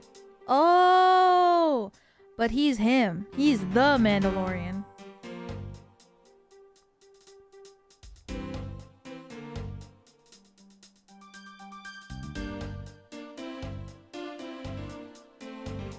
I see. Sometimes I think that Boba Fett is named Jabba the Hutt, but Jabba the Hutt, or I think that Jabba the Hutt is named Boba Fett, and that Boba Fett is the Mandalorian, but that's not right.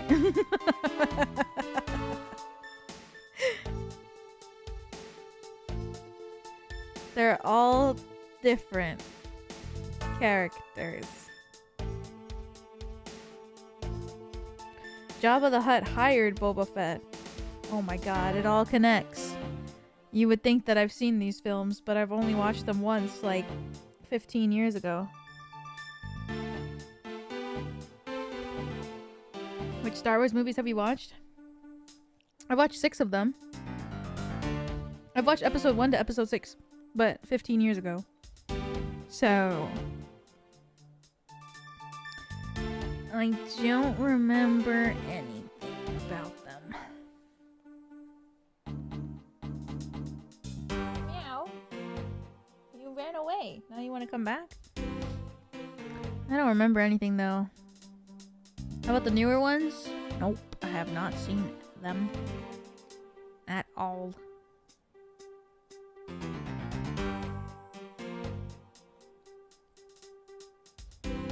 The prequels. Which one's the prequel? Wait, that's not the old. Wait. Is that the newer ones, but not the newer ones? Okay, hold on. Not is it the newer ones, but like not the early 2000s? Okay.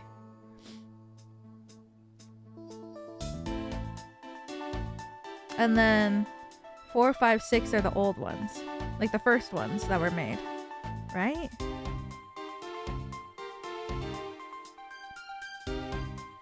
Correct.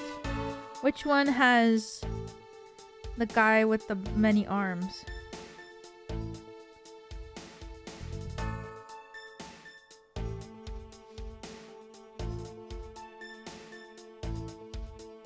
Episode 2. 2 and 3. I only remember that character and Jar Jar Binks. I think I can only name 5 Star Wars characters maybe.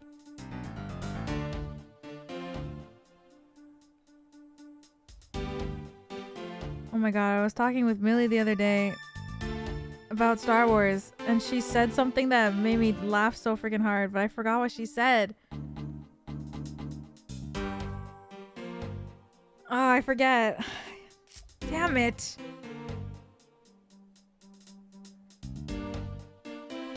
I wish I could remember. She didn't know R2D2's name, and she said something like fucking insane, and I died of laughing.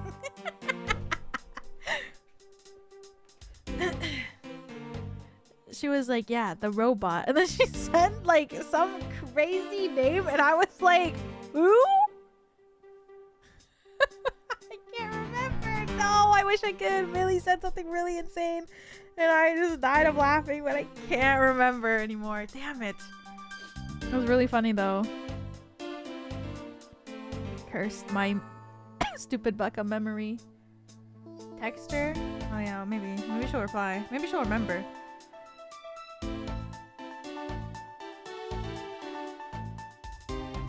What did you call R2D2 the other day?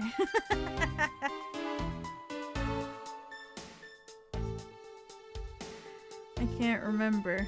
Just that it was hilarious. I'm talking about Star Wars.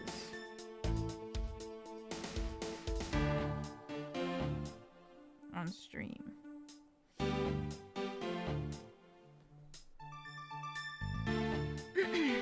I can't remember what she said.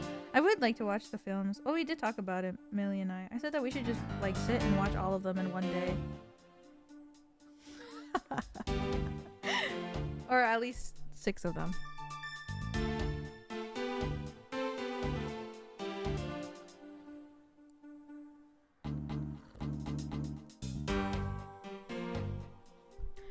Wait, so if I want to watch The Mandalorian, what do I need to watch the films first? Or could I not watch the films? Not really? Really?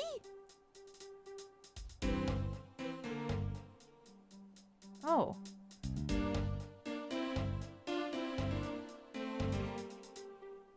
You can watch the TV show standalone. Oh, maybe I will watch it then. I want to see the baby Yoda. So cute. The Clone Wars show matters more? What? Like the animated show?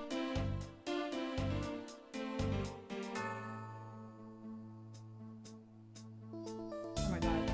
Oh, she didn't respond.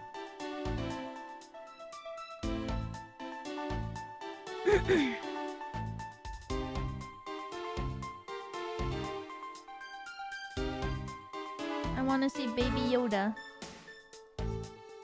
Grogu, is that his name?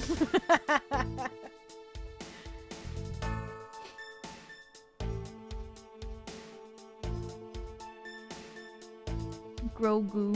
He's so baby, just a little green blob.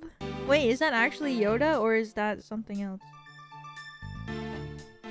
Or is it, are there many Yodas, or is it Yoda as a baby, or is it, it's a different guy?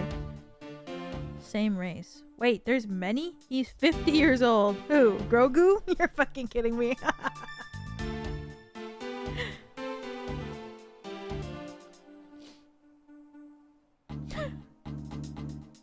Say it ain't so. Yes. He's 50! They lived to around 900. Imagine being a baby for 50 years. Oh my fuck.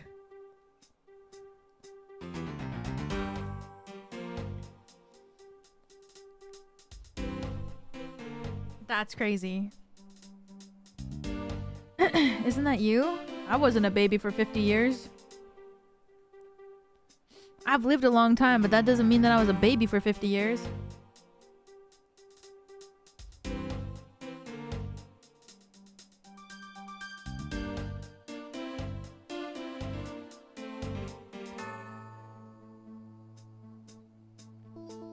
I've become... Wouldn't you be a baby even longer? No! Grow from baby to adult, normal, and then slow aging after that.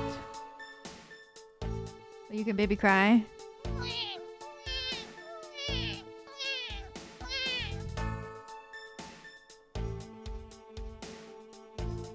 Yeah, I can. Not now. You instigated it. I'm just please stop. Guys, if If anything, you know what? I aged so slowly. Maybe I was still a baby.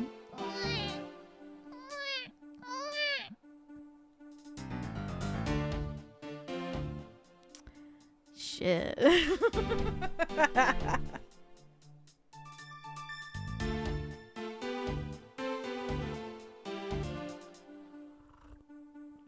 Cope. Okay. Old ass baby. 100-year-old baby. I think I would like Star Wars if I watched it. I think I would. I like that kind of stuff. I like sci-fi fantasy shit. And also, my goat wrote the soundtrack, so you already know it's already up there.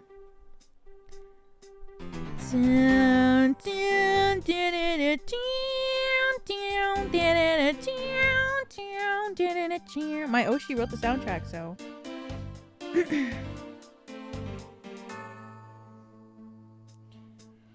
I love him. My Oshi. I should make like Robin Williams Oshikatsu. I should put a picture of him in like a photo holder.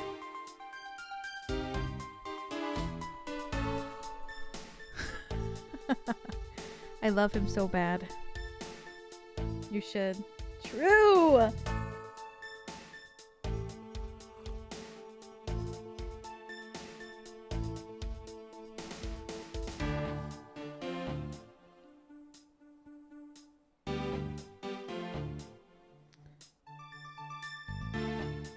Shit, I said Robin Williams. I'm having like a brain fog. The other day I thought that John Williams was the guy who voiced Genie. Now I'm thinking that Robin Williams is the composer. Ah! I'm sorry to my Oshi. This keeps happening recently for some reason.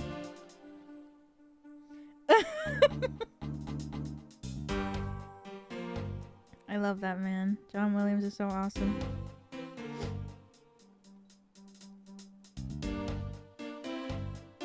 Thought it was Hans Zimmerman.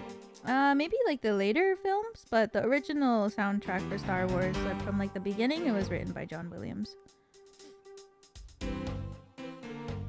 He wrote the I think maybe the first 3 he did, and then after that they probably switched to a different, or I don't know. I'm gonna look right now. Let's see. Oh my god, he's done so many. It's freaking crazy. Oh my god, his Wikipedia page is so dense. It's freaking amazing.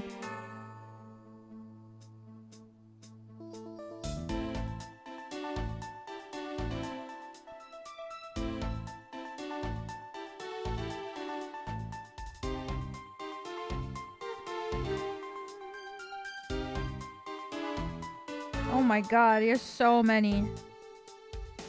Actually insane. Let's see.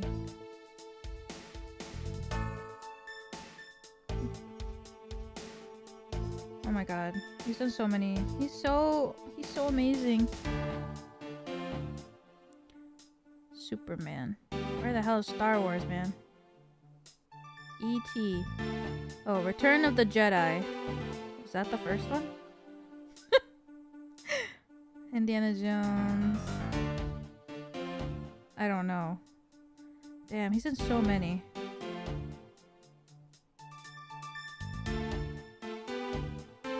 LOL. Okay, I guess not. Star Wars Episode 1. The Phantom Menace.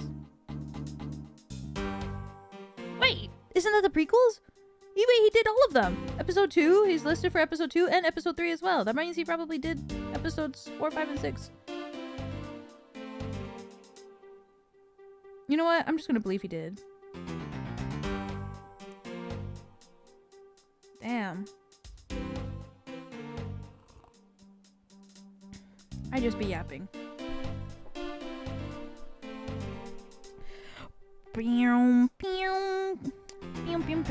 I watched one of his concerts and he played a lot of Star Wars music at one of his concerts, so I think he probably did most of the music, if not all. Because he's the GOAT. The knife wound on the body is consistent with the blade of the knife. Hold it! I would hope so. Does this mean that you already have the results back?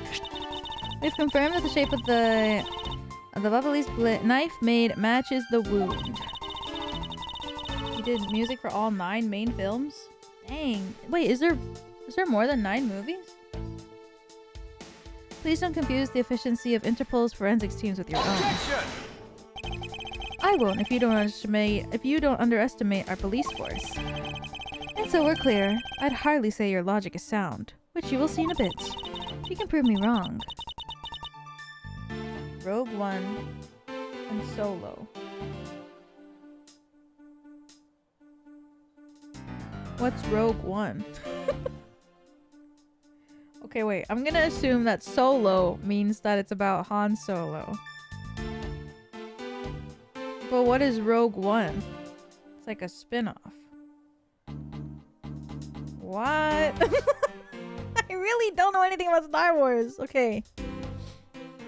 You want my TLDR of Star Wars? Baby lives on a planet with a lot of sand.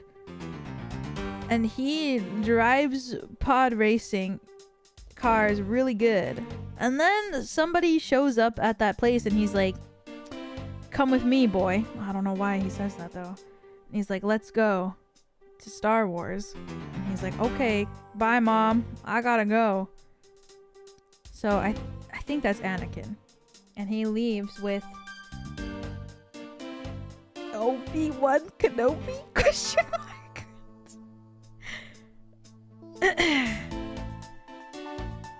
And then they go. I think they meet Han Solo here too. I think Han Solo has a lot of debt with Jabba the Hutt. And he's kind of just there. He does something. And then like they go to the Star Wars. And then Anakin. Ooh, I have to be good here. No. Princess Leia is his daughter, not the woman he falls in love with. He falls in love with, I think, Natalie Portman. I think. Ooh, unless... Wait, is Princess Leia Natalie Portman? I don't remember. What's her name? Does it start with a P? No. Padme. Oh, thank you. I almost said... Wait. Padme?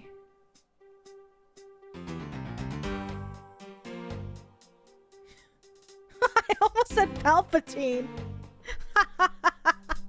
No, that's the evil guy who looks very evil. But Anakin is like, how could this guy be evil? Look at him. And everyone else is like, Anyways.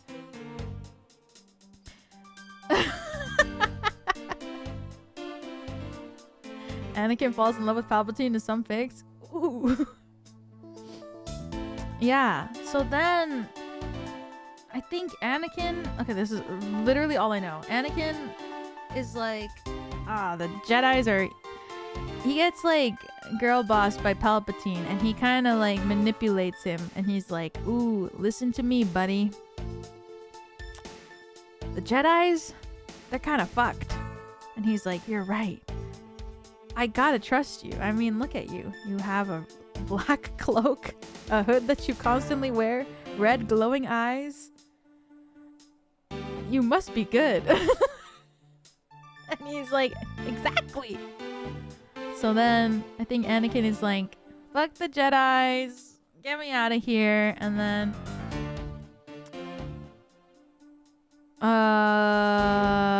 oh my god, what's his name? Han Solo. Wait. Obi-Wan Kenobi, that's his name. Is like, bro, no. We're good. And then they fight. And then there's like that really iconic scene where he's like, "You were like a brother to me." Ah. Oh wait, I think before that. Spoilers, by the way. His wife dies. Wait, maybe is it before that? Yes. No, it's not. It's after. She gives birth to her twins, and then she dies giving birth,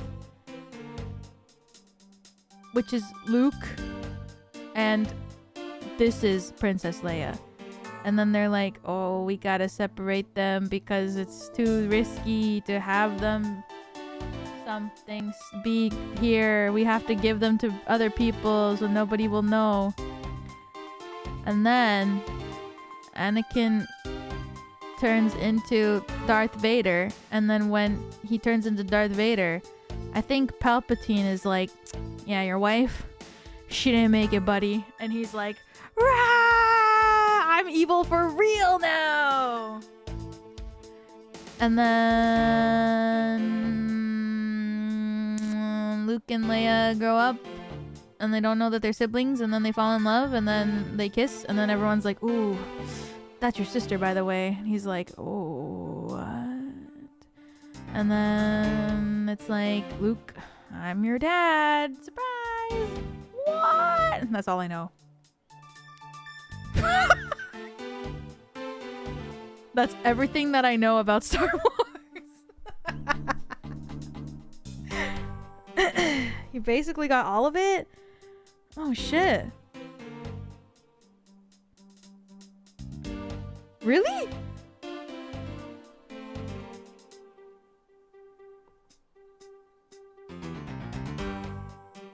Well, I know that there's other characters like there's like, yeah, General Grievous, the guy that I was talking about earlier, and then there's Jar Jar Binks, the guy that everybody hates for some reason. And then there's R2-D2 and C-3PO, the two robots. And then there's Chewbacca, the furry guy. And then there's Darth Maul, who I know for some reason because he's red. Oh yeah, and Yoda. Oh my god, yeah, Yoda. And then he falls down the elevator. Or it's not an elevator. He like falls down that building. Oof. And I'm like, oh, it was so sad when he fell. Falls down the elevator. I don't know, it's like a really long building, and then he fell down while he was fighting someone. I don't remember who he was fighting. And then there's the guy with the purple lightsaber, whose name I only remember when we're playing that one Jackbox game because it shows up on the screen. But if you told me to name him, I wouldn't be able to tell you. Let me think. Fuck, what's his name? Fuck, I can't remember. When I see it, I know, but when I think about it on my own, I can't remember. The purple guy. I'm trying to remember. Don't tell me. I'm not looking. It's not. No, I keep thinking everyone is Palpatine. No, that's the evil guy. Fuck my life. Oh no, I had it for a second, and then Palpatine's. No, stop! Get away from me. Fuck, I'm trying to remember. I had it for a second. Ah, I forget. Okay, tell me. William Afton. Fuck. No. Mace Windu. Yes, yes, yes. That's his name. Yes, yes. Thank you. When I see his name, I remember. But other than that, I keep forgetting. He demanded the purple lightsaber? Well, you know what? Good for him, because it's very memorable.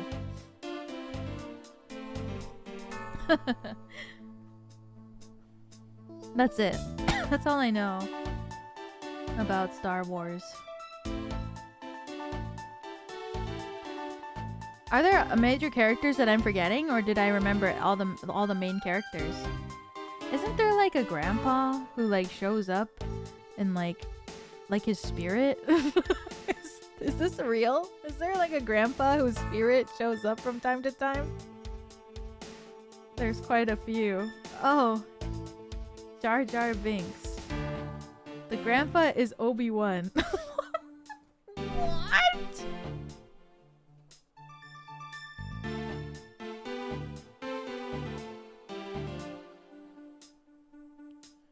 Girl, he ages. You're right. When he's old.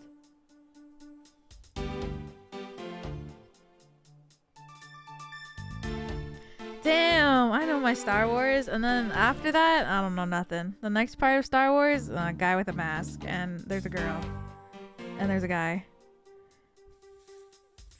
Adam Driver. I don't even know his character's name. The guy with the mask. And then there's a girl and the guy who are really popular, and then like a lot of like modern romance novels were based off of them or something. Kylo Ren.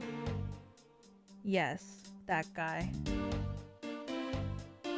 Or maybe it's based off of this guy and the girl. I don't remember. Oh, maybe it is. Raylo. That's their ship name, right?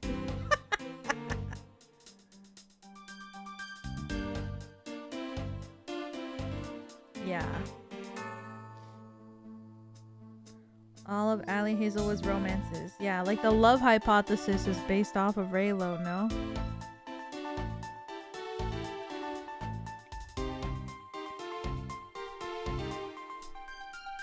You might summon Vox. Isn't that getting a movie or a TV show? That's crazy. Maybe I don't need to watch Star Wars. The fuck? I already know everything. Guys, I'm a Star Wars knower.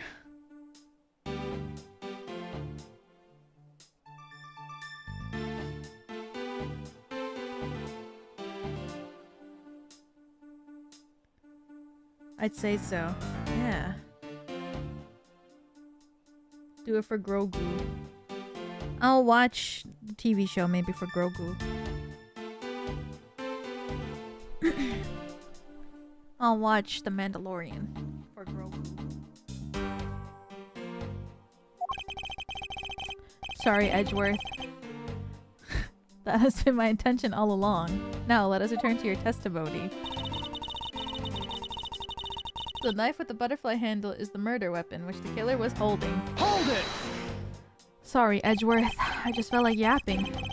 You mean to say that you saw Kay holding the murder weapon with your own eyes? I was also on the search for the Yatagarasu. When I heard that girl scream coming from the room, I rushed over straight away. When I arrived, I saw that girl standing there motionless with the knife in her hands. But I already told you, I only came in here because I was also after the Yatagarasu. Ugh. The suspicious person I saw came into this room. But when I entered, it was pitch dark. I felt something by my foot on the floor, so I turned on the lights, and then I found out that it was the murder weapon at your feet.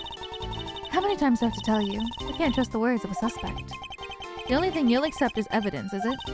That's the only acceptable way to counter an argument. Oh, that's the only way to counter an agent of Interpol on the scene of the crime.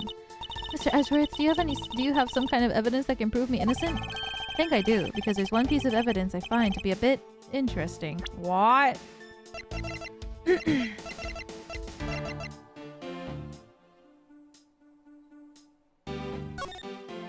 This one? There's a lot of skill detailing on the handle. It would appear that the handle in this knife is removable. I guess so people can change them whenever they feel like it. Sounds like fun. I don't think people will remove the handle just for fun. I mean, the knife... it doesn't have blood on the handle. I guess is what he means, maybe? Like, maybe Edgeworth means because there's no blood on the handle, that means they held it by the knife. So maybe they have to check for fingerprints on the blade inside instead? I think I need to carefully examine that piece of evidence again. I assume she obtained the knife from the display rack and used it on the victim. Hold it! I ask that you please refrain from speculation. It's a sound hypothesis derived from the evidence. There's no room for debate. Ugh. Miles Edgeworth, know that an ungraceful loss will not be tolerated, my subordinate. Now, rebut our hypothesis with factual logic. Otherwise, what was your investigation for? Yes, you're correct. Thank you. Helping a subordinate out with advice is the job of any good superior. She seems to be rather enjoying herself. She's correct, nonetheless. Agent Shina, please continue with your testimony. The knife is a part of a special 3-piece set which has design like no other. Hold it! About the 3-piece set, is there really no other like it? Let's ask Ambassador Paleno for more detail, shall we? The knives are indeed special. They have the butterfly, the symbol of the Republic of Babal, engraved on them. And because there are only 3 of them in the world, they are very valuable. Tenacious symbol, huh? Well, the knives are covered in the butterfly design. Along with the Alabastian set, our respective countries only have 3 knives of each. I see. Oh, maybe it doesn't have a butterfly. Are you satisfied now? If so, let's continue. Evidence and testimony all points to the girl. There's no counter-argument. Hold it! No, I believe there's still room for debate. And I'll thank you not to decide that for me. I didn't decide anything for you. I'm merely looking at reality the way that it is. Well, how can you tell what the design is?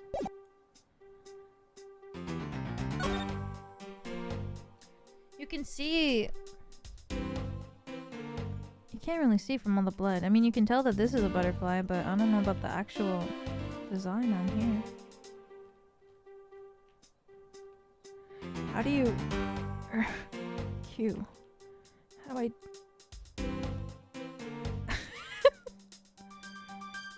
Let me view it. Maybe it doesn't matter. Maybe it doesn't matter what it looks like.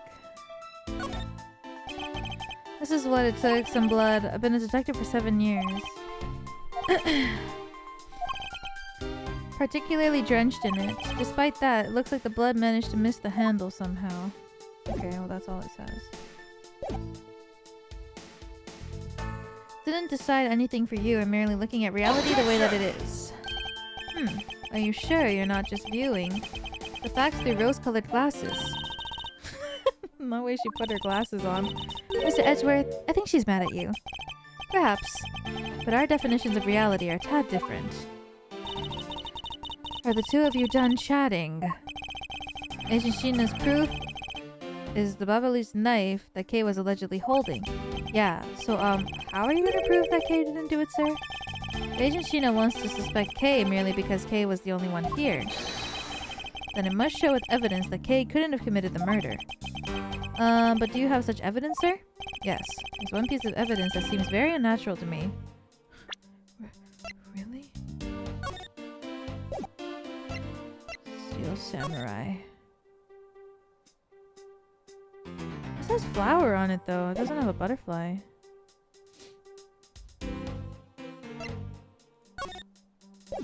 It has to be the knife. Right?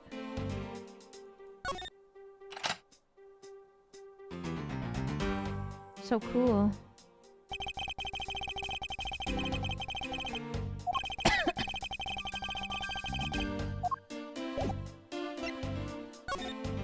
I guess so. I guess it has to be the knife. And I believe it's my duty to point that out to Agent Sheena. Knife wound on the body is consistent with the blade. Knife with a butterfly handle. Murder weapon which the killer was holding. I assume she obtained the knife from the display rack and used it on the victim. The knife is a part of a special 3-piece set, which has a design like no other. The evidence and testimony, it all points to the girl. There's no counter-argument. I assume that she obtained the knife from the display rack and used it on the victim. I guess it's the... I mean, it has the handle on it. Objection! Uh-oh. I yapped too long. My brain. By your silence, I assume you agree with my conclusion. No, I just don't have a worthy response. In any case, I have some documents I need to attend to. Damn. She just ignored me completely.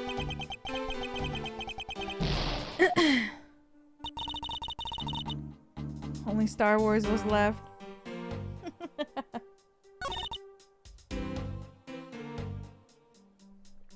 Okay.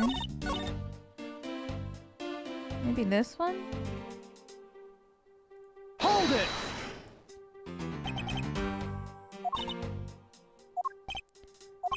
They have the butterfly, the symbol of the Republic, engraved on them. Because there are only 3 of them in the world, they are very, very valuable. National symbol. All the knives are covered in a butterfly design. Respective countries only have 3 knives each. Are you satisfied now? All points to the girl. There's no counter-argument. Hold it! No, I believe there's still room for debate. I'll thank you not to decide that for me. Objection! What? I feel like it has to be this.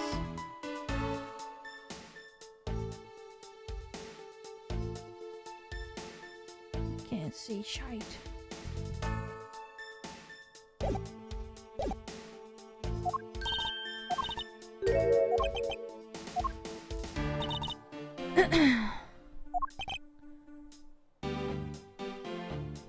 Is the knife that they were holding. How are you gonna prove that she didn't do it? Wants to suspect her because she was the only one here. Must show evidence that she couldn't have committed the murder. Do you have such evidence? One piece of unnatural evidence.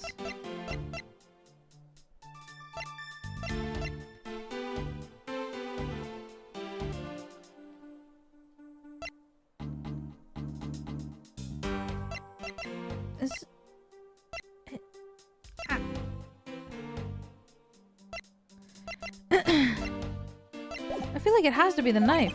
There's just nothing else. Well, Edgeworth.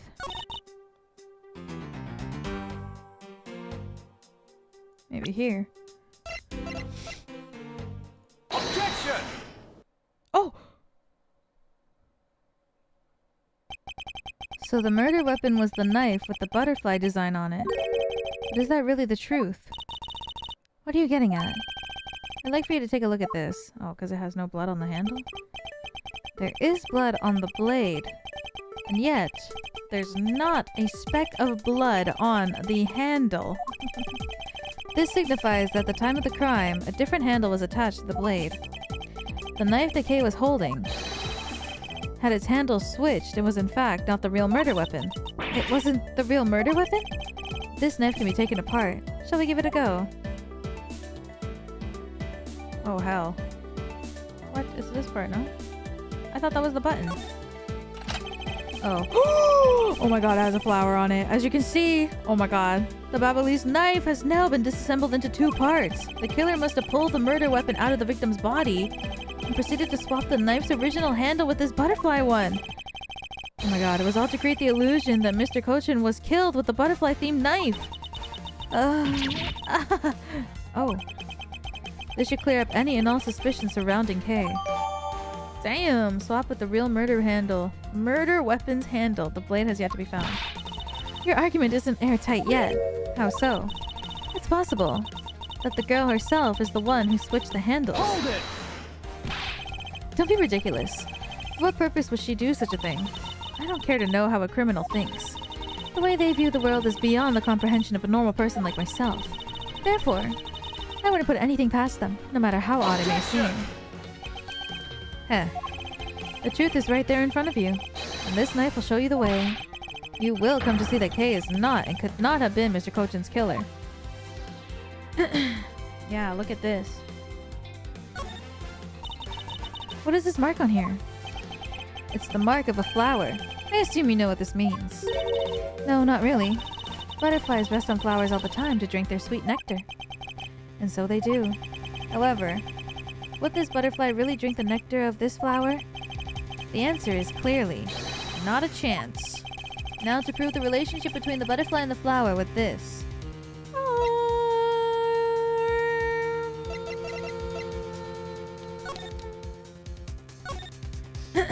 Oh.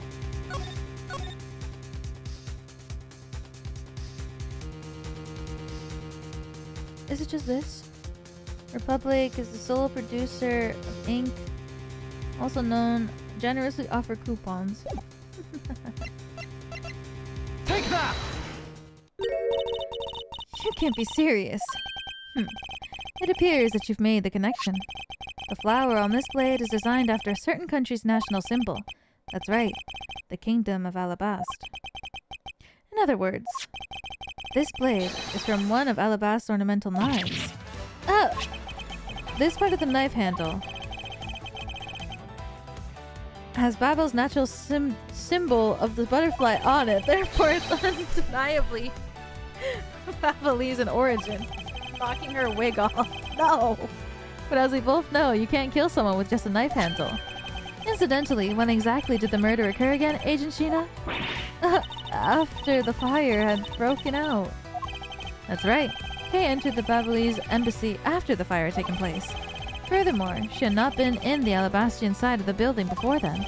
On top of that, not a single person passed between the two countries during the fire. Which means that Kay could not have transported an Alabastian object over here. This makes it impossible for her to be the true killer. Whoop! Way to go, Mr. Edgeworth, sir. What a great victory.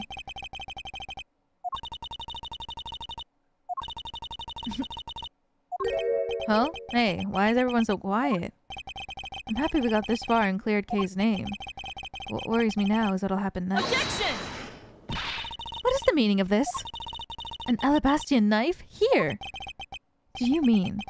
How did it find its way to the Republic of Babao?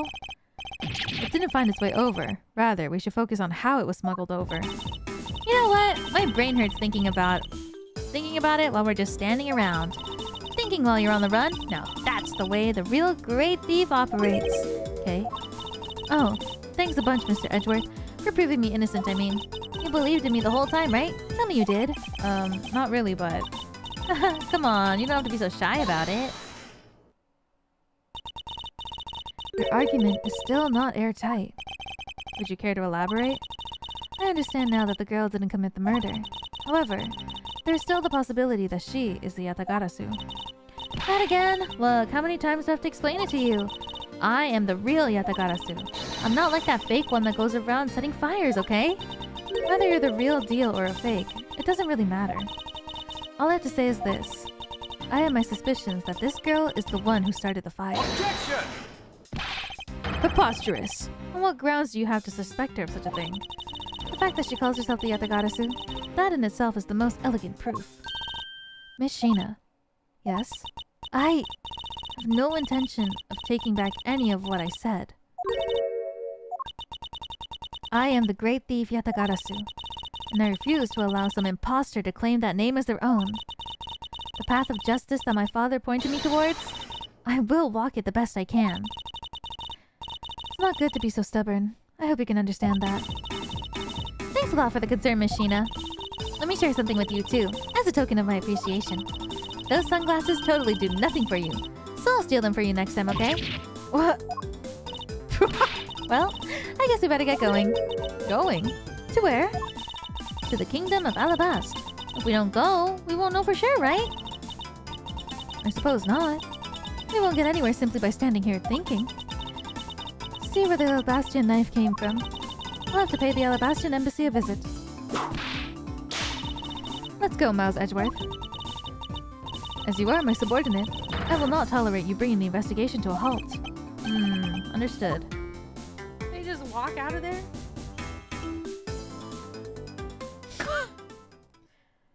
Damn.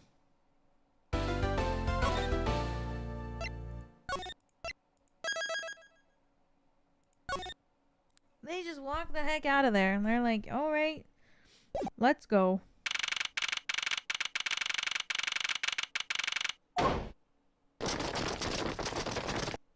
Oh god. Count off. 1, 1, 1, 1, 1, 1, 1, 1, 1. 1, 1. Shifu, 99 callouts, so all 99 members are most likely here and all accounted for, sir. Hey, you. Yeah, you. The second number one from my right. Sir, yes, sir. Here. A birthday present for you. What? Shifu! I didn't know that you knew all of our birthdays. What a kind heart you have. Shifu, you are more of a man than we'll ever be, sir.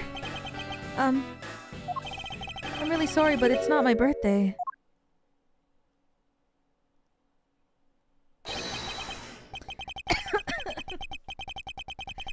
Langzi says, a cub who disrespects others soon feels the disciplinary bite of an elder. That present isn't for you. It's for your younger brother's wife's younger brother. Tell him I said hi and happy birthday, won't you? Yes, sir. Shifu, I can't believe you remember that much about each of us. Shifu, I'm so moved that I can't stop crying. I should probably leave them to their alone time. Alright, meeting's over, everyone. Head for your posts. Dismissed. Sir. He's so cool. Actually, though. Yo, were you guys there the whole time? I got a call from Sheena. She's already filled me in. Sounds like you're out to get in my way again. I have absolutely no intention of interrupting your investigation. I simply request that you grant me permission to investigate the Alabastian embassy. And what if I say no? Objection! Agent Lang, this man is my subordinate. As I've received permission from the ambassador, he is to be extended the same rights. Sorry, sis, but it's not that simple. Alabast has the strictest immigration regulations in the world, or didn't you know? Even among my elite men, about only half of them were admitted into the country. Besides, any more cooks in the kitchen might spill the soup, if you get what I mean. How dare you make such assumptions? Don't take this the wrong way. But I thought I was in charge of Alabast, Miss Von Karma. Look, try to understand, okay? Things over in Alabast are a bit of a mess right now. What do you mean by a bit of a mess? No one told you? We had an incident in Alabast as well. This is what we call the decision based on the investigation, Mr. Prosecutor. Look, Wolfie, just let us in already. Uh-oh.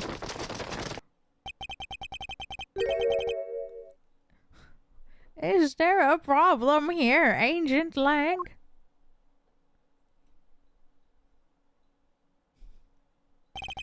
Not really. Just having a discussion about whether or not to let these guys in. Ambassador Alba, I ask that you please allow these people to join the investigation. Having a debate because of my country. I'm terribly sorry for placing you good people in that kind of situation. Is it all because I lack the strength to govern well? Please, it's nothing of that sort, Ambassador. You weakling. Kyricus, curse your frailty and inability to affect change in your country. What are you... The thing is, investigations conducted in my country have been under Agent Lang. And it is my judgment that in order to minimize disruption in an investigation, I should leave everything up to Agent Lang. There, you see? Oh, no way.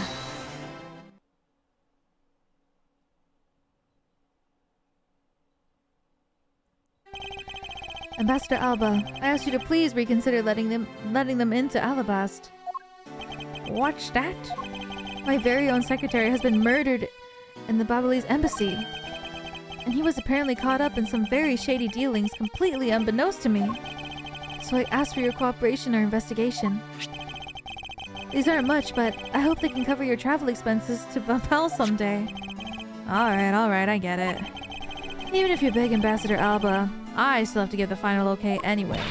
Alright! You hear that, Mr. Edgeworth? We're in! Not so fast, my little crow girl. You're still a witness in the Babel murder. So I'd like you to please stay in the Republic of Babel. Detective Gumshoe, please take good care of Kay for me. Yes, sir. Sound good to me. The fewer troublemakers, the better.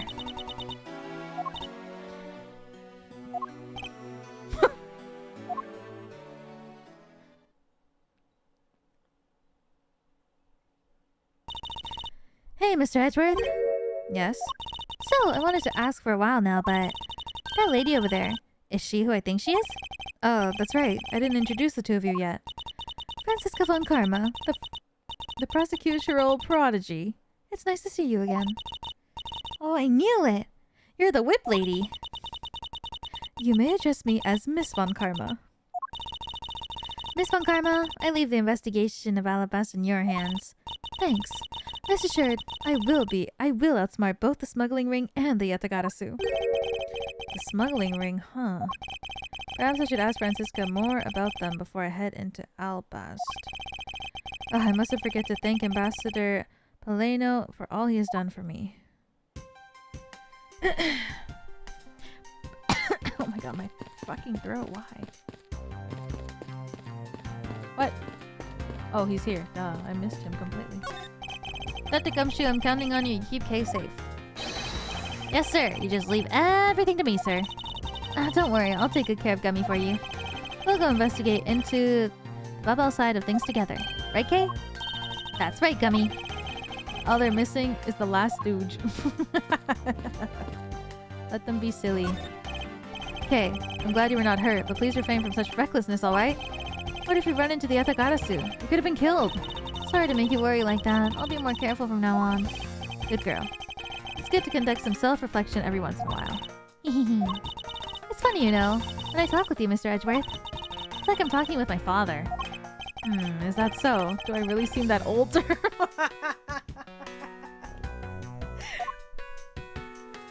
That's his concern? I can't. There might be a clue among these. I better check the titles of the videos. My, the things I put myself through for the sake of the investigation. Alright, buddy. Gift from Global Studios. They seem to be prospering quite a bit thanks to their constant stream of hit shows. Steel Samurai and Gem and Ninja's stage shows were held just beyond these doors. After the Gem and Ninja shows ended, we came out here and were greeted with a fire. Then the appearance of the Yatagarasu and the murder. Far from solving anything yet. May I ask you to please move out of the way? I'm sorry, sir, but we're currently clearing the area beyond the fallen burnt brush. I ask for your patience until we are done. Very well. Oh, and I hope the brush clearing goes smoothly. National flag of the Republic of Babal on display. The crest features a butterfly. Babalese Embassy, which sits on the right of the theater. Alabastian Embassy, which sits on the left. Something has happened in each of the two embassies. Since that, unconventional methods will be required to solve both of these mysteries. National flag of the Kingdom of Alabast on our display here. The crest on it features a flower. A knife with the flower design on the one that we found in the Babalese Embassy. It would appear that it is definitely connected to the Kingdom of Alabast. These flowers are a gift from the Gatewater Imperial Hotel. It appears that their business has boomed since they became the Steel Samurai sponsor. Oh, I didn't know that. Stacks of pamphlets about two embassies here. Mr. Edgeworth, please take as many as you would like. You'll find that you can cut out the last page and use it as a coupon. I'm afraid I must decline as I have little interest in them. Wait, I thought Americans loved coupons. A man in the green coat earlier was beyond ecstatic when I gave him some. Ambassador Paleno, I ask that you please not think of him as a representative of all Americans. Oh my god, it's so weird when he actually says I'm American. I can see the courtyard, Alabastian Embassy through this window. The side under the same dire straits as the Babalese side. An incident has occurred on both sides of this one building. Why must fate make everything in my life so full of complexities? Ambassador Paleno, I am in your debt. No, it's nothing. Because it's about all I can do for you, I'm afraid. I only ask that you please bring Manny's killer to justice. I will, Ambassador, on my honor. Wow, you're so sensational. You've really piqued my curiosity.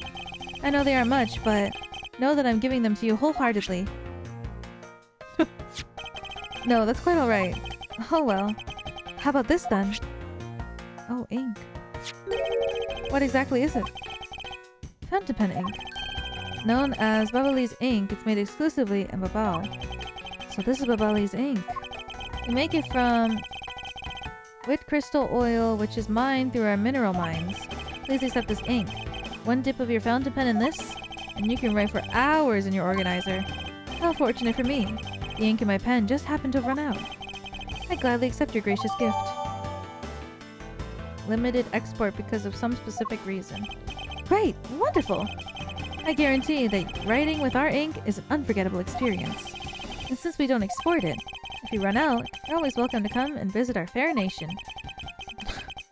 Talk about cornering the customer along with the market. You made so much progress in your investigation in such a short period of time. It's truly amazing. Agent Hicks, whose help I had requested, was cut down before he completed his task. There's no room for further failure in my perfect investigation. In spite of that, I believe you're able to obtain some insight into the ring, correct? It was nothing. I simply made some deductions based on the smuggled items I was following. You mean the Babalu's ink? Why is there restrictions on export of the ink to begin with? That's classified Interpol info— Hold it! Francisca, as your subordinate, I'm a part of your investigation now. Don't you think it would be beneficial if I was as well informed as you? Point taken. Very well, I'll fill you in.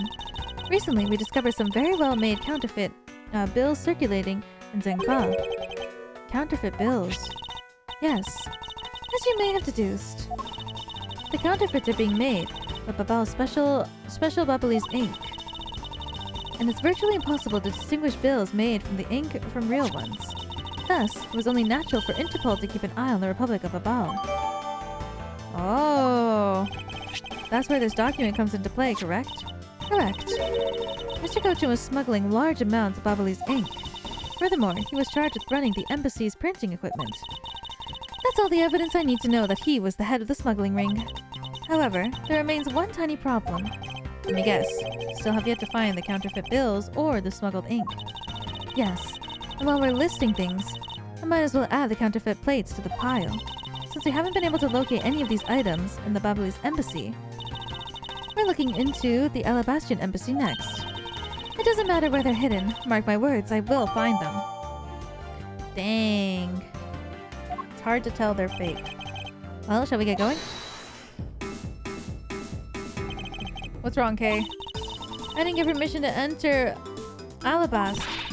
So we're going to go gather whatever info we can over at the Babalese side, okay? Alright, I'm counting on you two. Right, and I'm counting on you and Miss Von Karma to sniff out the clues in Alabast.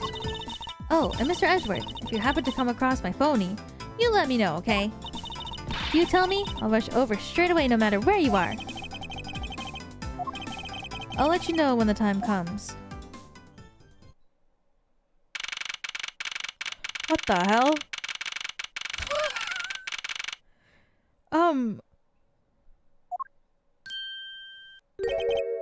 Huh?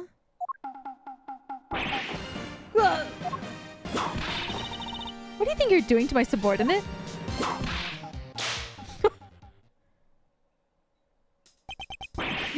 You're... Here he comes. Oh my god, no way. I'm okay, I wasn't expecting that. What the fuck? No way!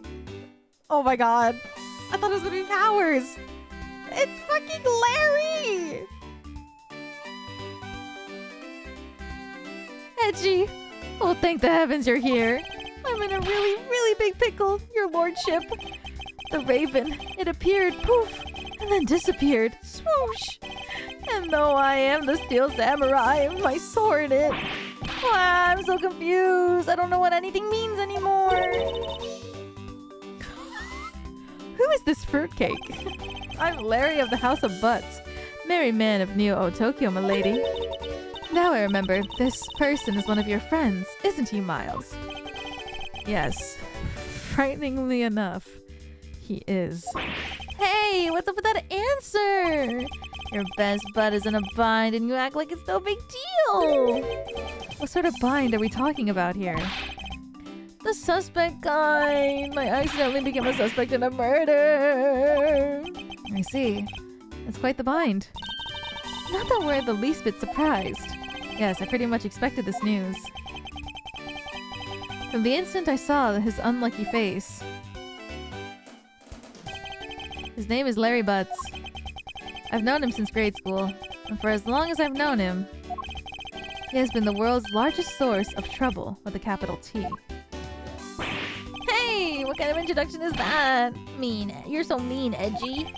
If you're not careful, you might find your tiny number of friends go down by 1. That wasn't called for. Besides, you're... Wait, hold on. Larry? It was you? You're the one who wrote my Steel Samurai autograph? Huh? Oh, you didn't notice earlier? I even winked at you through my headpiece. What's going on? And why are you beet red? Sorry, but could you not speak to me right now? Oh, sorry. Am I interrupting your comical yet melodramatic play? Aha. So this is the incident you mentioned earlier. Mr. Prosecutor, this childhood friend of yours, is our prime suspect. Of what, you ask? Of the murder of a man who snuck into this embassy, Master Mask II. Master Mask 2? Oh my god, no! Only Larry could get himself into yet another mess as fine as this. No matter what the facts seem to say, Larry is not the type to commit murder. Still, it's a rather daunting stroke of misfortune I've struck. I have to prove that Larry Butts is innocent of all wrongdoing. Shifu! We've identified the victim. Good work. I'll take that report now. Agent Long, would you mind if I took a peek at this as well? What did I tell you earlier, Mr. Prosecutor? Don't get in my way. There's only enough flesh around here to feed one wolf, and that one is me. Ow! So no, you may not take a peek. But Agent Long... What? Oh my god! Detective Bad? Oh my god, Larry. His boobs look huge. Agent Long. Will you allow an investigator such as myself to take a look? Yes, of course. You let the detective see the file. You're Detective Bad. You're the prosecutor, Mr. Edgeworth, right? Fancy meeting you here, Detective. You weren't expecting me? Ever since that day 7 years ago, I've chased after the Yatagarasu non-stop.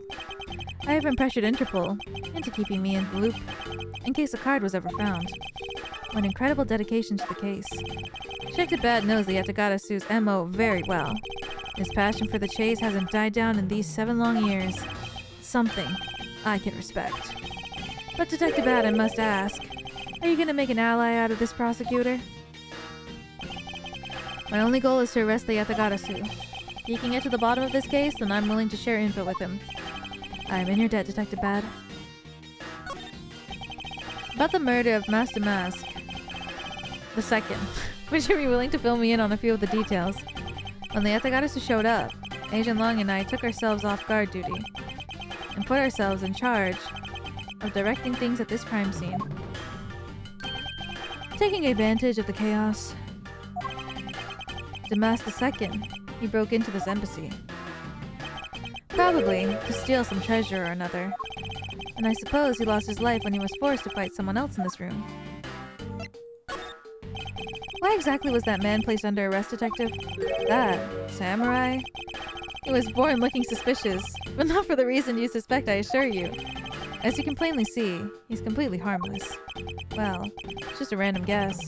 It's not like he's actually under arrest. Tonight, here at the Alabastian Embassy, Ambassador Alba was to give a commemorative speech, and that's when the Yatagarasu showed. But keep in mind, the Yatagarasu isn't who I'm talking about right now. Those seats, for the guests who had been called to sit in them, were empty. A no-show. Who was it that failed to take their seat? A steel samurai. Until the speech was to begin, each member of the entire Steel Samurai family was to wait in a separate room. However, for some weird reason, that man was spotted in a different location than his assigned room at that time. And where was he? Why? He was on the roof with one of his legs down the chimney! That chimney Leads directly into this room! Larry Butts, you really outdone yourself this time! What were you thinking? In any case, I believe it's high time for me to start my investigation. Why? Oh my god. I think I'll stop here for today. My voice is getting so tired. So that we can start. I'm gonna play tomorrow again. Hopefully we can finish the game tomorrow. So I'll start from the investigation tomorrow. Why? Why did you do that? Why? Larry immediately exhausted you? Yeah. I think we can probably finish the game tomorrow.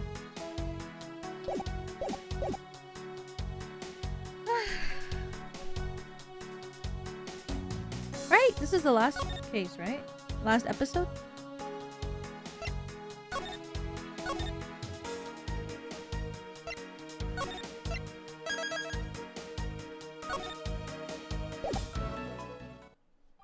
Is this the last of investigation 1? I think so. Oh my god.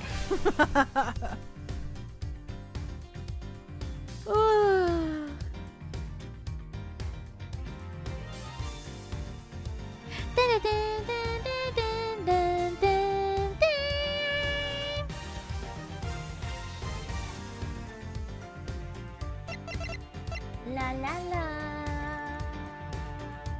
Oh my god, I know now.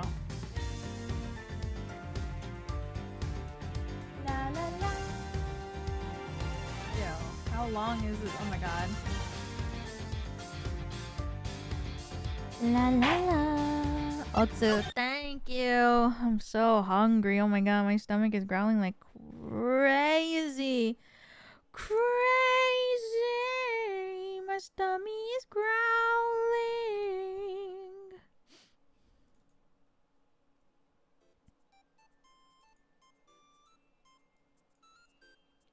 Otsu, Otsu. Oh my god, my stomach. I'm so hungry. Eat some good food. I will in a bit. Did I see the Estelle figure? I did! Oh my goodness. Andrew, thank you for the super chat. Thank you, thank you! I did. It's so cute. And it's an L size too, which is a pretty good size for a figure. L size pop-up parade is such a good size for a figure. And it's so affordable too. Do I get it? No, I don't need any more figures. I can't.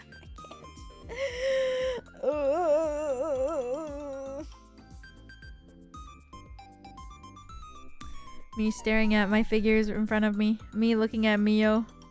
Mio Xenoblade 3. She's looking right at me. Hey girl, you're looking cute. She's so cute. I love this figure so much.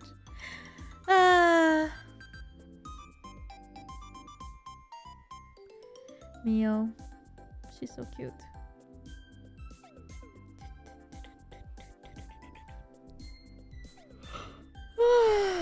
Mio is simply the best. Yeah. What was it again?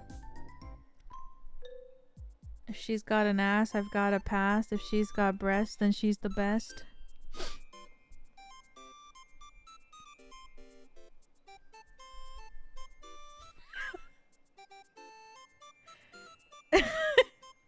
Is this right?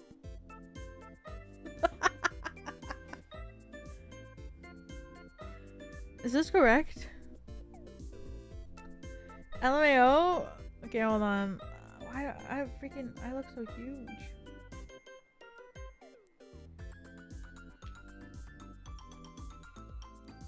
It's the first time I've heard that. It's the Salvager's Code. Okay, well it's not real, but it's the Joseph Anderson Salvager's Code, you know?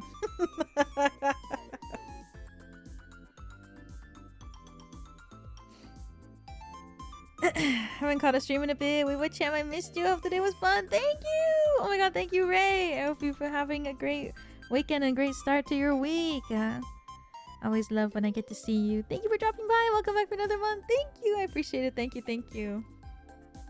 I think that's how it goes. I didn't make it up. Okay, it wasn't me. It wasn't me.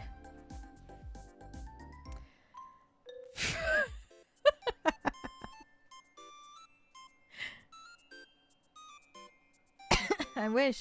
Well, no. Well.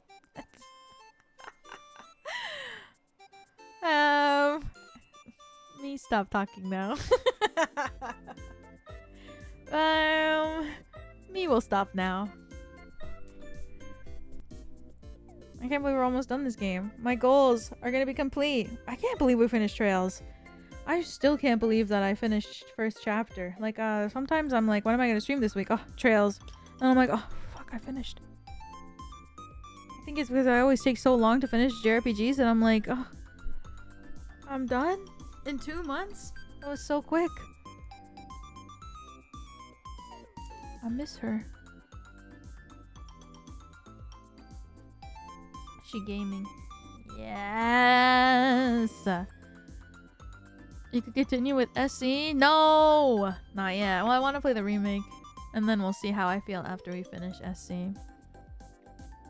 September's so far away, I know, but I would love to play the remake. I mean, I might as well just wait a bit and play other games in between. And plus, I'm going to be gone for a bit soon. Yeah, at the end of this week, I'm going to take off from Friday. From Friday off, I'll be off for a bit. I'll try to stream when I can, but I'm going to be quite busy with NIJIFest stuff. And then, yeah, I'll be back like middle of June. But there will be streams from time to time when I can. So much work stuff, but I'm so excited. I'll miss you. I'll miss you. I'll be back so fast. It'll be very quick. I promise. It'll feel so fast. I'll try to stream when I can as well. Then I'll be back mid-June. So like 1-ish month. Just about. Go with work, thank you! I'll do my best.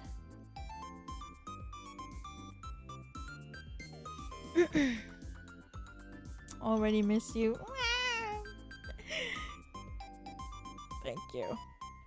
I'll be back soon. It'll feel so quick. She's not even gone. I already miss her. Please. Thank you, Cabra, for the super chat. Thank you, thank you. It's okay. I'll be back really fast. Just a lot of work stuff to get over, and then that's it. Shorty promised a karaoke. That I have. I promised, and it will be happening, and I will announce it closer to the mic.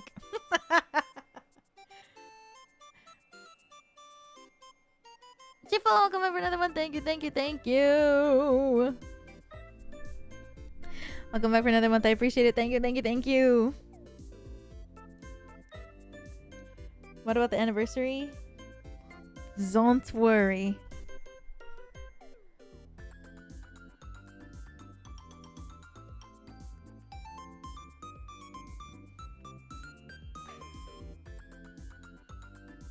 I'm preparing something.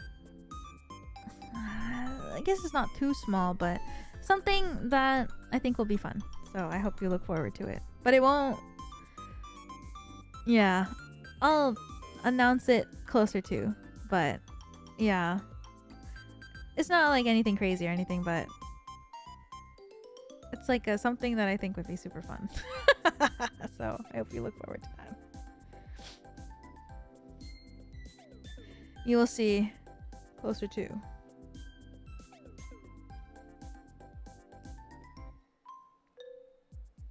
Can't wait. Yay! Gambaru. It's one of the big works that I have to do. For me, at least.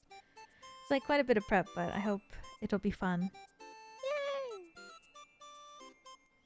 I hope it'll be fun. I do have quite a bit of prep that I gotta do for it, though, so I'll be working hard.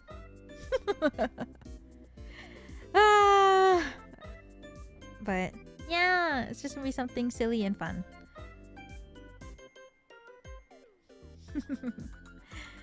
I'll do my best. Gamba, thank you.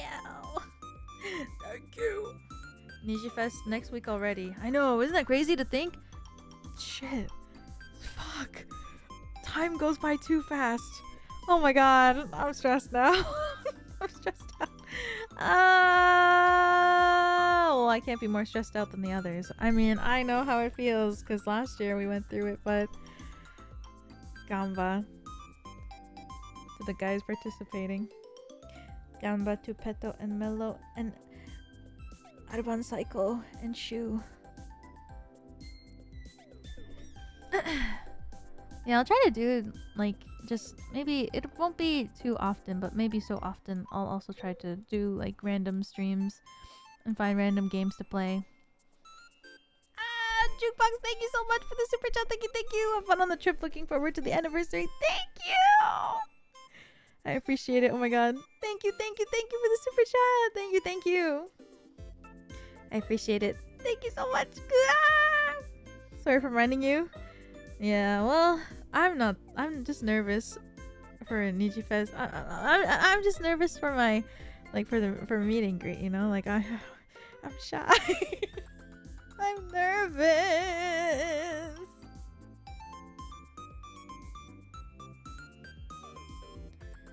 No gorilla stream? Yeah. Continue the game you played last time, the House People drama. Did I buy that game? I guess I did. Oh my god, I did. You're right. That was a crazy game. That stream I did with Doppio felt like a fever dream. That was a crazy stream. I just didn't. It was so insane. It was so fun. I'm glad you enjoyed. It was so chaotic. Yeah, it was. That was so crazy. My brain. But it was fun, so maybe I'll ask him again if he wants to do a stream together or something.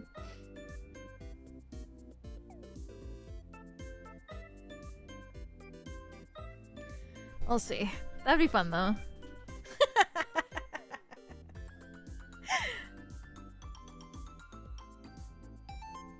I'll figure something out. It would be fun to do just a bunch of stuff. Pyong Pyong! Welcome back for another month. Thank you. I appreciate it. Thank you. I love your icon so much. Oh my god. Next, thank you for the super chat. Thank you. Got back from a weekend trip for the Hoyo Fest concert, Square Enix medley concert, and the Galaxy's Edge, and brought you and Peto everywhere. Oh my god, that's such a packed weekend. Holy shit, it was so fun. Excited for Niji Fest next. Yay!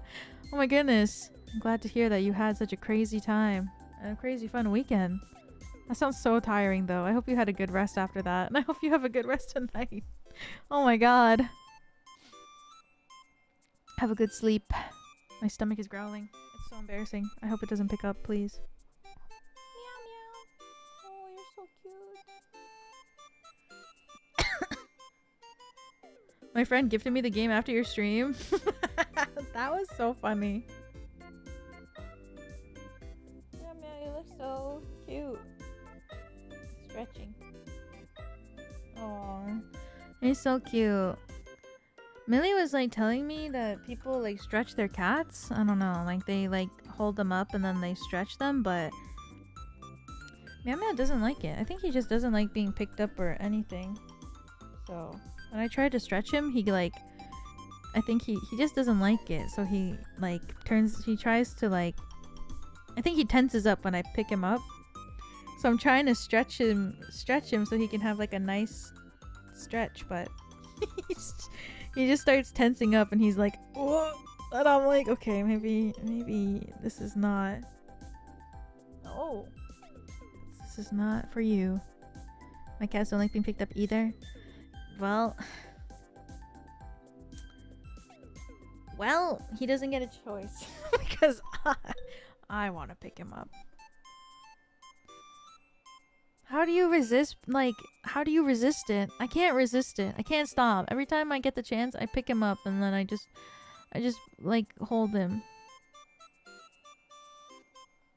I can't help it. He's just so cute. I just pick him up and I put him in my lap and then I like put my face into his head and I just smell him. Cats are too baby. I still do and smooch him and he wiggles free. Yeah. It doesn't like being picked up by picked up shape. Exactly. I do it. I don't care. I remember, yeah, because I picked up Meow Meow and I like spin him around and stuff. And I guess some people don't pick up their cats at all. And they're like, I can't even imagine doing that. And I'm like, what do you mean? Picks up my cat, like spins him around and starts running around. I can't help it. He's just so cute. Like when I pick him up, I'm like, whee! When I pick up my cat, he extends like a slinky. That's so cute. Yeah, man, you wanna be a slinky? Nope.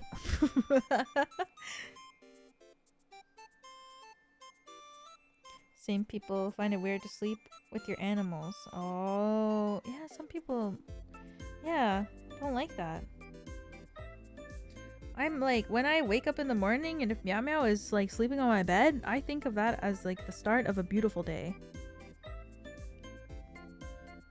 Oh! I also ended up not getting Niji stickers. No! But I'm getting my hair done. Weema colors! Yay! And I'm going to Chico Park. Oh my god! I hope you have so much fun! Thank you for the super chat, Ray. Thank you, thank you, thank you. Oh my god, I hope you have so much fun at Chico Park. It was so cute. And it was really fun. I bought so much stuff. I hope you are able to buy so much stuff at Chikawa Park. There's a Chikawa Park? Yeah, there is. In Ikebukuro. I bought so much stuff when I went. It was really fun. Took so many photos. I have like 30 pictures of like this one Hachiwara on my phone. It's just a big, like when I scroll through my phone, like my photo album sometimes, it's just like this long section of like Hachiwaras that I took photos of. And I'm like, why? Why did I do that? But I can't delete them because I love Hachiwara so much. I didn't even realize like how much Hachiwara stuff I had, to be honest. It's a lot, by the way, but I didn't even notice. And then when I was with my friends recently, they came over, right? Last week I think it was, or whenever. And then my friend was like, my friend was like, who is this character? And I was like, oh, this is Hachiwara. I think my friend kind of knew who Chikawa was because of me, but didn't realize who the other characters were. And she was like, and then I guess I just don't realize because like my Hachiwara stuff is kind of just like all around like where I live. I just place it like where I think it looks cute. And she's like looking at everything and she was like counting everything and I was like, okay, hold on, this is actually a lot worse than I thought.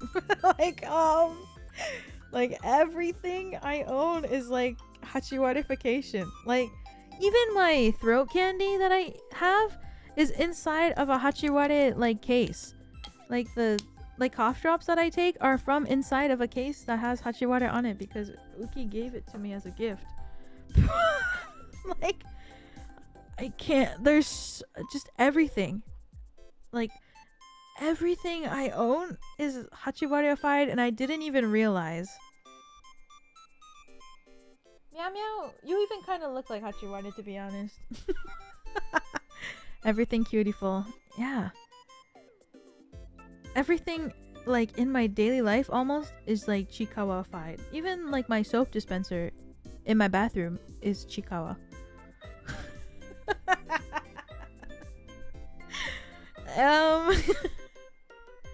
Yeah.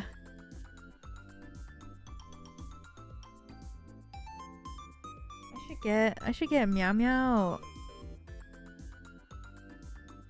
a Chikawa toy. Or like a Chikawa something. You know those like hats that you can put on your cats? They sometimes sell like cat costumes. I should find one of Hachiwara and put it on Meow Meow. Oh, now that would be fun. Yeah, because I have oh my god, I have so much. And it's like kind of embarrassing because in my living room, I have like a lot of plushies in a corner. Like on one of the couches in my living room, I just have like the plushies are kind of like arranged and they sit on like they sit on the couch, you know, like they're sat. It's their section. It's their seat in my living room. And like the one that I have in the middle It was so funny because I think Meow Meow, or maybe they got knocked over or something, my plush. When my friends came over, and my friend was like looking at all my stuff. She's like, oh my god, you have so much of this character. And I was like, yeah, I really like this character. And then she was like looking at my plush. And she was like, what is this? And there was one buried in the mountain of plushies. And she pulled it out. And I forgot that I had freaking Hachiware dressed as Bakugo. And I just died of laughing because I was so embarrassed. I was like, oh my god.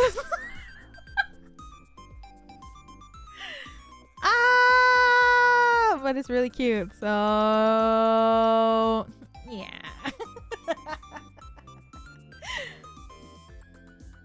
It's so cute, and I love Bakugo and I love Hachiware, so it's for me. It's made for me.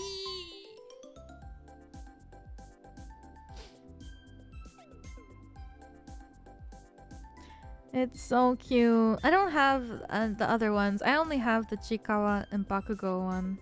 Maybe I should get the Deku, Chikawa, and the Todoroki Usagi too, but I think there's more now. I think they even made like more. But I don't think Kirishima was in the collab, sadly. Man. Where's my Oshi, huh? Where's my Oshi's Chikawafication? Please! I need this! I can't stop saying that. I need to stop.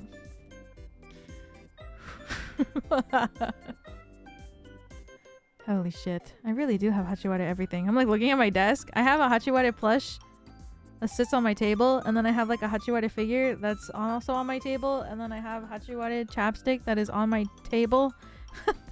I have the Hachiware throat candy holder.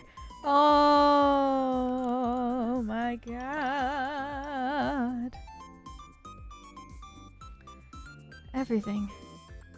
Everything is Hachiware. And Clara Charmwood. Sounds like you really like it. I do. Clara Charmwood keychain. Oh my god, what the hell? I didn't even know I had this here. I have a keychain of Hachiware right beside me too. What the fuck? Oh my god, it's so cute.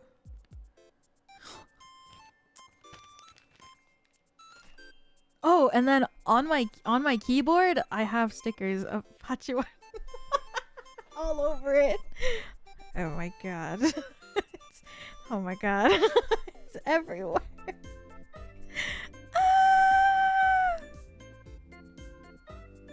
Now I have to draw Hachiware with a Wiwa. Oh my god. I have to learn how to draw Hachiware so I can draw a picture of Hachiware and a Wiwa beside each other. I don't think she likes Hachiware, guys. I think I kind of love Hachiware more than I knew I did. Shit.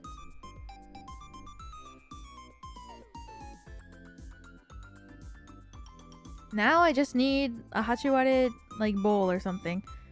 Oh god, tableware really gets me. I can't stop. All of my plates in my home are Pokemon.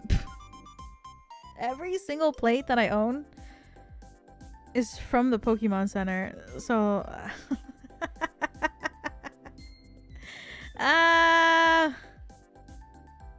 yeah. It's just more fun to live in a cutiful place, you know? Like, you just gotta buy cutiful stuff. Gotta make the Chikawa tableware your fine china. I gotta buy, like, one of those cabinets that have, like, a glass... Like, the glass opening. And then buy the tableware display little plastic things. And then put up my beautiful Chikawa plates. And have them on display. When my parents are with you, everyone eats on a Pokemon plate? Hell yeah. The NASA self-dispenser? That's so cute! What? I didn't know that was a thing. Let me look it up. Oh my god. Jump scare. I had a Palpatine Star Wars open on my phone.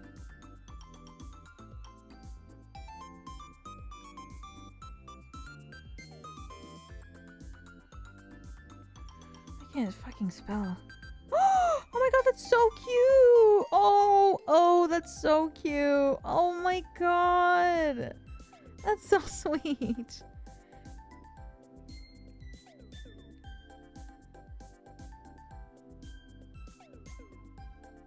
Somehow Palpatine returns because I opened my browser and he was there. That's so sweet. I have all of my chopsticks that I have are like Pokemon ones. Like they're all different colors. Oh well, I have Pokemon chopsticks. And then I have Sanrio ones. My brother does not care about what he eats off of or what he uses to eat, so I bought everything. So all the chopsticks are like Pokemon themed or Sanrio themed. And then my teapot, I have like the Sinistra... Wait. Poltergeist. No, Poltergeist, not Poltergeist. I think there's also Poltergeist stuff too now, which I kind of might consider, but like the Poltergeist teapot and then the Sinistea like teacup, I have that too. But that's actually the fine china. Like I don't use that because I'm scared. But that is the fine china in my home. It's just so much fun to eat off of like cute stuff, you know? It's just so fun. And then I don't know, cups and whatever. I have mugs are just so easy to buy, guys. I have so many mugs. So many. It's like a matcha set, right? Pochacco? Yeah, I do. I have so many mugs. I have a mug that's in the shape of Pochacco's head. Enna bought it for me. So I drink out of Pochacco's brain.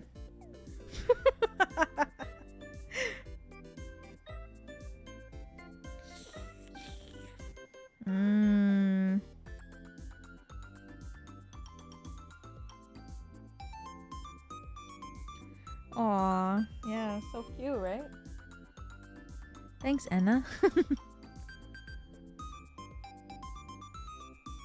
Life's too short to care about what I eat off of. Ellie bro, probably. Yeah. Star Player, thank you so much. Welcome for another month. Thank you, thank you, thank you. Have I seen the Dragonair plate from the Pokemon Cafe? No. About to Google. Dragonair plate. Wait, what? Wait, that's so cute. Oh my god. What? That's so cute. Oh my god. Oh my god, that's so cute. What? No. I want to buy it. It's so pretty. Oh, that's so sweet. Oh my god, and the Dragonite is so cute. And the Dratini. And then freaking, I don't know why, but Gumi is there too. Let's go, Gumi. Let's go, Gumi. I don't know why you're there, but hell yeah. It's like the perfect... Hot minute since we've heard from life-size Lucario figure. Where is he? He's good. Sometimes I sleep on him. I know that sounds crazy, but he's actually really comfortable. He's like the main centerpiece. Okay, remember when I said I have a couch section that's dedicated to just plushies and they all sit? He's like the main piece of that like couch. But like sometimes I just sleep on the pile of plushies. And he's really comfy, so I just sleep if I pass out. And he's like the main centerpiece of all the plushies, so it's so comfortable and so nice. I have a Chibi Wiwa mug on my desk that my friend drew. That's so cute. Wow. His throne. Yeah. Lucario, who is surrounded by a billion other things that I have. Like, for some reason, multiple Pommies. The same Pommy plush, but multiple. I have 4 different Togepi plush. Okay, don't ask why I have so many. I also have a Togetic. That is pretty ginormous too, actually. And then freaking Bakugo Hachiware.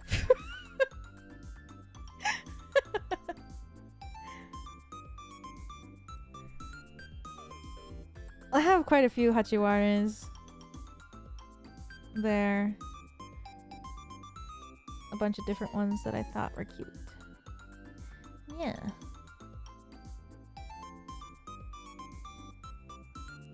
Palmy and Togepi are your faves? No. There's just not that many. Like, I want more plushies of my favorite Pokemon, but I don't only want sitting cuties, you know what I mean? I think they're cute. Like, I have the Heatran sitting cutie right in front of me right now, but I want larger plush. I like a medium-sized plush. But there's not that many.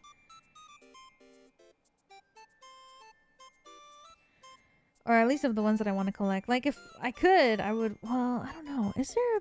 I don't know. I really want Dragapult. I hope they release, like, life-size Dragapult so that... For me. I want that. I want a life-size Dragapult so bad. I think that would be awesome. I would be so happy. Or like a bigger Skitty. Because Skitty's my favorite. They released a bigger one with small Dreepies. Really? I think I saw that. I think I did see that there's like a bigger one. I just want life-size. Did you see Vera's Dragonite EX? I know, I did see. I saw it right before I started stream. My brain was like, I want that card so bad. That's like my #1 card that I want. The Dragapult from Ascended Heroes.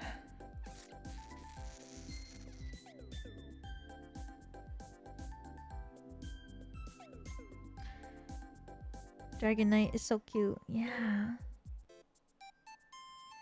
Yeah, I don't know. Maybe I'll see. I have so many plush though is the problem. I don't need more. I have so many niche plushies too. So like, I don't need any more. I have so many. Like the freaking bee from Slime Rancher. It's on my bookshelf. I have BJ from 13 Sentinels. He's also in that pile. But also more plush. True. That bee is hella cute. It is cute. It is cute. Gotta start Pokemon Champions. I know, me too. I haven't played it at all. I really wanted to try it, but there's been so many things going on that I haven't been able to prioritize it. Maybe while I'm gone, I'll try it out. The lack of League merch is concerning. I don't think I have a single piece of League of Legends merch. I'll be real with you. I don't think I have any. Let's keep it that way, guys.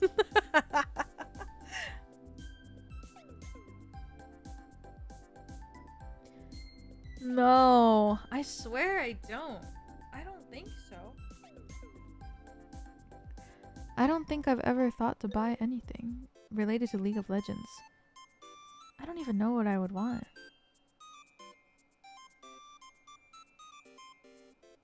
Not even a Teemo hat? Oh, you're right.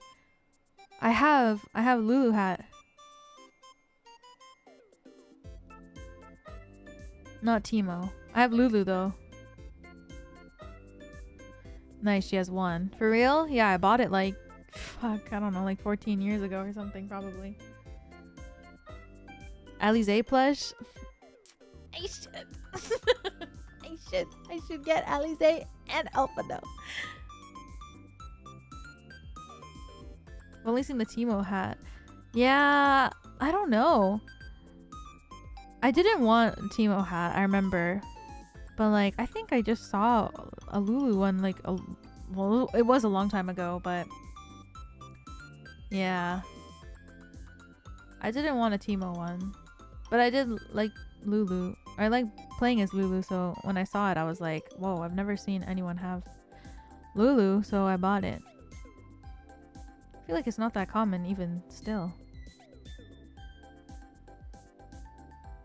I have Otter. It's so cute. I keep looking at the Square Enix store. There's like that Chocobo mug or something that they have, and it's so freaking cute, and I keep thinking about it. I'm strong though. I hope.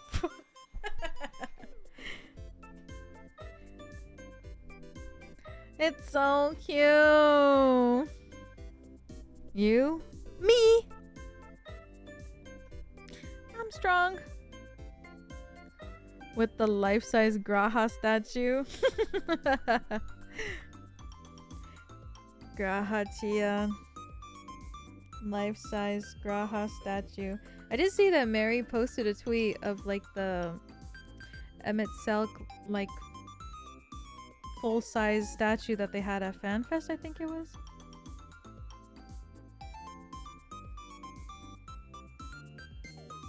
I don't know if it was at FanFest or not, but I did see Mary's photo being like, why won't they let me take life-size Emmett Selk home? It's in Japan. Oh!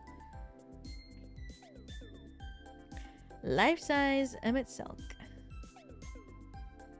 Osaka and then Tokyo. Oh, I see. I didn't even know there was an exhibit.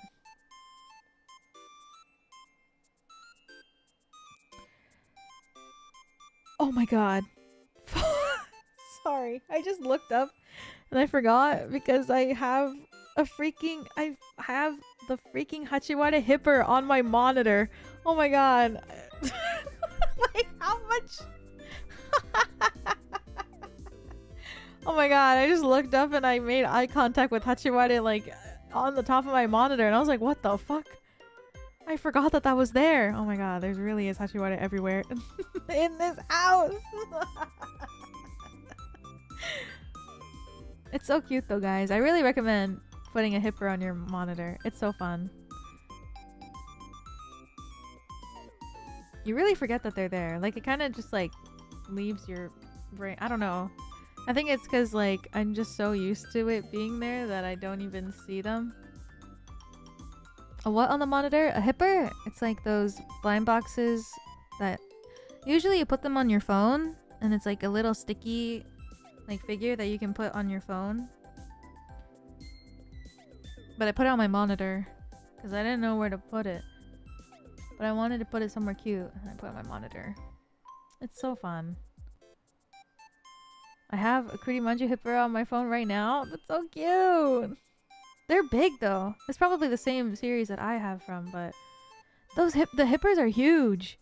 So I didn't know if I wanted to put it on my phone, so I put it on my monitor. At first I was gonna put it on my Kobo, but it's pretty big. The Chikawa ones I wasn't expecting to be ginormous, so they're so huge and their heads are so big. I know, it's so cute, but dang. I mean, I guess it's like a bang for your buck because it's actually a really big and good quality figure, but it's just ginormous.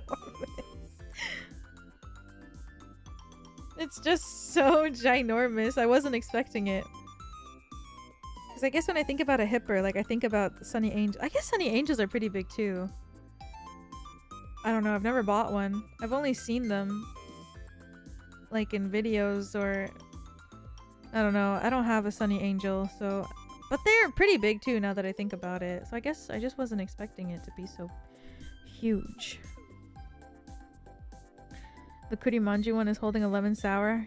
Hashtag twin. That's my drink of choice too. I don't know why. I can't drink carbonated, but sometimes when I be drinking a lemon sour, I don't even care. I just be happy drinking my lemon sour. Smisky as well. Oh, you're right. I used to have a Smisky. It is pretty big now that I remember. Using your clear stand from your figure to decorate my monitor. Oh. Carbonated makes you burp? No, it's the opposite. I can't burp. I don't know why. Carbonated, I can't burp, so the gas gets stuck inside of my body and it builds up.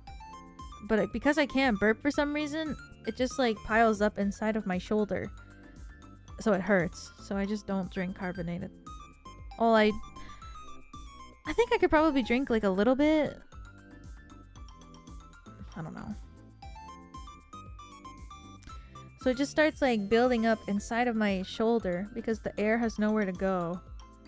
You think it'd go up my ass, but no. You know what I mean? I don't even have the option. It just gets stuck inside of my body, and then it starts putting pressure, and then it just hurts. So I just don't drink carbonated stuff. What about soda?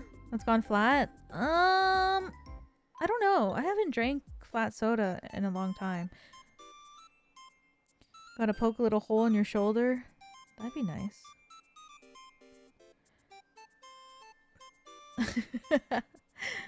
Soda that's gone flat is gross?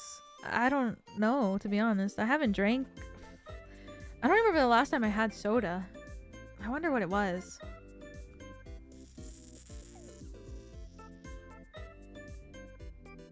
I couldn't even tell you. I don't know. Sprite, maybe? I'm trying to think of what would be realistic. Can I drink beer?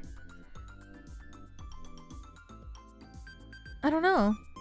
I've tried.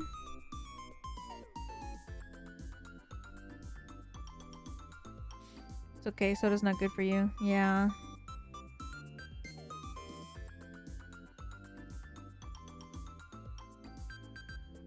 I don't know. I haven't...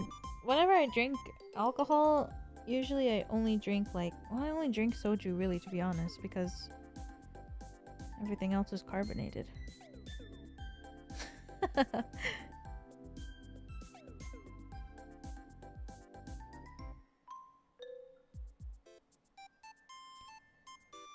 And lemon sour. For some reason, I can drink a lemon sour, though.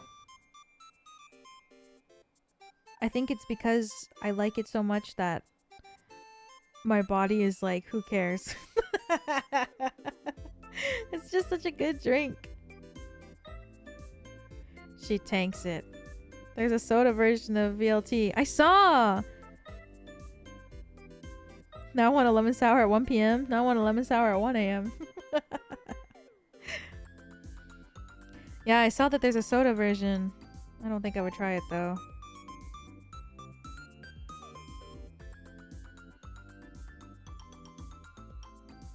Most alcohol isn't carbonated. Yeah.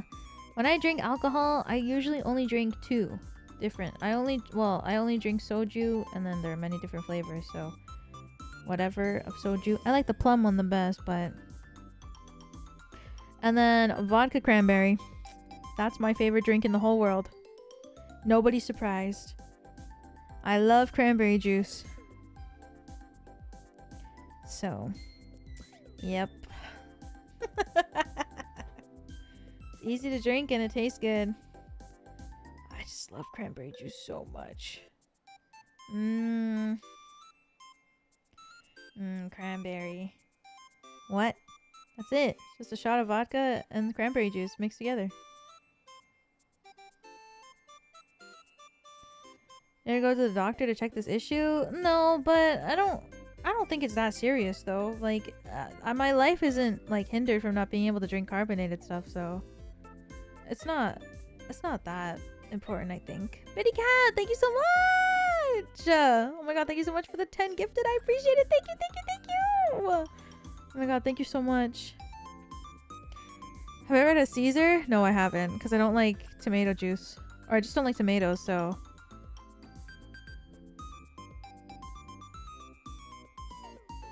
I've never had a Caesar.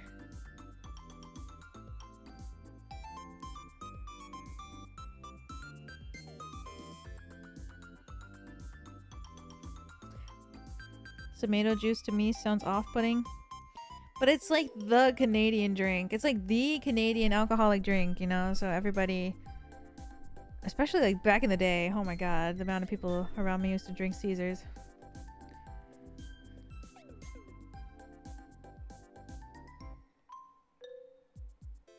But yeah, I've never tried one before though. Maybe I should. Maybe I should try it. Maybe next time I'm ever with anybody. This is the thing though. I don't drink alcohol ever. Sometimes. Like maybe like... I don't know. I think you could count how many times in a year, like on 2 hands max. Not even.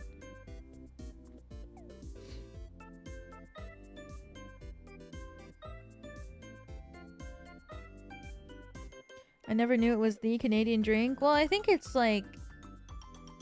Yeah. I think it's not that common. I don't know. Do people drink Caesars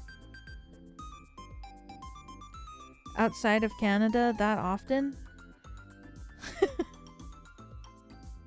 Alcohol's so freaking expensive here. Yeah, it's so expensive here too. Yeah, it sucks. Like how one cocktail is like 15 bucks or something. Like it's my go-to drink, but I'm also Canadian. That makes sense. I've never heard of it. Well, it's like tomato juice and clam juice and I don't even know what else is in it. Tomato juice, clam juice. What is the alcohol in a Caesar?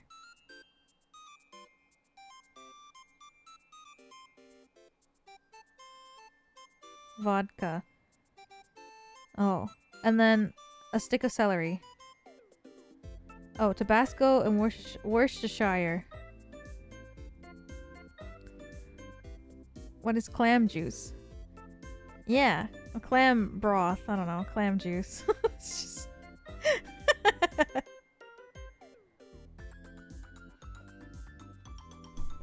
celery? Yeah.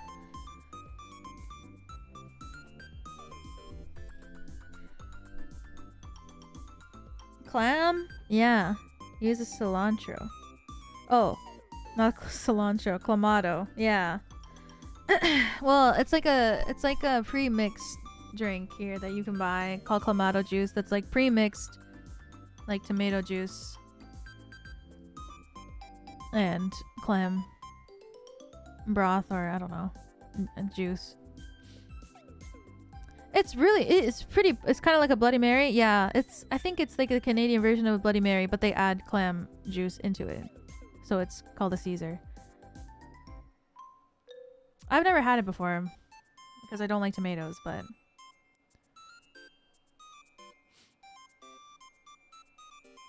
I thought clamato was from Mexico. Maybe. I've never drank it, so I don't know. I just know that they're popular. Or I feel like I don't really see people drinking Caesars that much anymore, but I feel like 20 years ago, a lot of people be drinking Caesars. I feel like 20 years ago maybe I would see so many people all the time drinking Caesars, but it's not. I feel like it's not as popular anymore.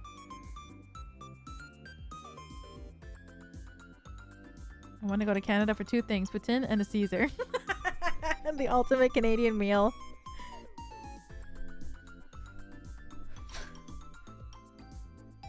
Fork full of poutine on one hand and then a Caesar in your other.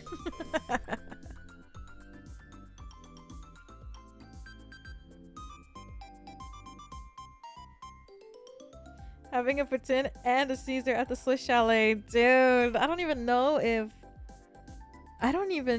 if Swiss Chalet even has Caesars.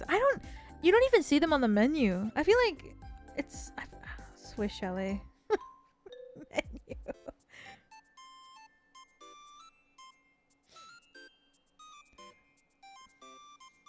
I don't even know where you could get a Caesar. I don't even know. I don't go to bars and stuff, so I have no idea. I could not tell you. They probably have it ready at the bar, but I don't even know if it's that like popular anymore. Clamato is American, popular mostly in Canada and Mexico for the cocktails. Oh, interesting. But they probably have it ready at a bar, yeah. I don't think I could drink one. Well, I feel like I would have to try it with somebody who actually likes drinking a Caesar. I think my dad likes them back in the day. A Caesar and a Tim's Double Double? Oh my god, your stomach. Jesus. Your stomach is gonna explode.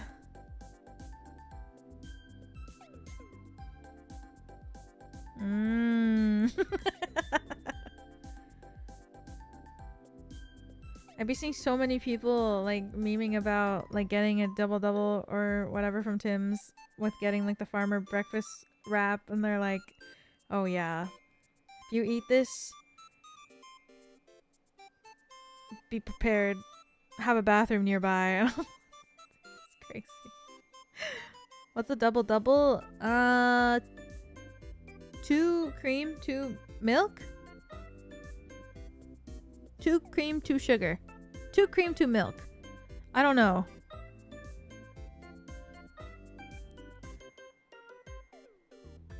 Two cream, 2 sugar.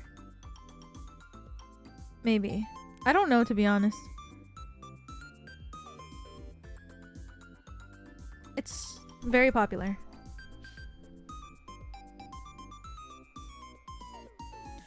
Very, very popular order at Tim's. Everywhere. I don't know. I don't drink coffee. Well, sometimes. I only drink black coffee, really, though. At least if I'm gonna... I don't know. I get scared. Do you ever get scared when you drink coffee? I guess it's dumb to think, but like, for me, I get scared that if I add, like, you know, if you add too much milk or if you add too much sugar or too much cream or anything, it can't go back.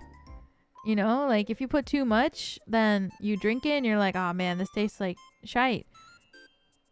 But you can't fix it. Like, what you have made is what you gotta drink. You can add more coffee. Well, what if you ordered it from somewhere, you know? Not you making it yourself. So I just never, because I got so nervous when I would like if I would order a coffee, I'd be like, I don't know what I like. So I only ever drink black coffee because you can't fuck up black coffee.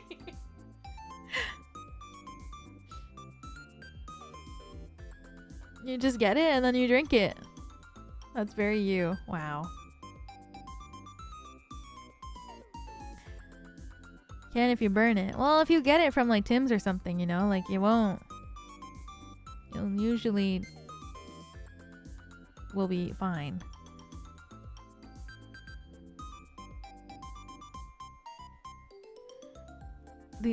I only knew the double from In-N-Out as a kid. First time I heard of Tim Hortons was seeing a commercial where the dad orders a double in the drive-thru and I was so confused. Could be too bitter for you. Yeah. Well, I don't know. I only drink black coffee, to be honest. But I don't really drink coffee that much to begin with. Only sometimes. But yeah, I'm just used to drinking black coffee because I didn't want to fuck it up. So I just keep drinking black coffee only. So when I drink like an iced coffee, I always just be drinking iced Americano. That's my iced coffee. I love black tea. Me too. I also don't put milk and stuff. Like when I make my own tea from like a tea bag, I don't put milk or anything. When I'm getting like a nice little boba, yeah, you know, they do the ratio for me. I don't have to think, so I be drinking whatever they make there. But when I'm making tea at home, I'm like, oh god, I don't want to add milk or sugar to this. It's too much work. So I just drink black all the time. Black tea, black coffee, straight tea. People tell me I have the taste of an old man. Well, damn.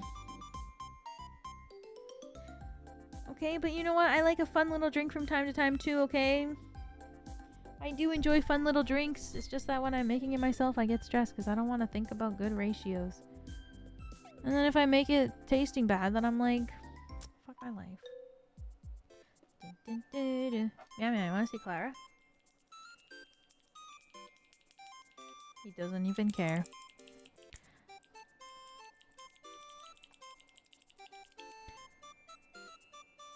Me looking like Sojiro. I really wanted to learn how to make drip coffee at one point. Like, a long time ago. I thought it was interesting. It's not because I like drinking coffee, but like the process of it was really interesting to me. So I really wanted to try making dripped coffee at one point, but I don't like drinking coffee, so well, I don't really, so I was like, maybe I'm not the person for this.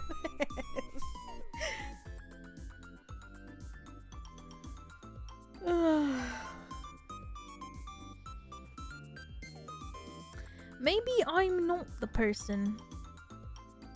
Hello! Oh my goodness. Look at you. You look so sleepy.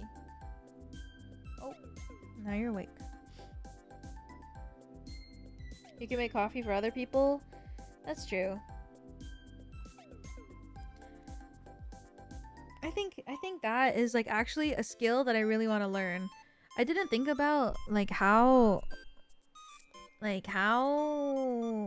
nice it is to be able to make like a good cup of tea or like a good cup of coffee. And it's crazy actually, because I was looking up, like I was recently looking this up actually, like how to brew like a good cup of tea to serve to like your friends when they come over. But like people be going, they like, it's intense. The things that people discuss about how to like brew a good cup of tea using a teapot. Like, oh my god, I did not know how much. There was like, I was like looking stuff up, and I like, there was like a Reddit post or something, so I was like, oh yeah, I'll read like some of the replies, and they were using terminology that I do not understand. And I was like, what are these words? So yeah. Do I have a clay pot? No, I have my teapot is iron, which I think is also good. I have an iron teapot, so when you drink from it, you also get iron intake or whatever.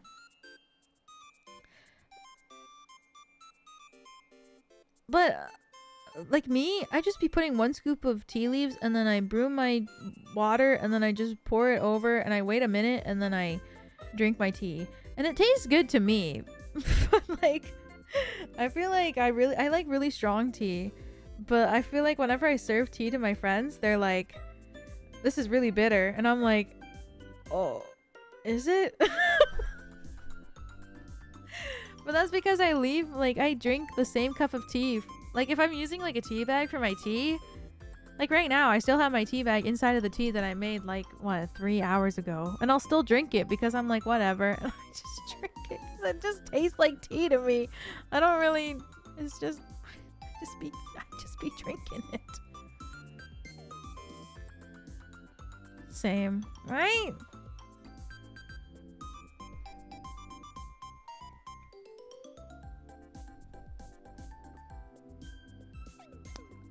I find it yum. Me too. I like it. It's so yummy when it's... But I understand it though. Like when I brew... If I'm gonna brew tea using tea leaves. Or like loose leaf tea or whatever. Yeah. Like it tastes good. Because it's always the same flavor, I guess. But... I don't know. I just don't mind the taste of like freshly brewed. And then like when it gets more bitter later, I'm just like, whatever. If you like black coffee, it makes sense. I guess you're right. You know what? You're right. I guess it's because I trained myself to drink black coffee that I don't mind when the tea gets bitter, because maybe I don't think that it tastes that bitter. What tea do I usually drink? I think my favorite... I like jasmine tea. I think jasmine tea is my favorite. I'm like coming to this conclusion recently where I've been... Whenever I'm craving tea, I'd be wanting to drink jasmine tea. I love jasmine tea, I think.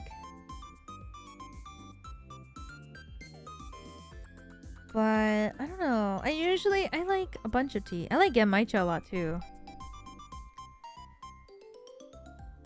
Genmaicha is very good. I really like genmaicha. I like sencha too. But genmaicha is pretty high up there for me. Genmaicha so yummers, I know. Peppermint tea is my go-to. I feel like I should drink more different teas. I feel like fruit tea tastes good with sugar, so I should... But I don't know. I don't really like adding sugar into my tea. But I feel like if you had like a nice fruity tea, a little bit of sugar would make it taste a little sweeter. Because I feel like fruit tea like smells really sweet, but then you taste it and it... Darjeeling is underrated. I freaking love Darjeeling tea. But I like Darjeeling tea. I like cold Darjeeling tea a lot. It's so good.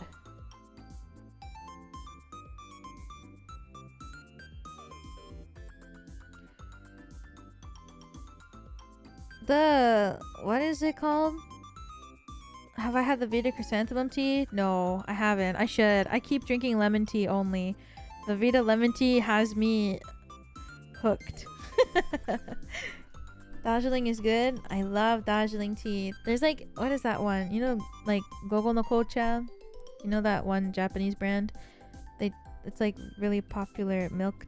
I think their milk tea is probably the one that everyone knows the most. But they have a Darjeeling tea and it's so good. It's so good. The cold Darjeeling tea from Gogo no Kocha. Oh my god, it's so yummy. Oh, girl. It's so good. Recommend.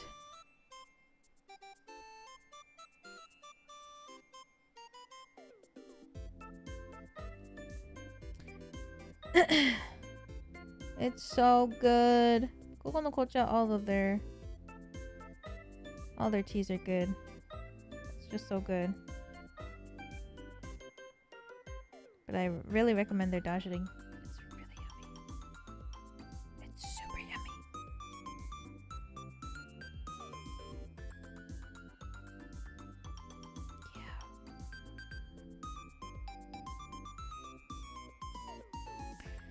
Yeah. So many teas. I only know Darjeeling from Girls on Panzer. I feel like it is pretty popular in Japan. You can get it at a lot of places. It's good. I don't know what my favorite tea is. I would say probably, I don't know. I like cold tea more than hot tea though, for sure.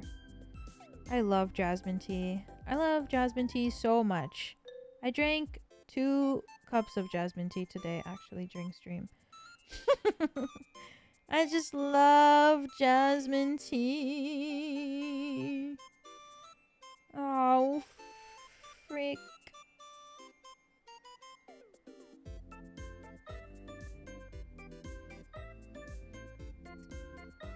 You really are a tea drinker? Yeah, I mean, I like drinking tea. It's easy. It's easy to drink.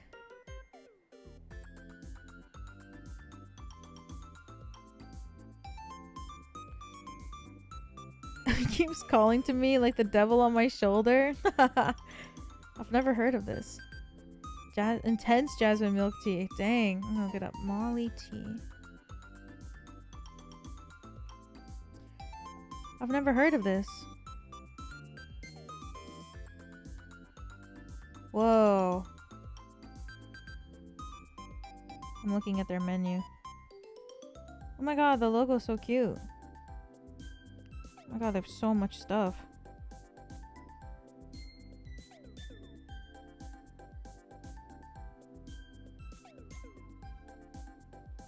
They're known for their floral teas. Molly tea is too good. Oh, really? You guys all know this brand. I've never heard of this before. It looks so cute though. Wow.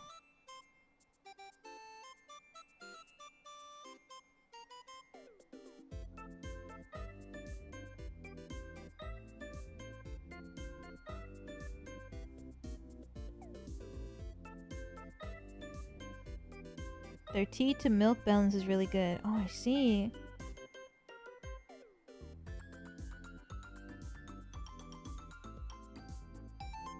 Looks nice. Floral tea. Oh. Oh, I see it. Jasmine milk tea. Premium jasmine. What? Man. Why do I live in the middle of nowhere? This is the kind of stuff that I want to. This is the kind of stuff that I want to drink.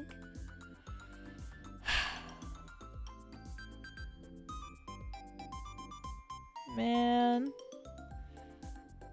Well, just gotta manifest that they open a location near me one day. Yes, ma'am. Okay. I think I'm ready to head out. I'm so hungry, and Meow Meow keeps staring at me. I think he wants to play. Is anyone streaming tonight? Anybody up streaming? Probably.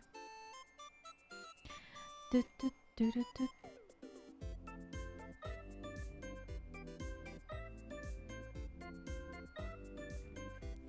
Oh, there's a few. Skyla's streaming. I'll send you to Skyla. Da-da-dun, da-da-dun.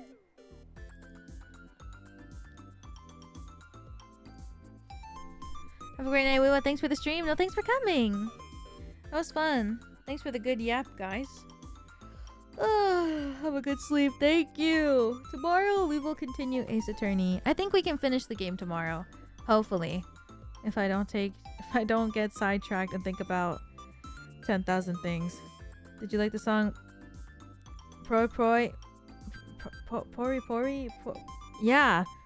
She was so good. The Starwell concert? That lady was crazy. Her vocals were insane. And her aura was absolutely incredible. Oh my god. Before she sang the song that she sang before, oh my god. With like the mist and all the people like in the robes around her. Oh my god. Her facial expressions were freaking insane. She was born to stand on the stage. It was so amazing.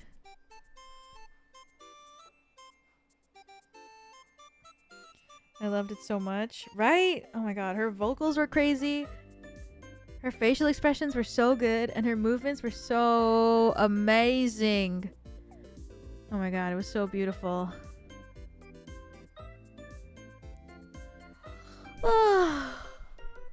Thanks guys for coming to today's stream. Thank you, thank you, thank you. I will see you tomorrow.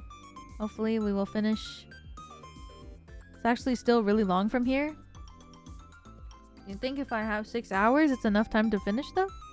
6 or the next number after 6 that comes before 8?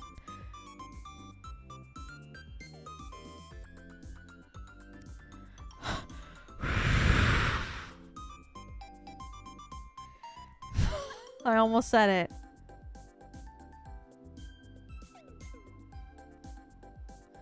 I won't be baited. Maybe I'll start stream at 6 p.m. tomorrow instead. 6 p.m. Eastern time, 3 p.m. Pacific time. 1 hour earlier than today.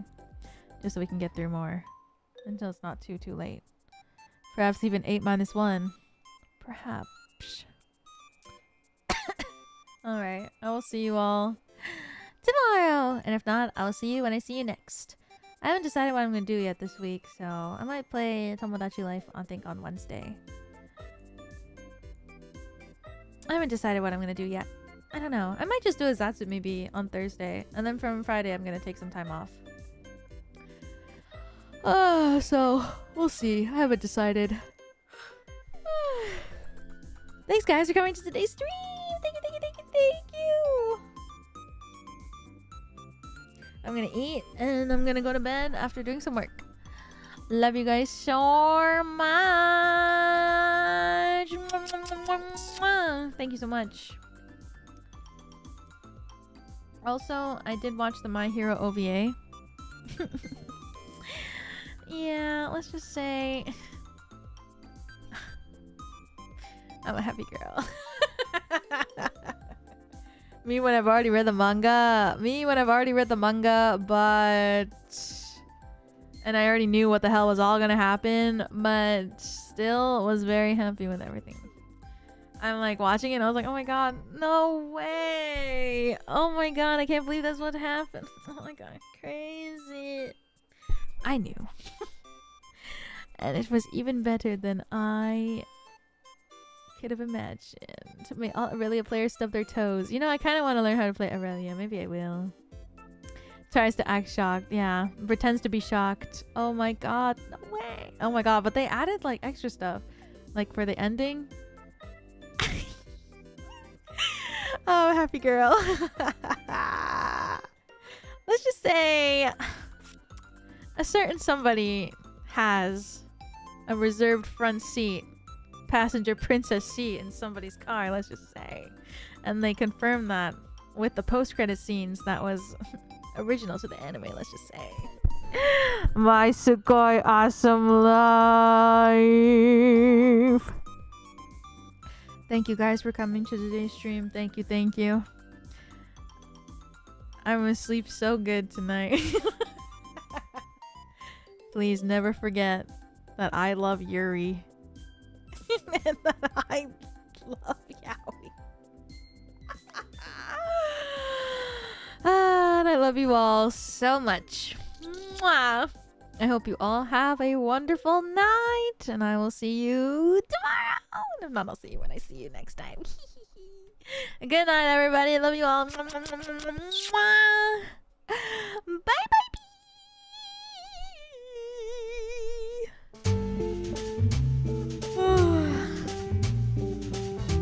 I'm so sleepy, but I'm so hungry. Maybe I'll just sleep. I feel like every time I eat, like right before I'm gonna go to bed, I feel so shit. I'm hungry. You know what? Just have a little something. Middle of the night. Who cares? Good night, everybody. See you all tomorrow. I love you all. Bye.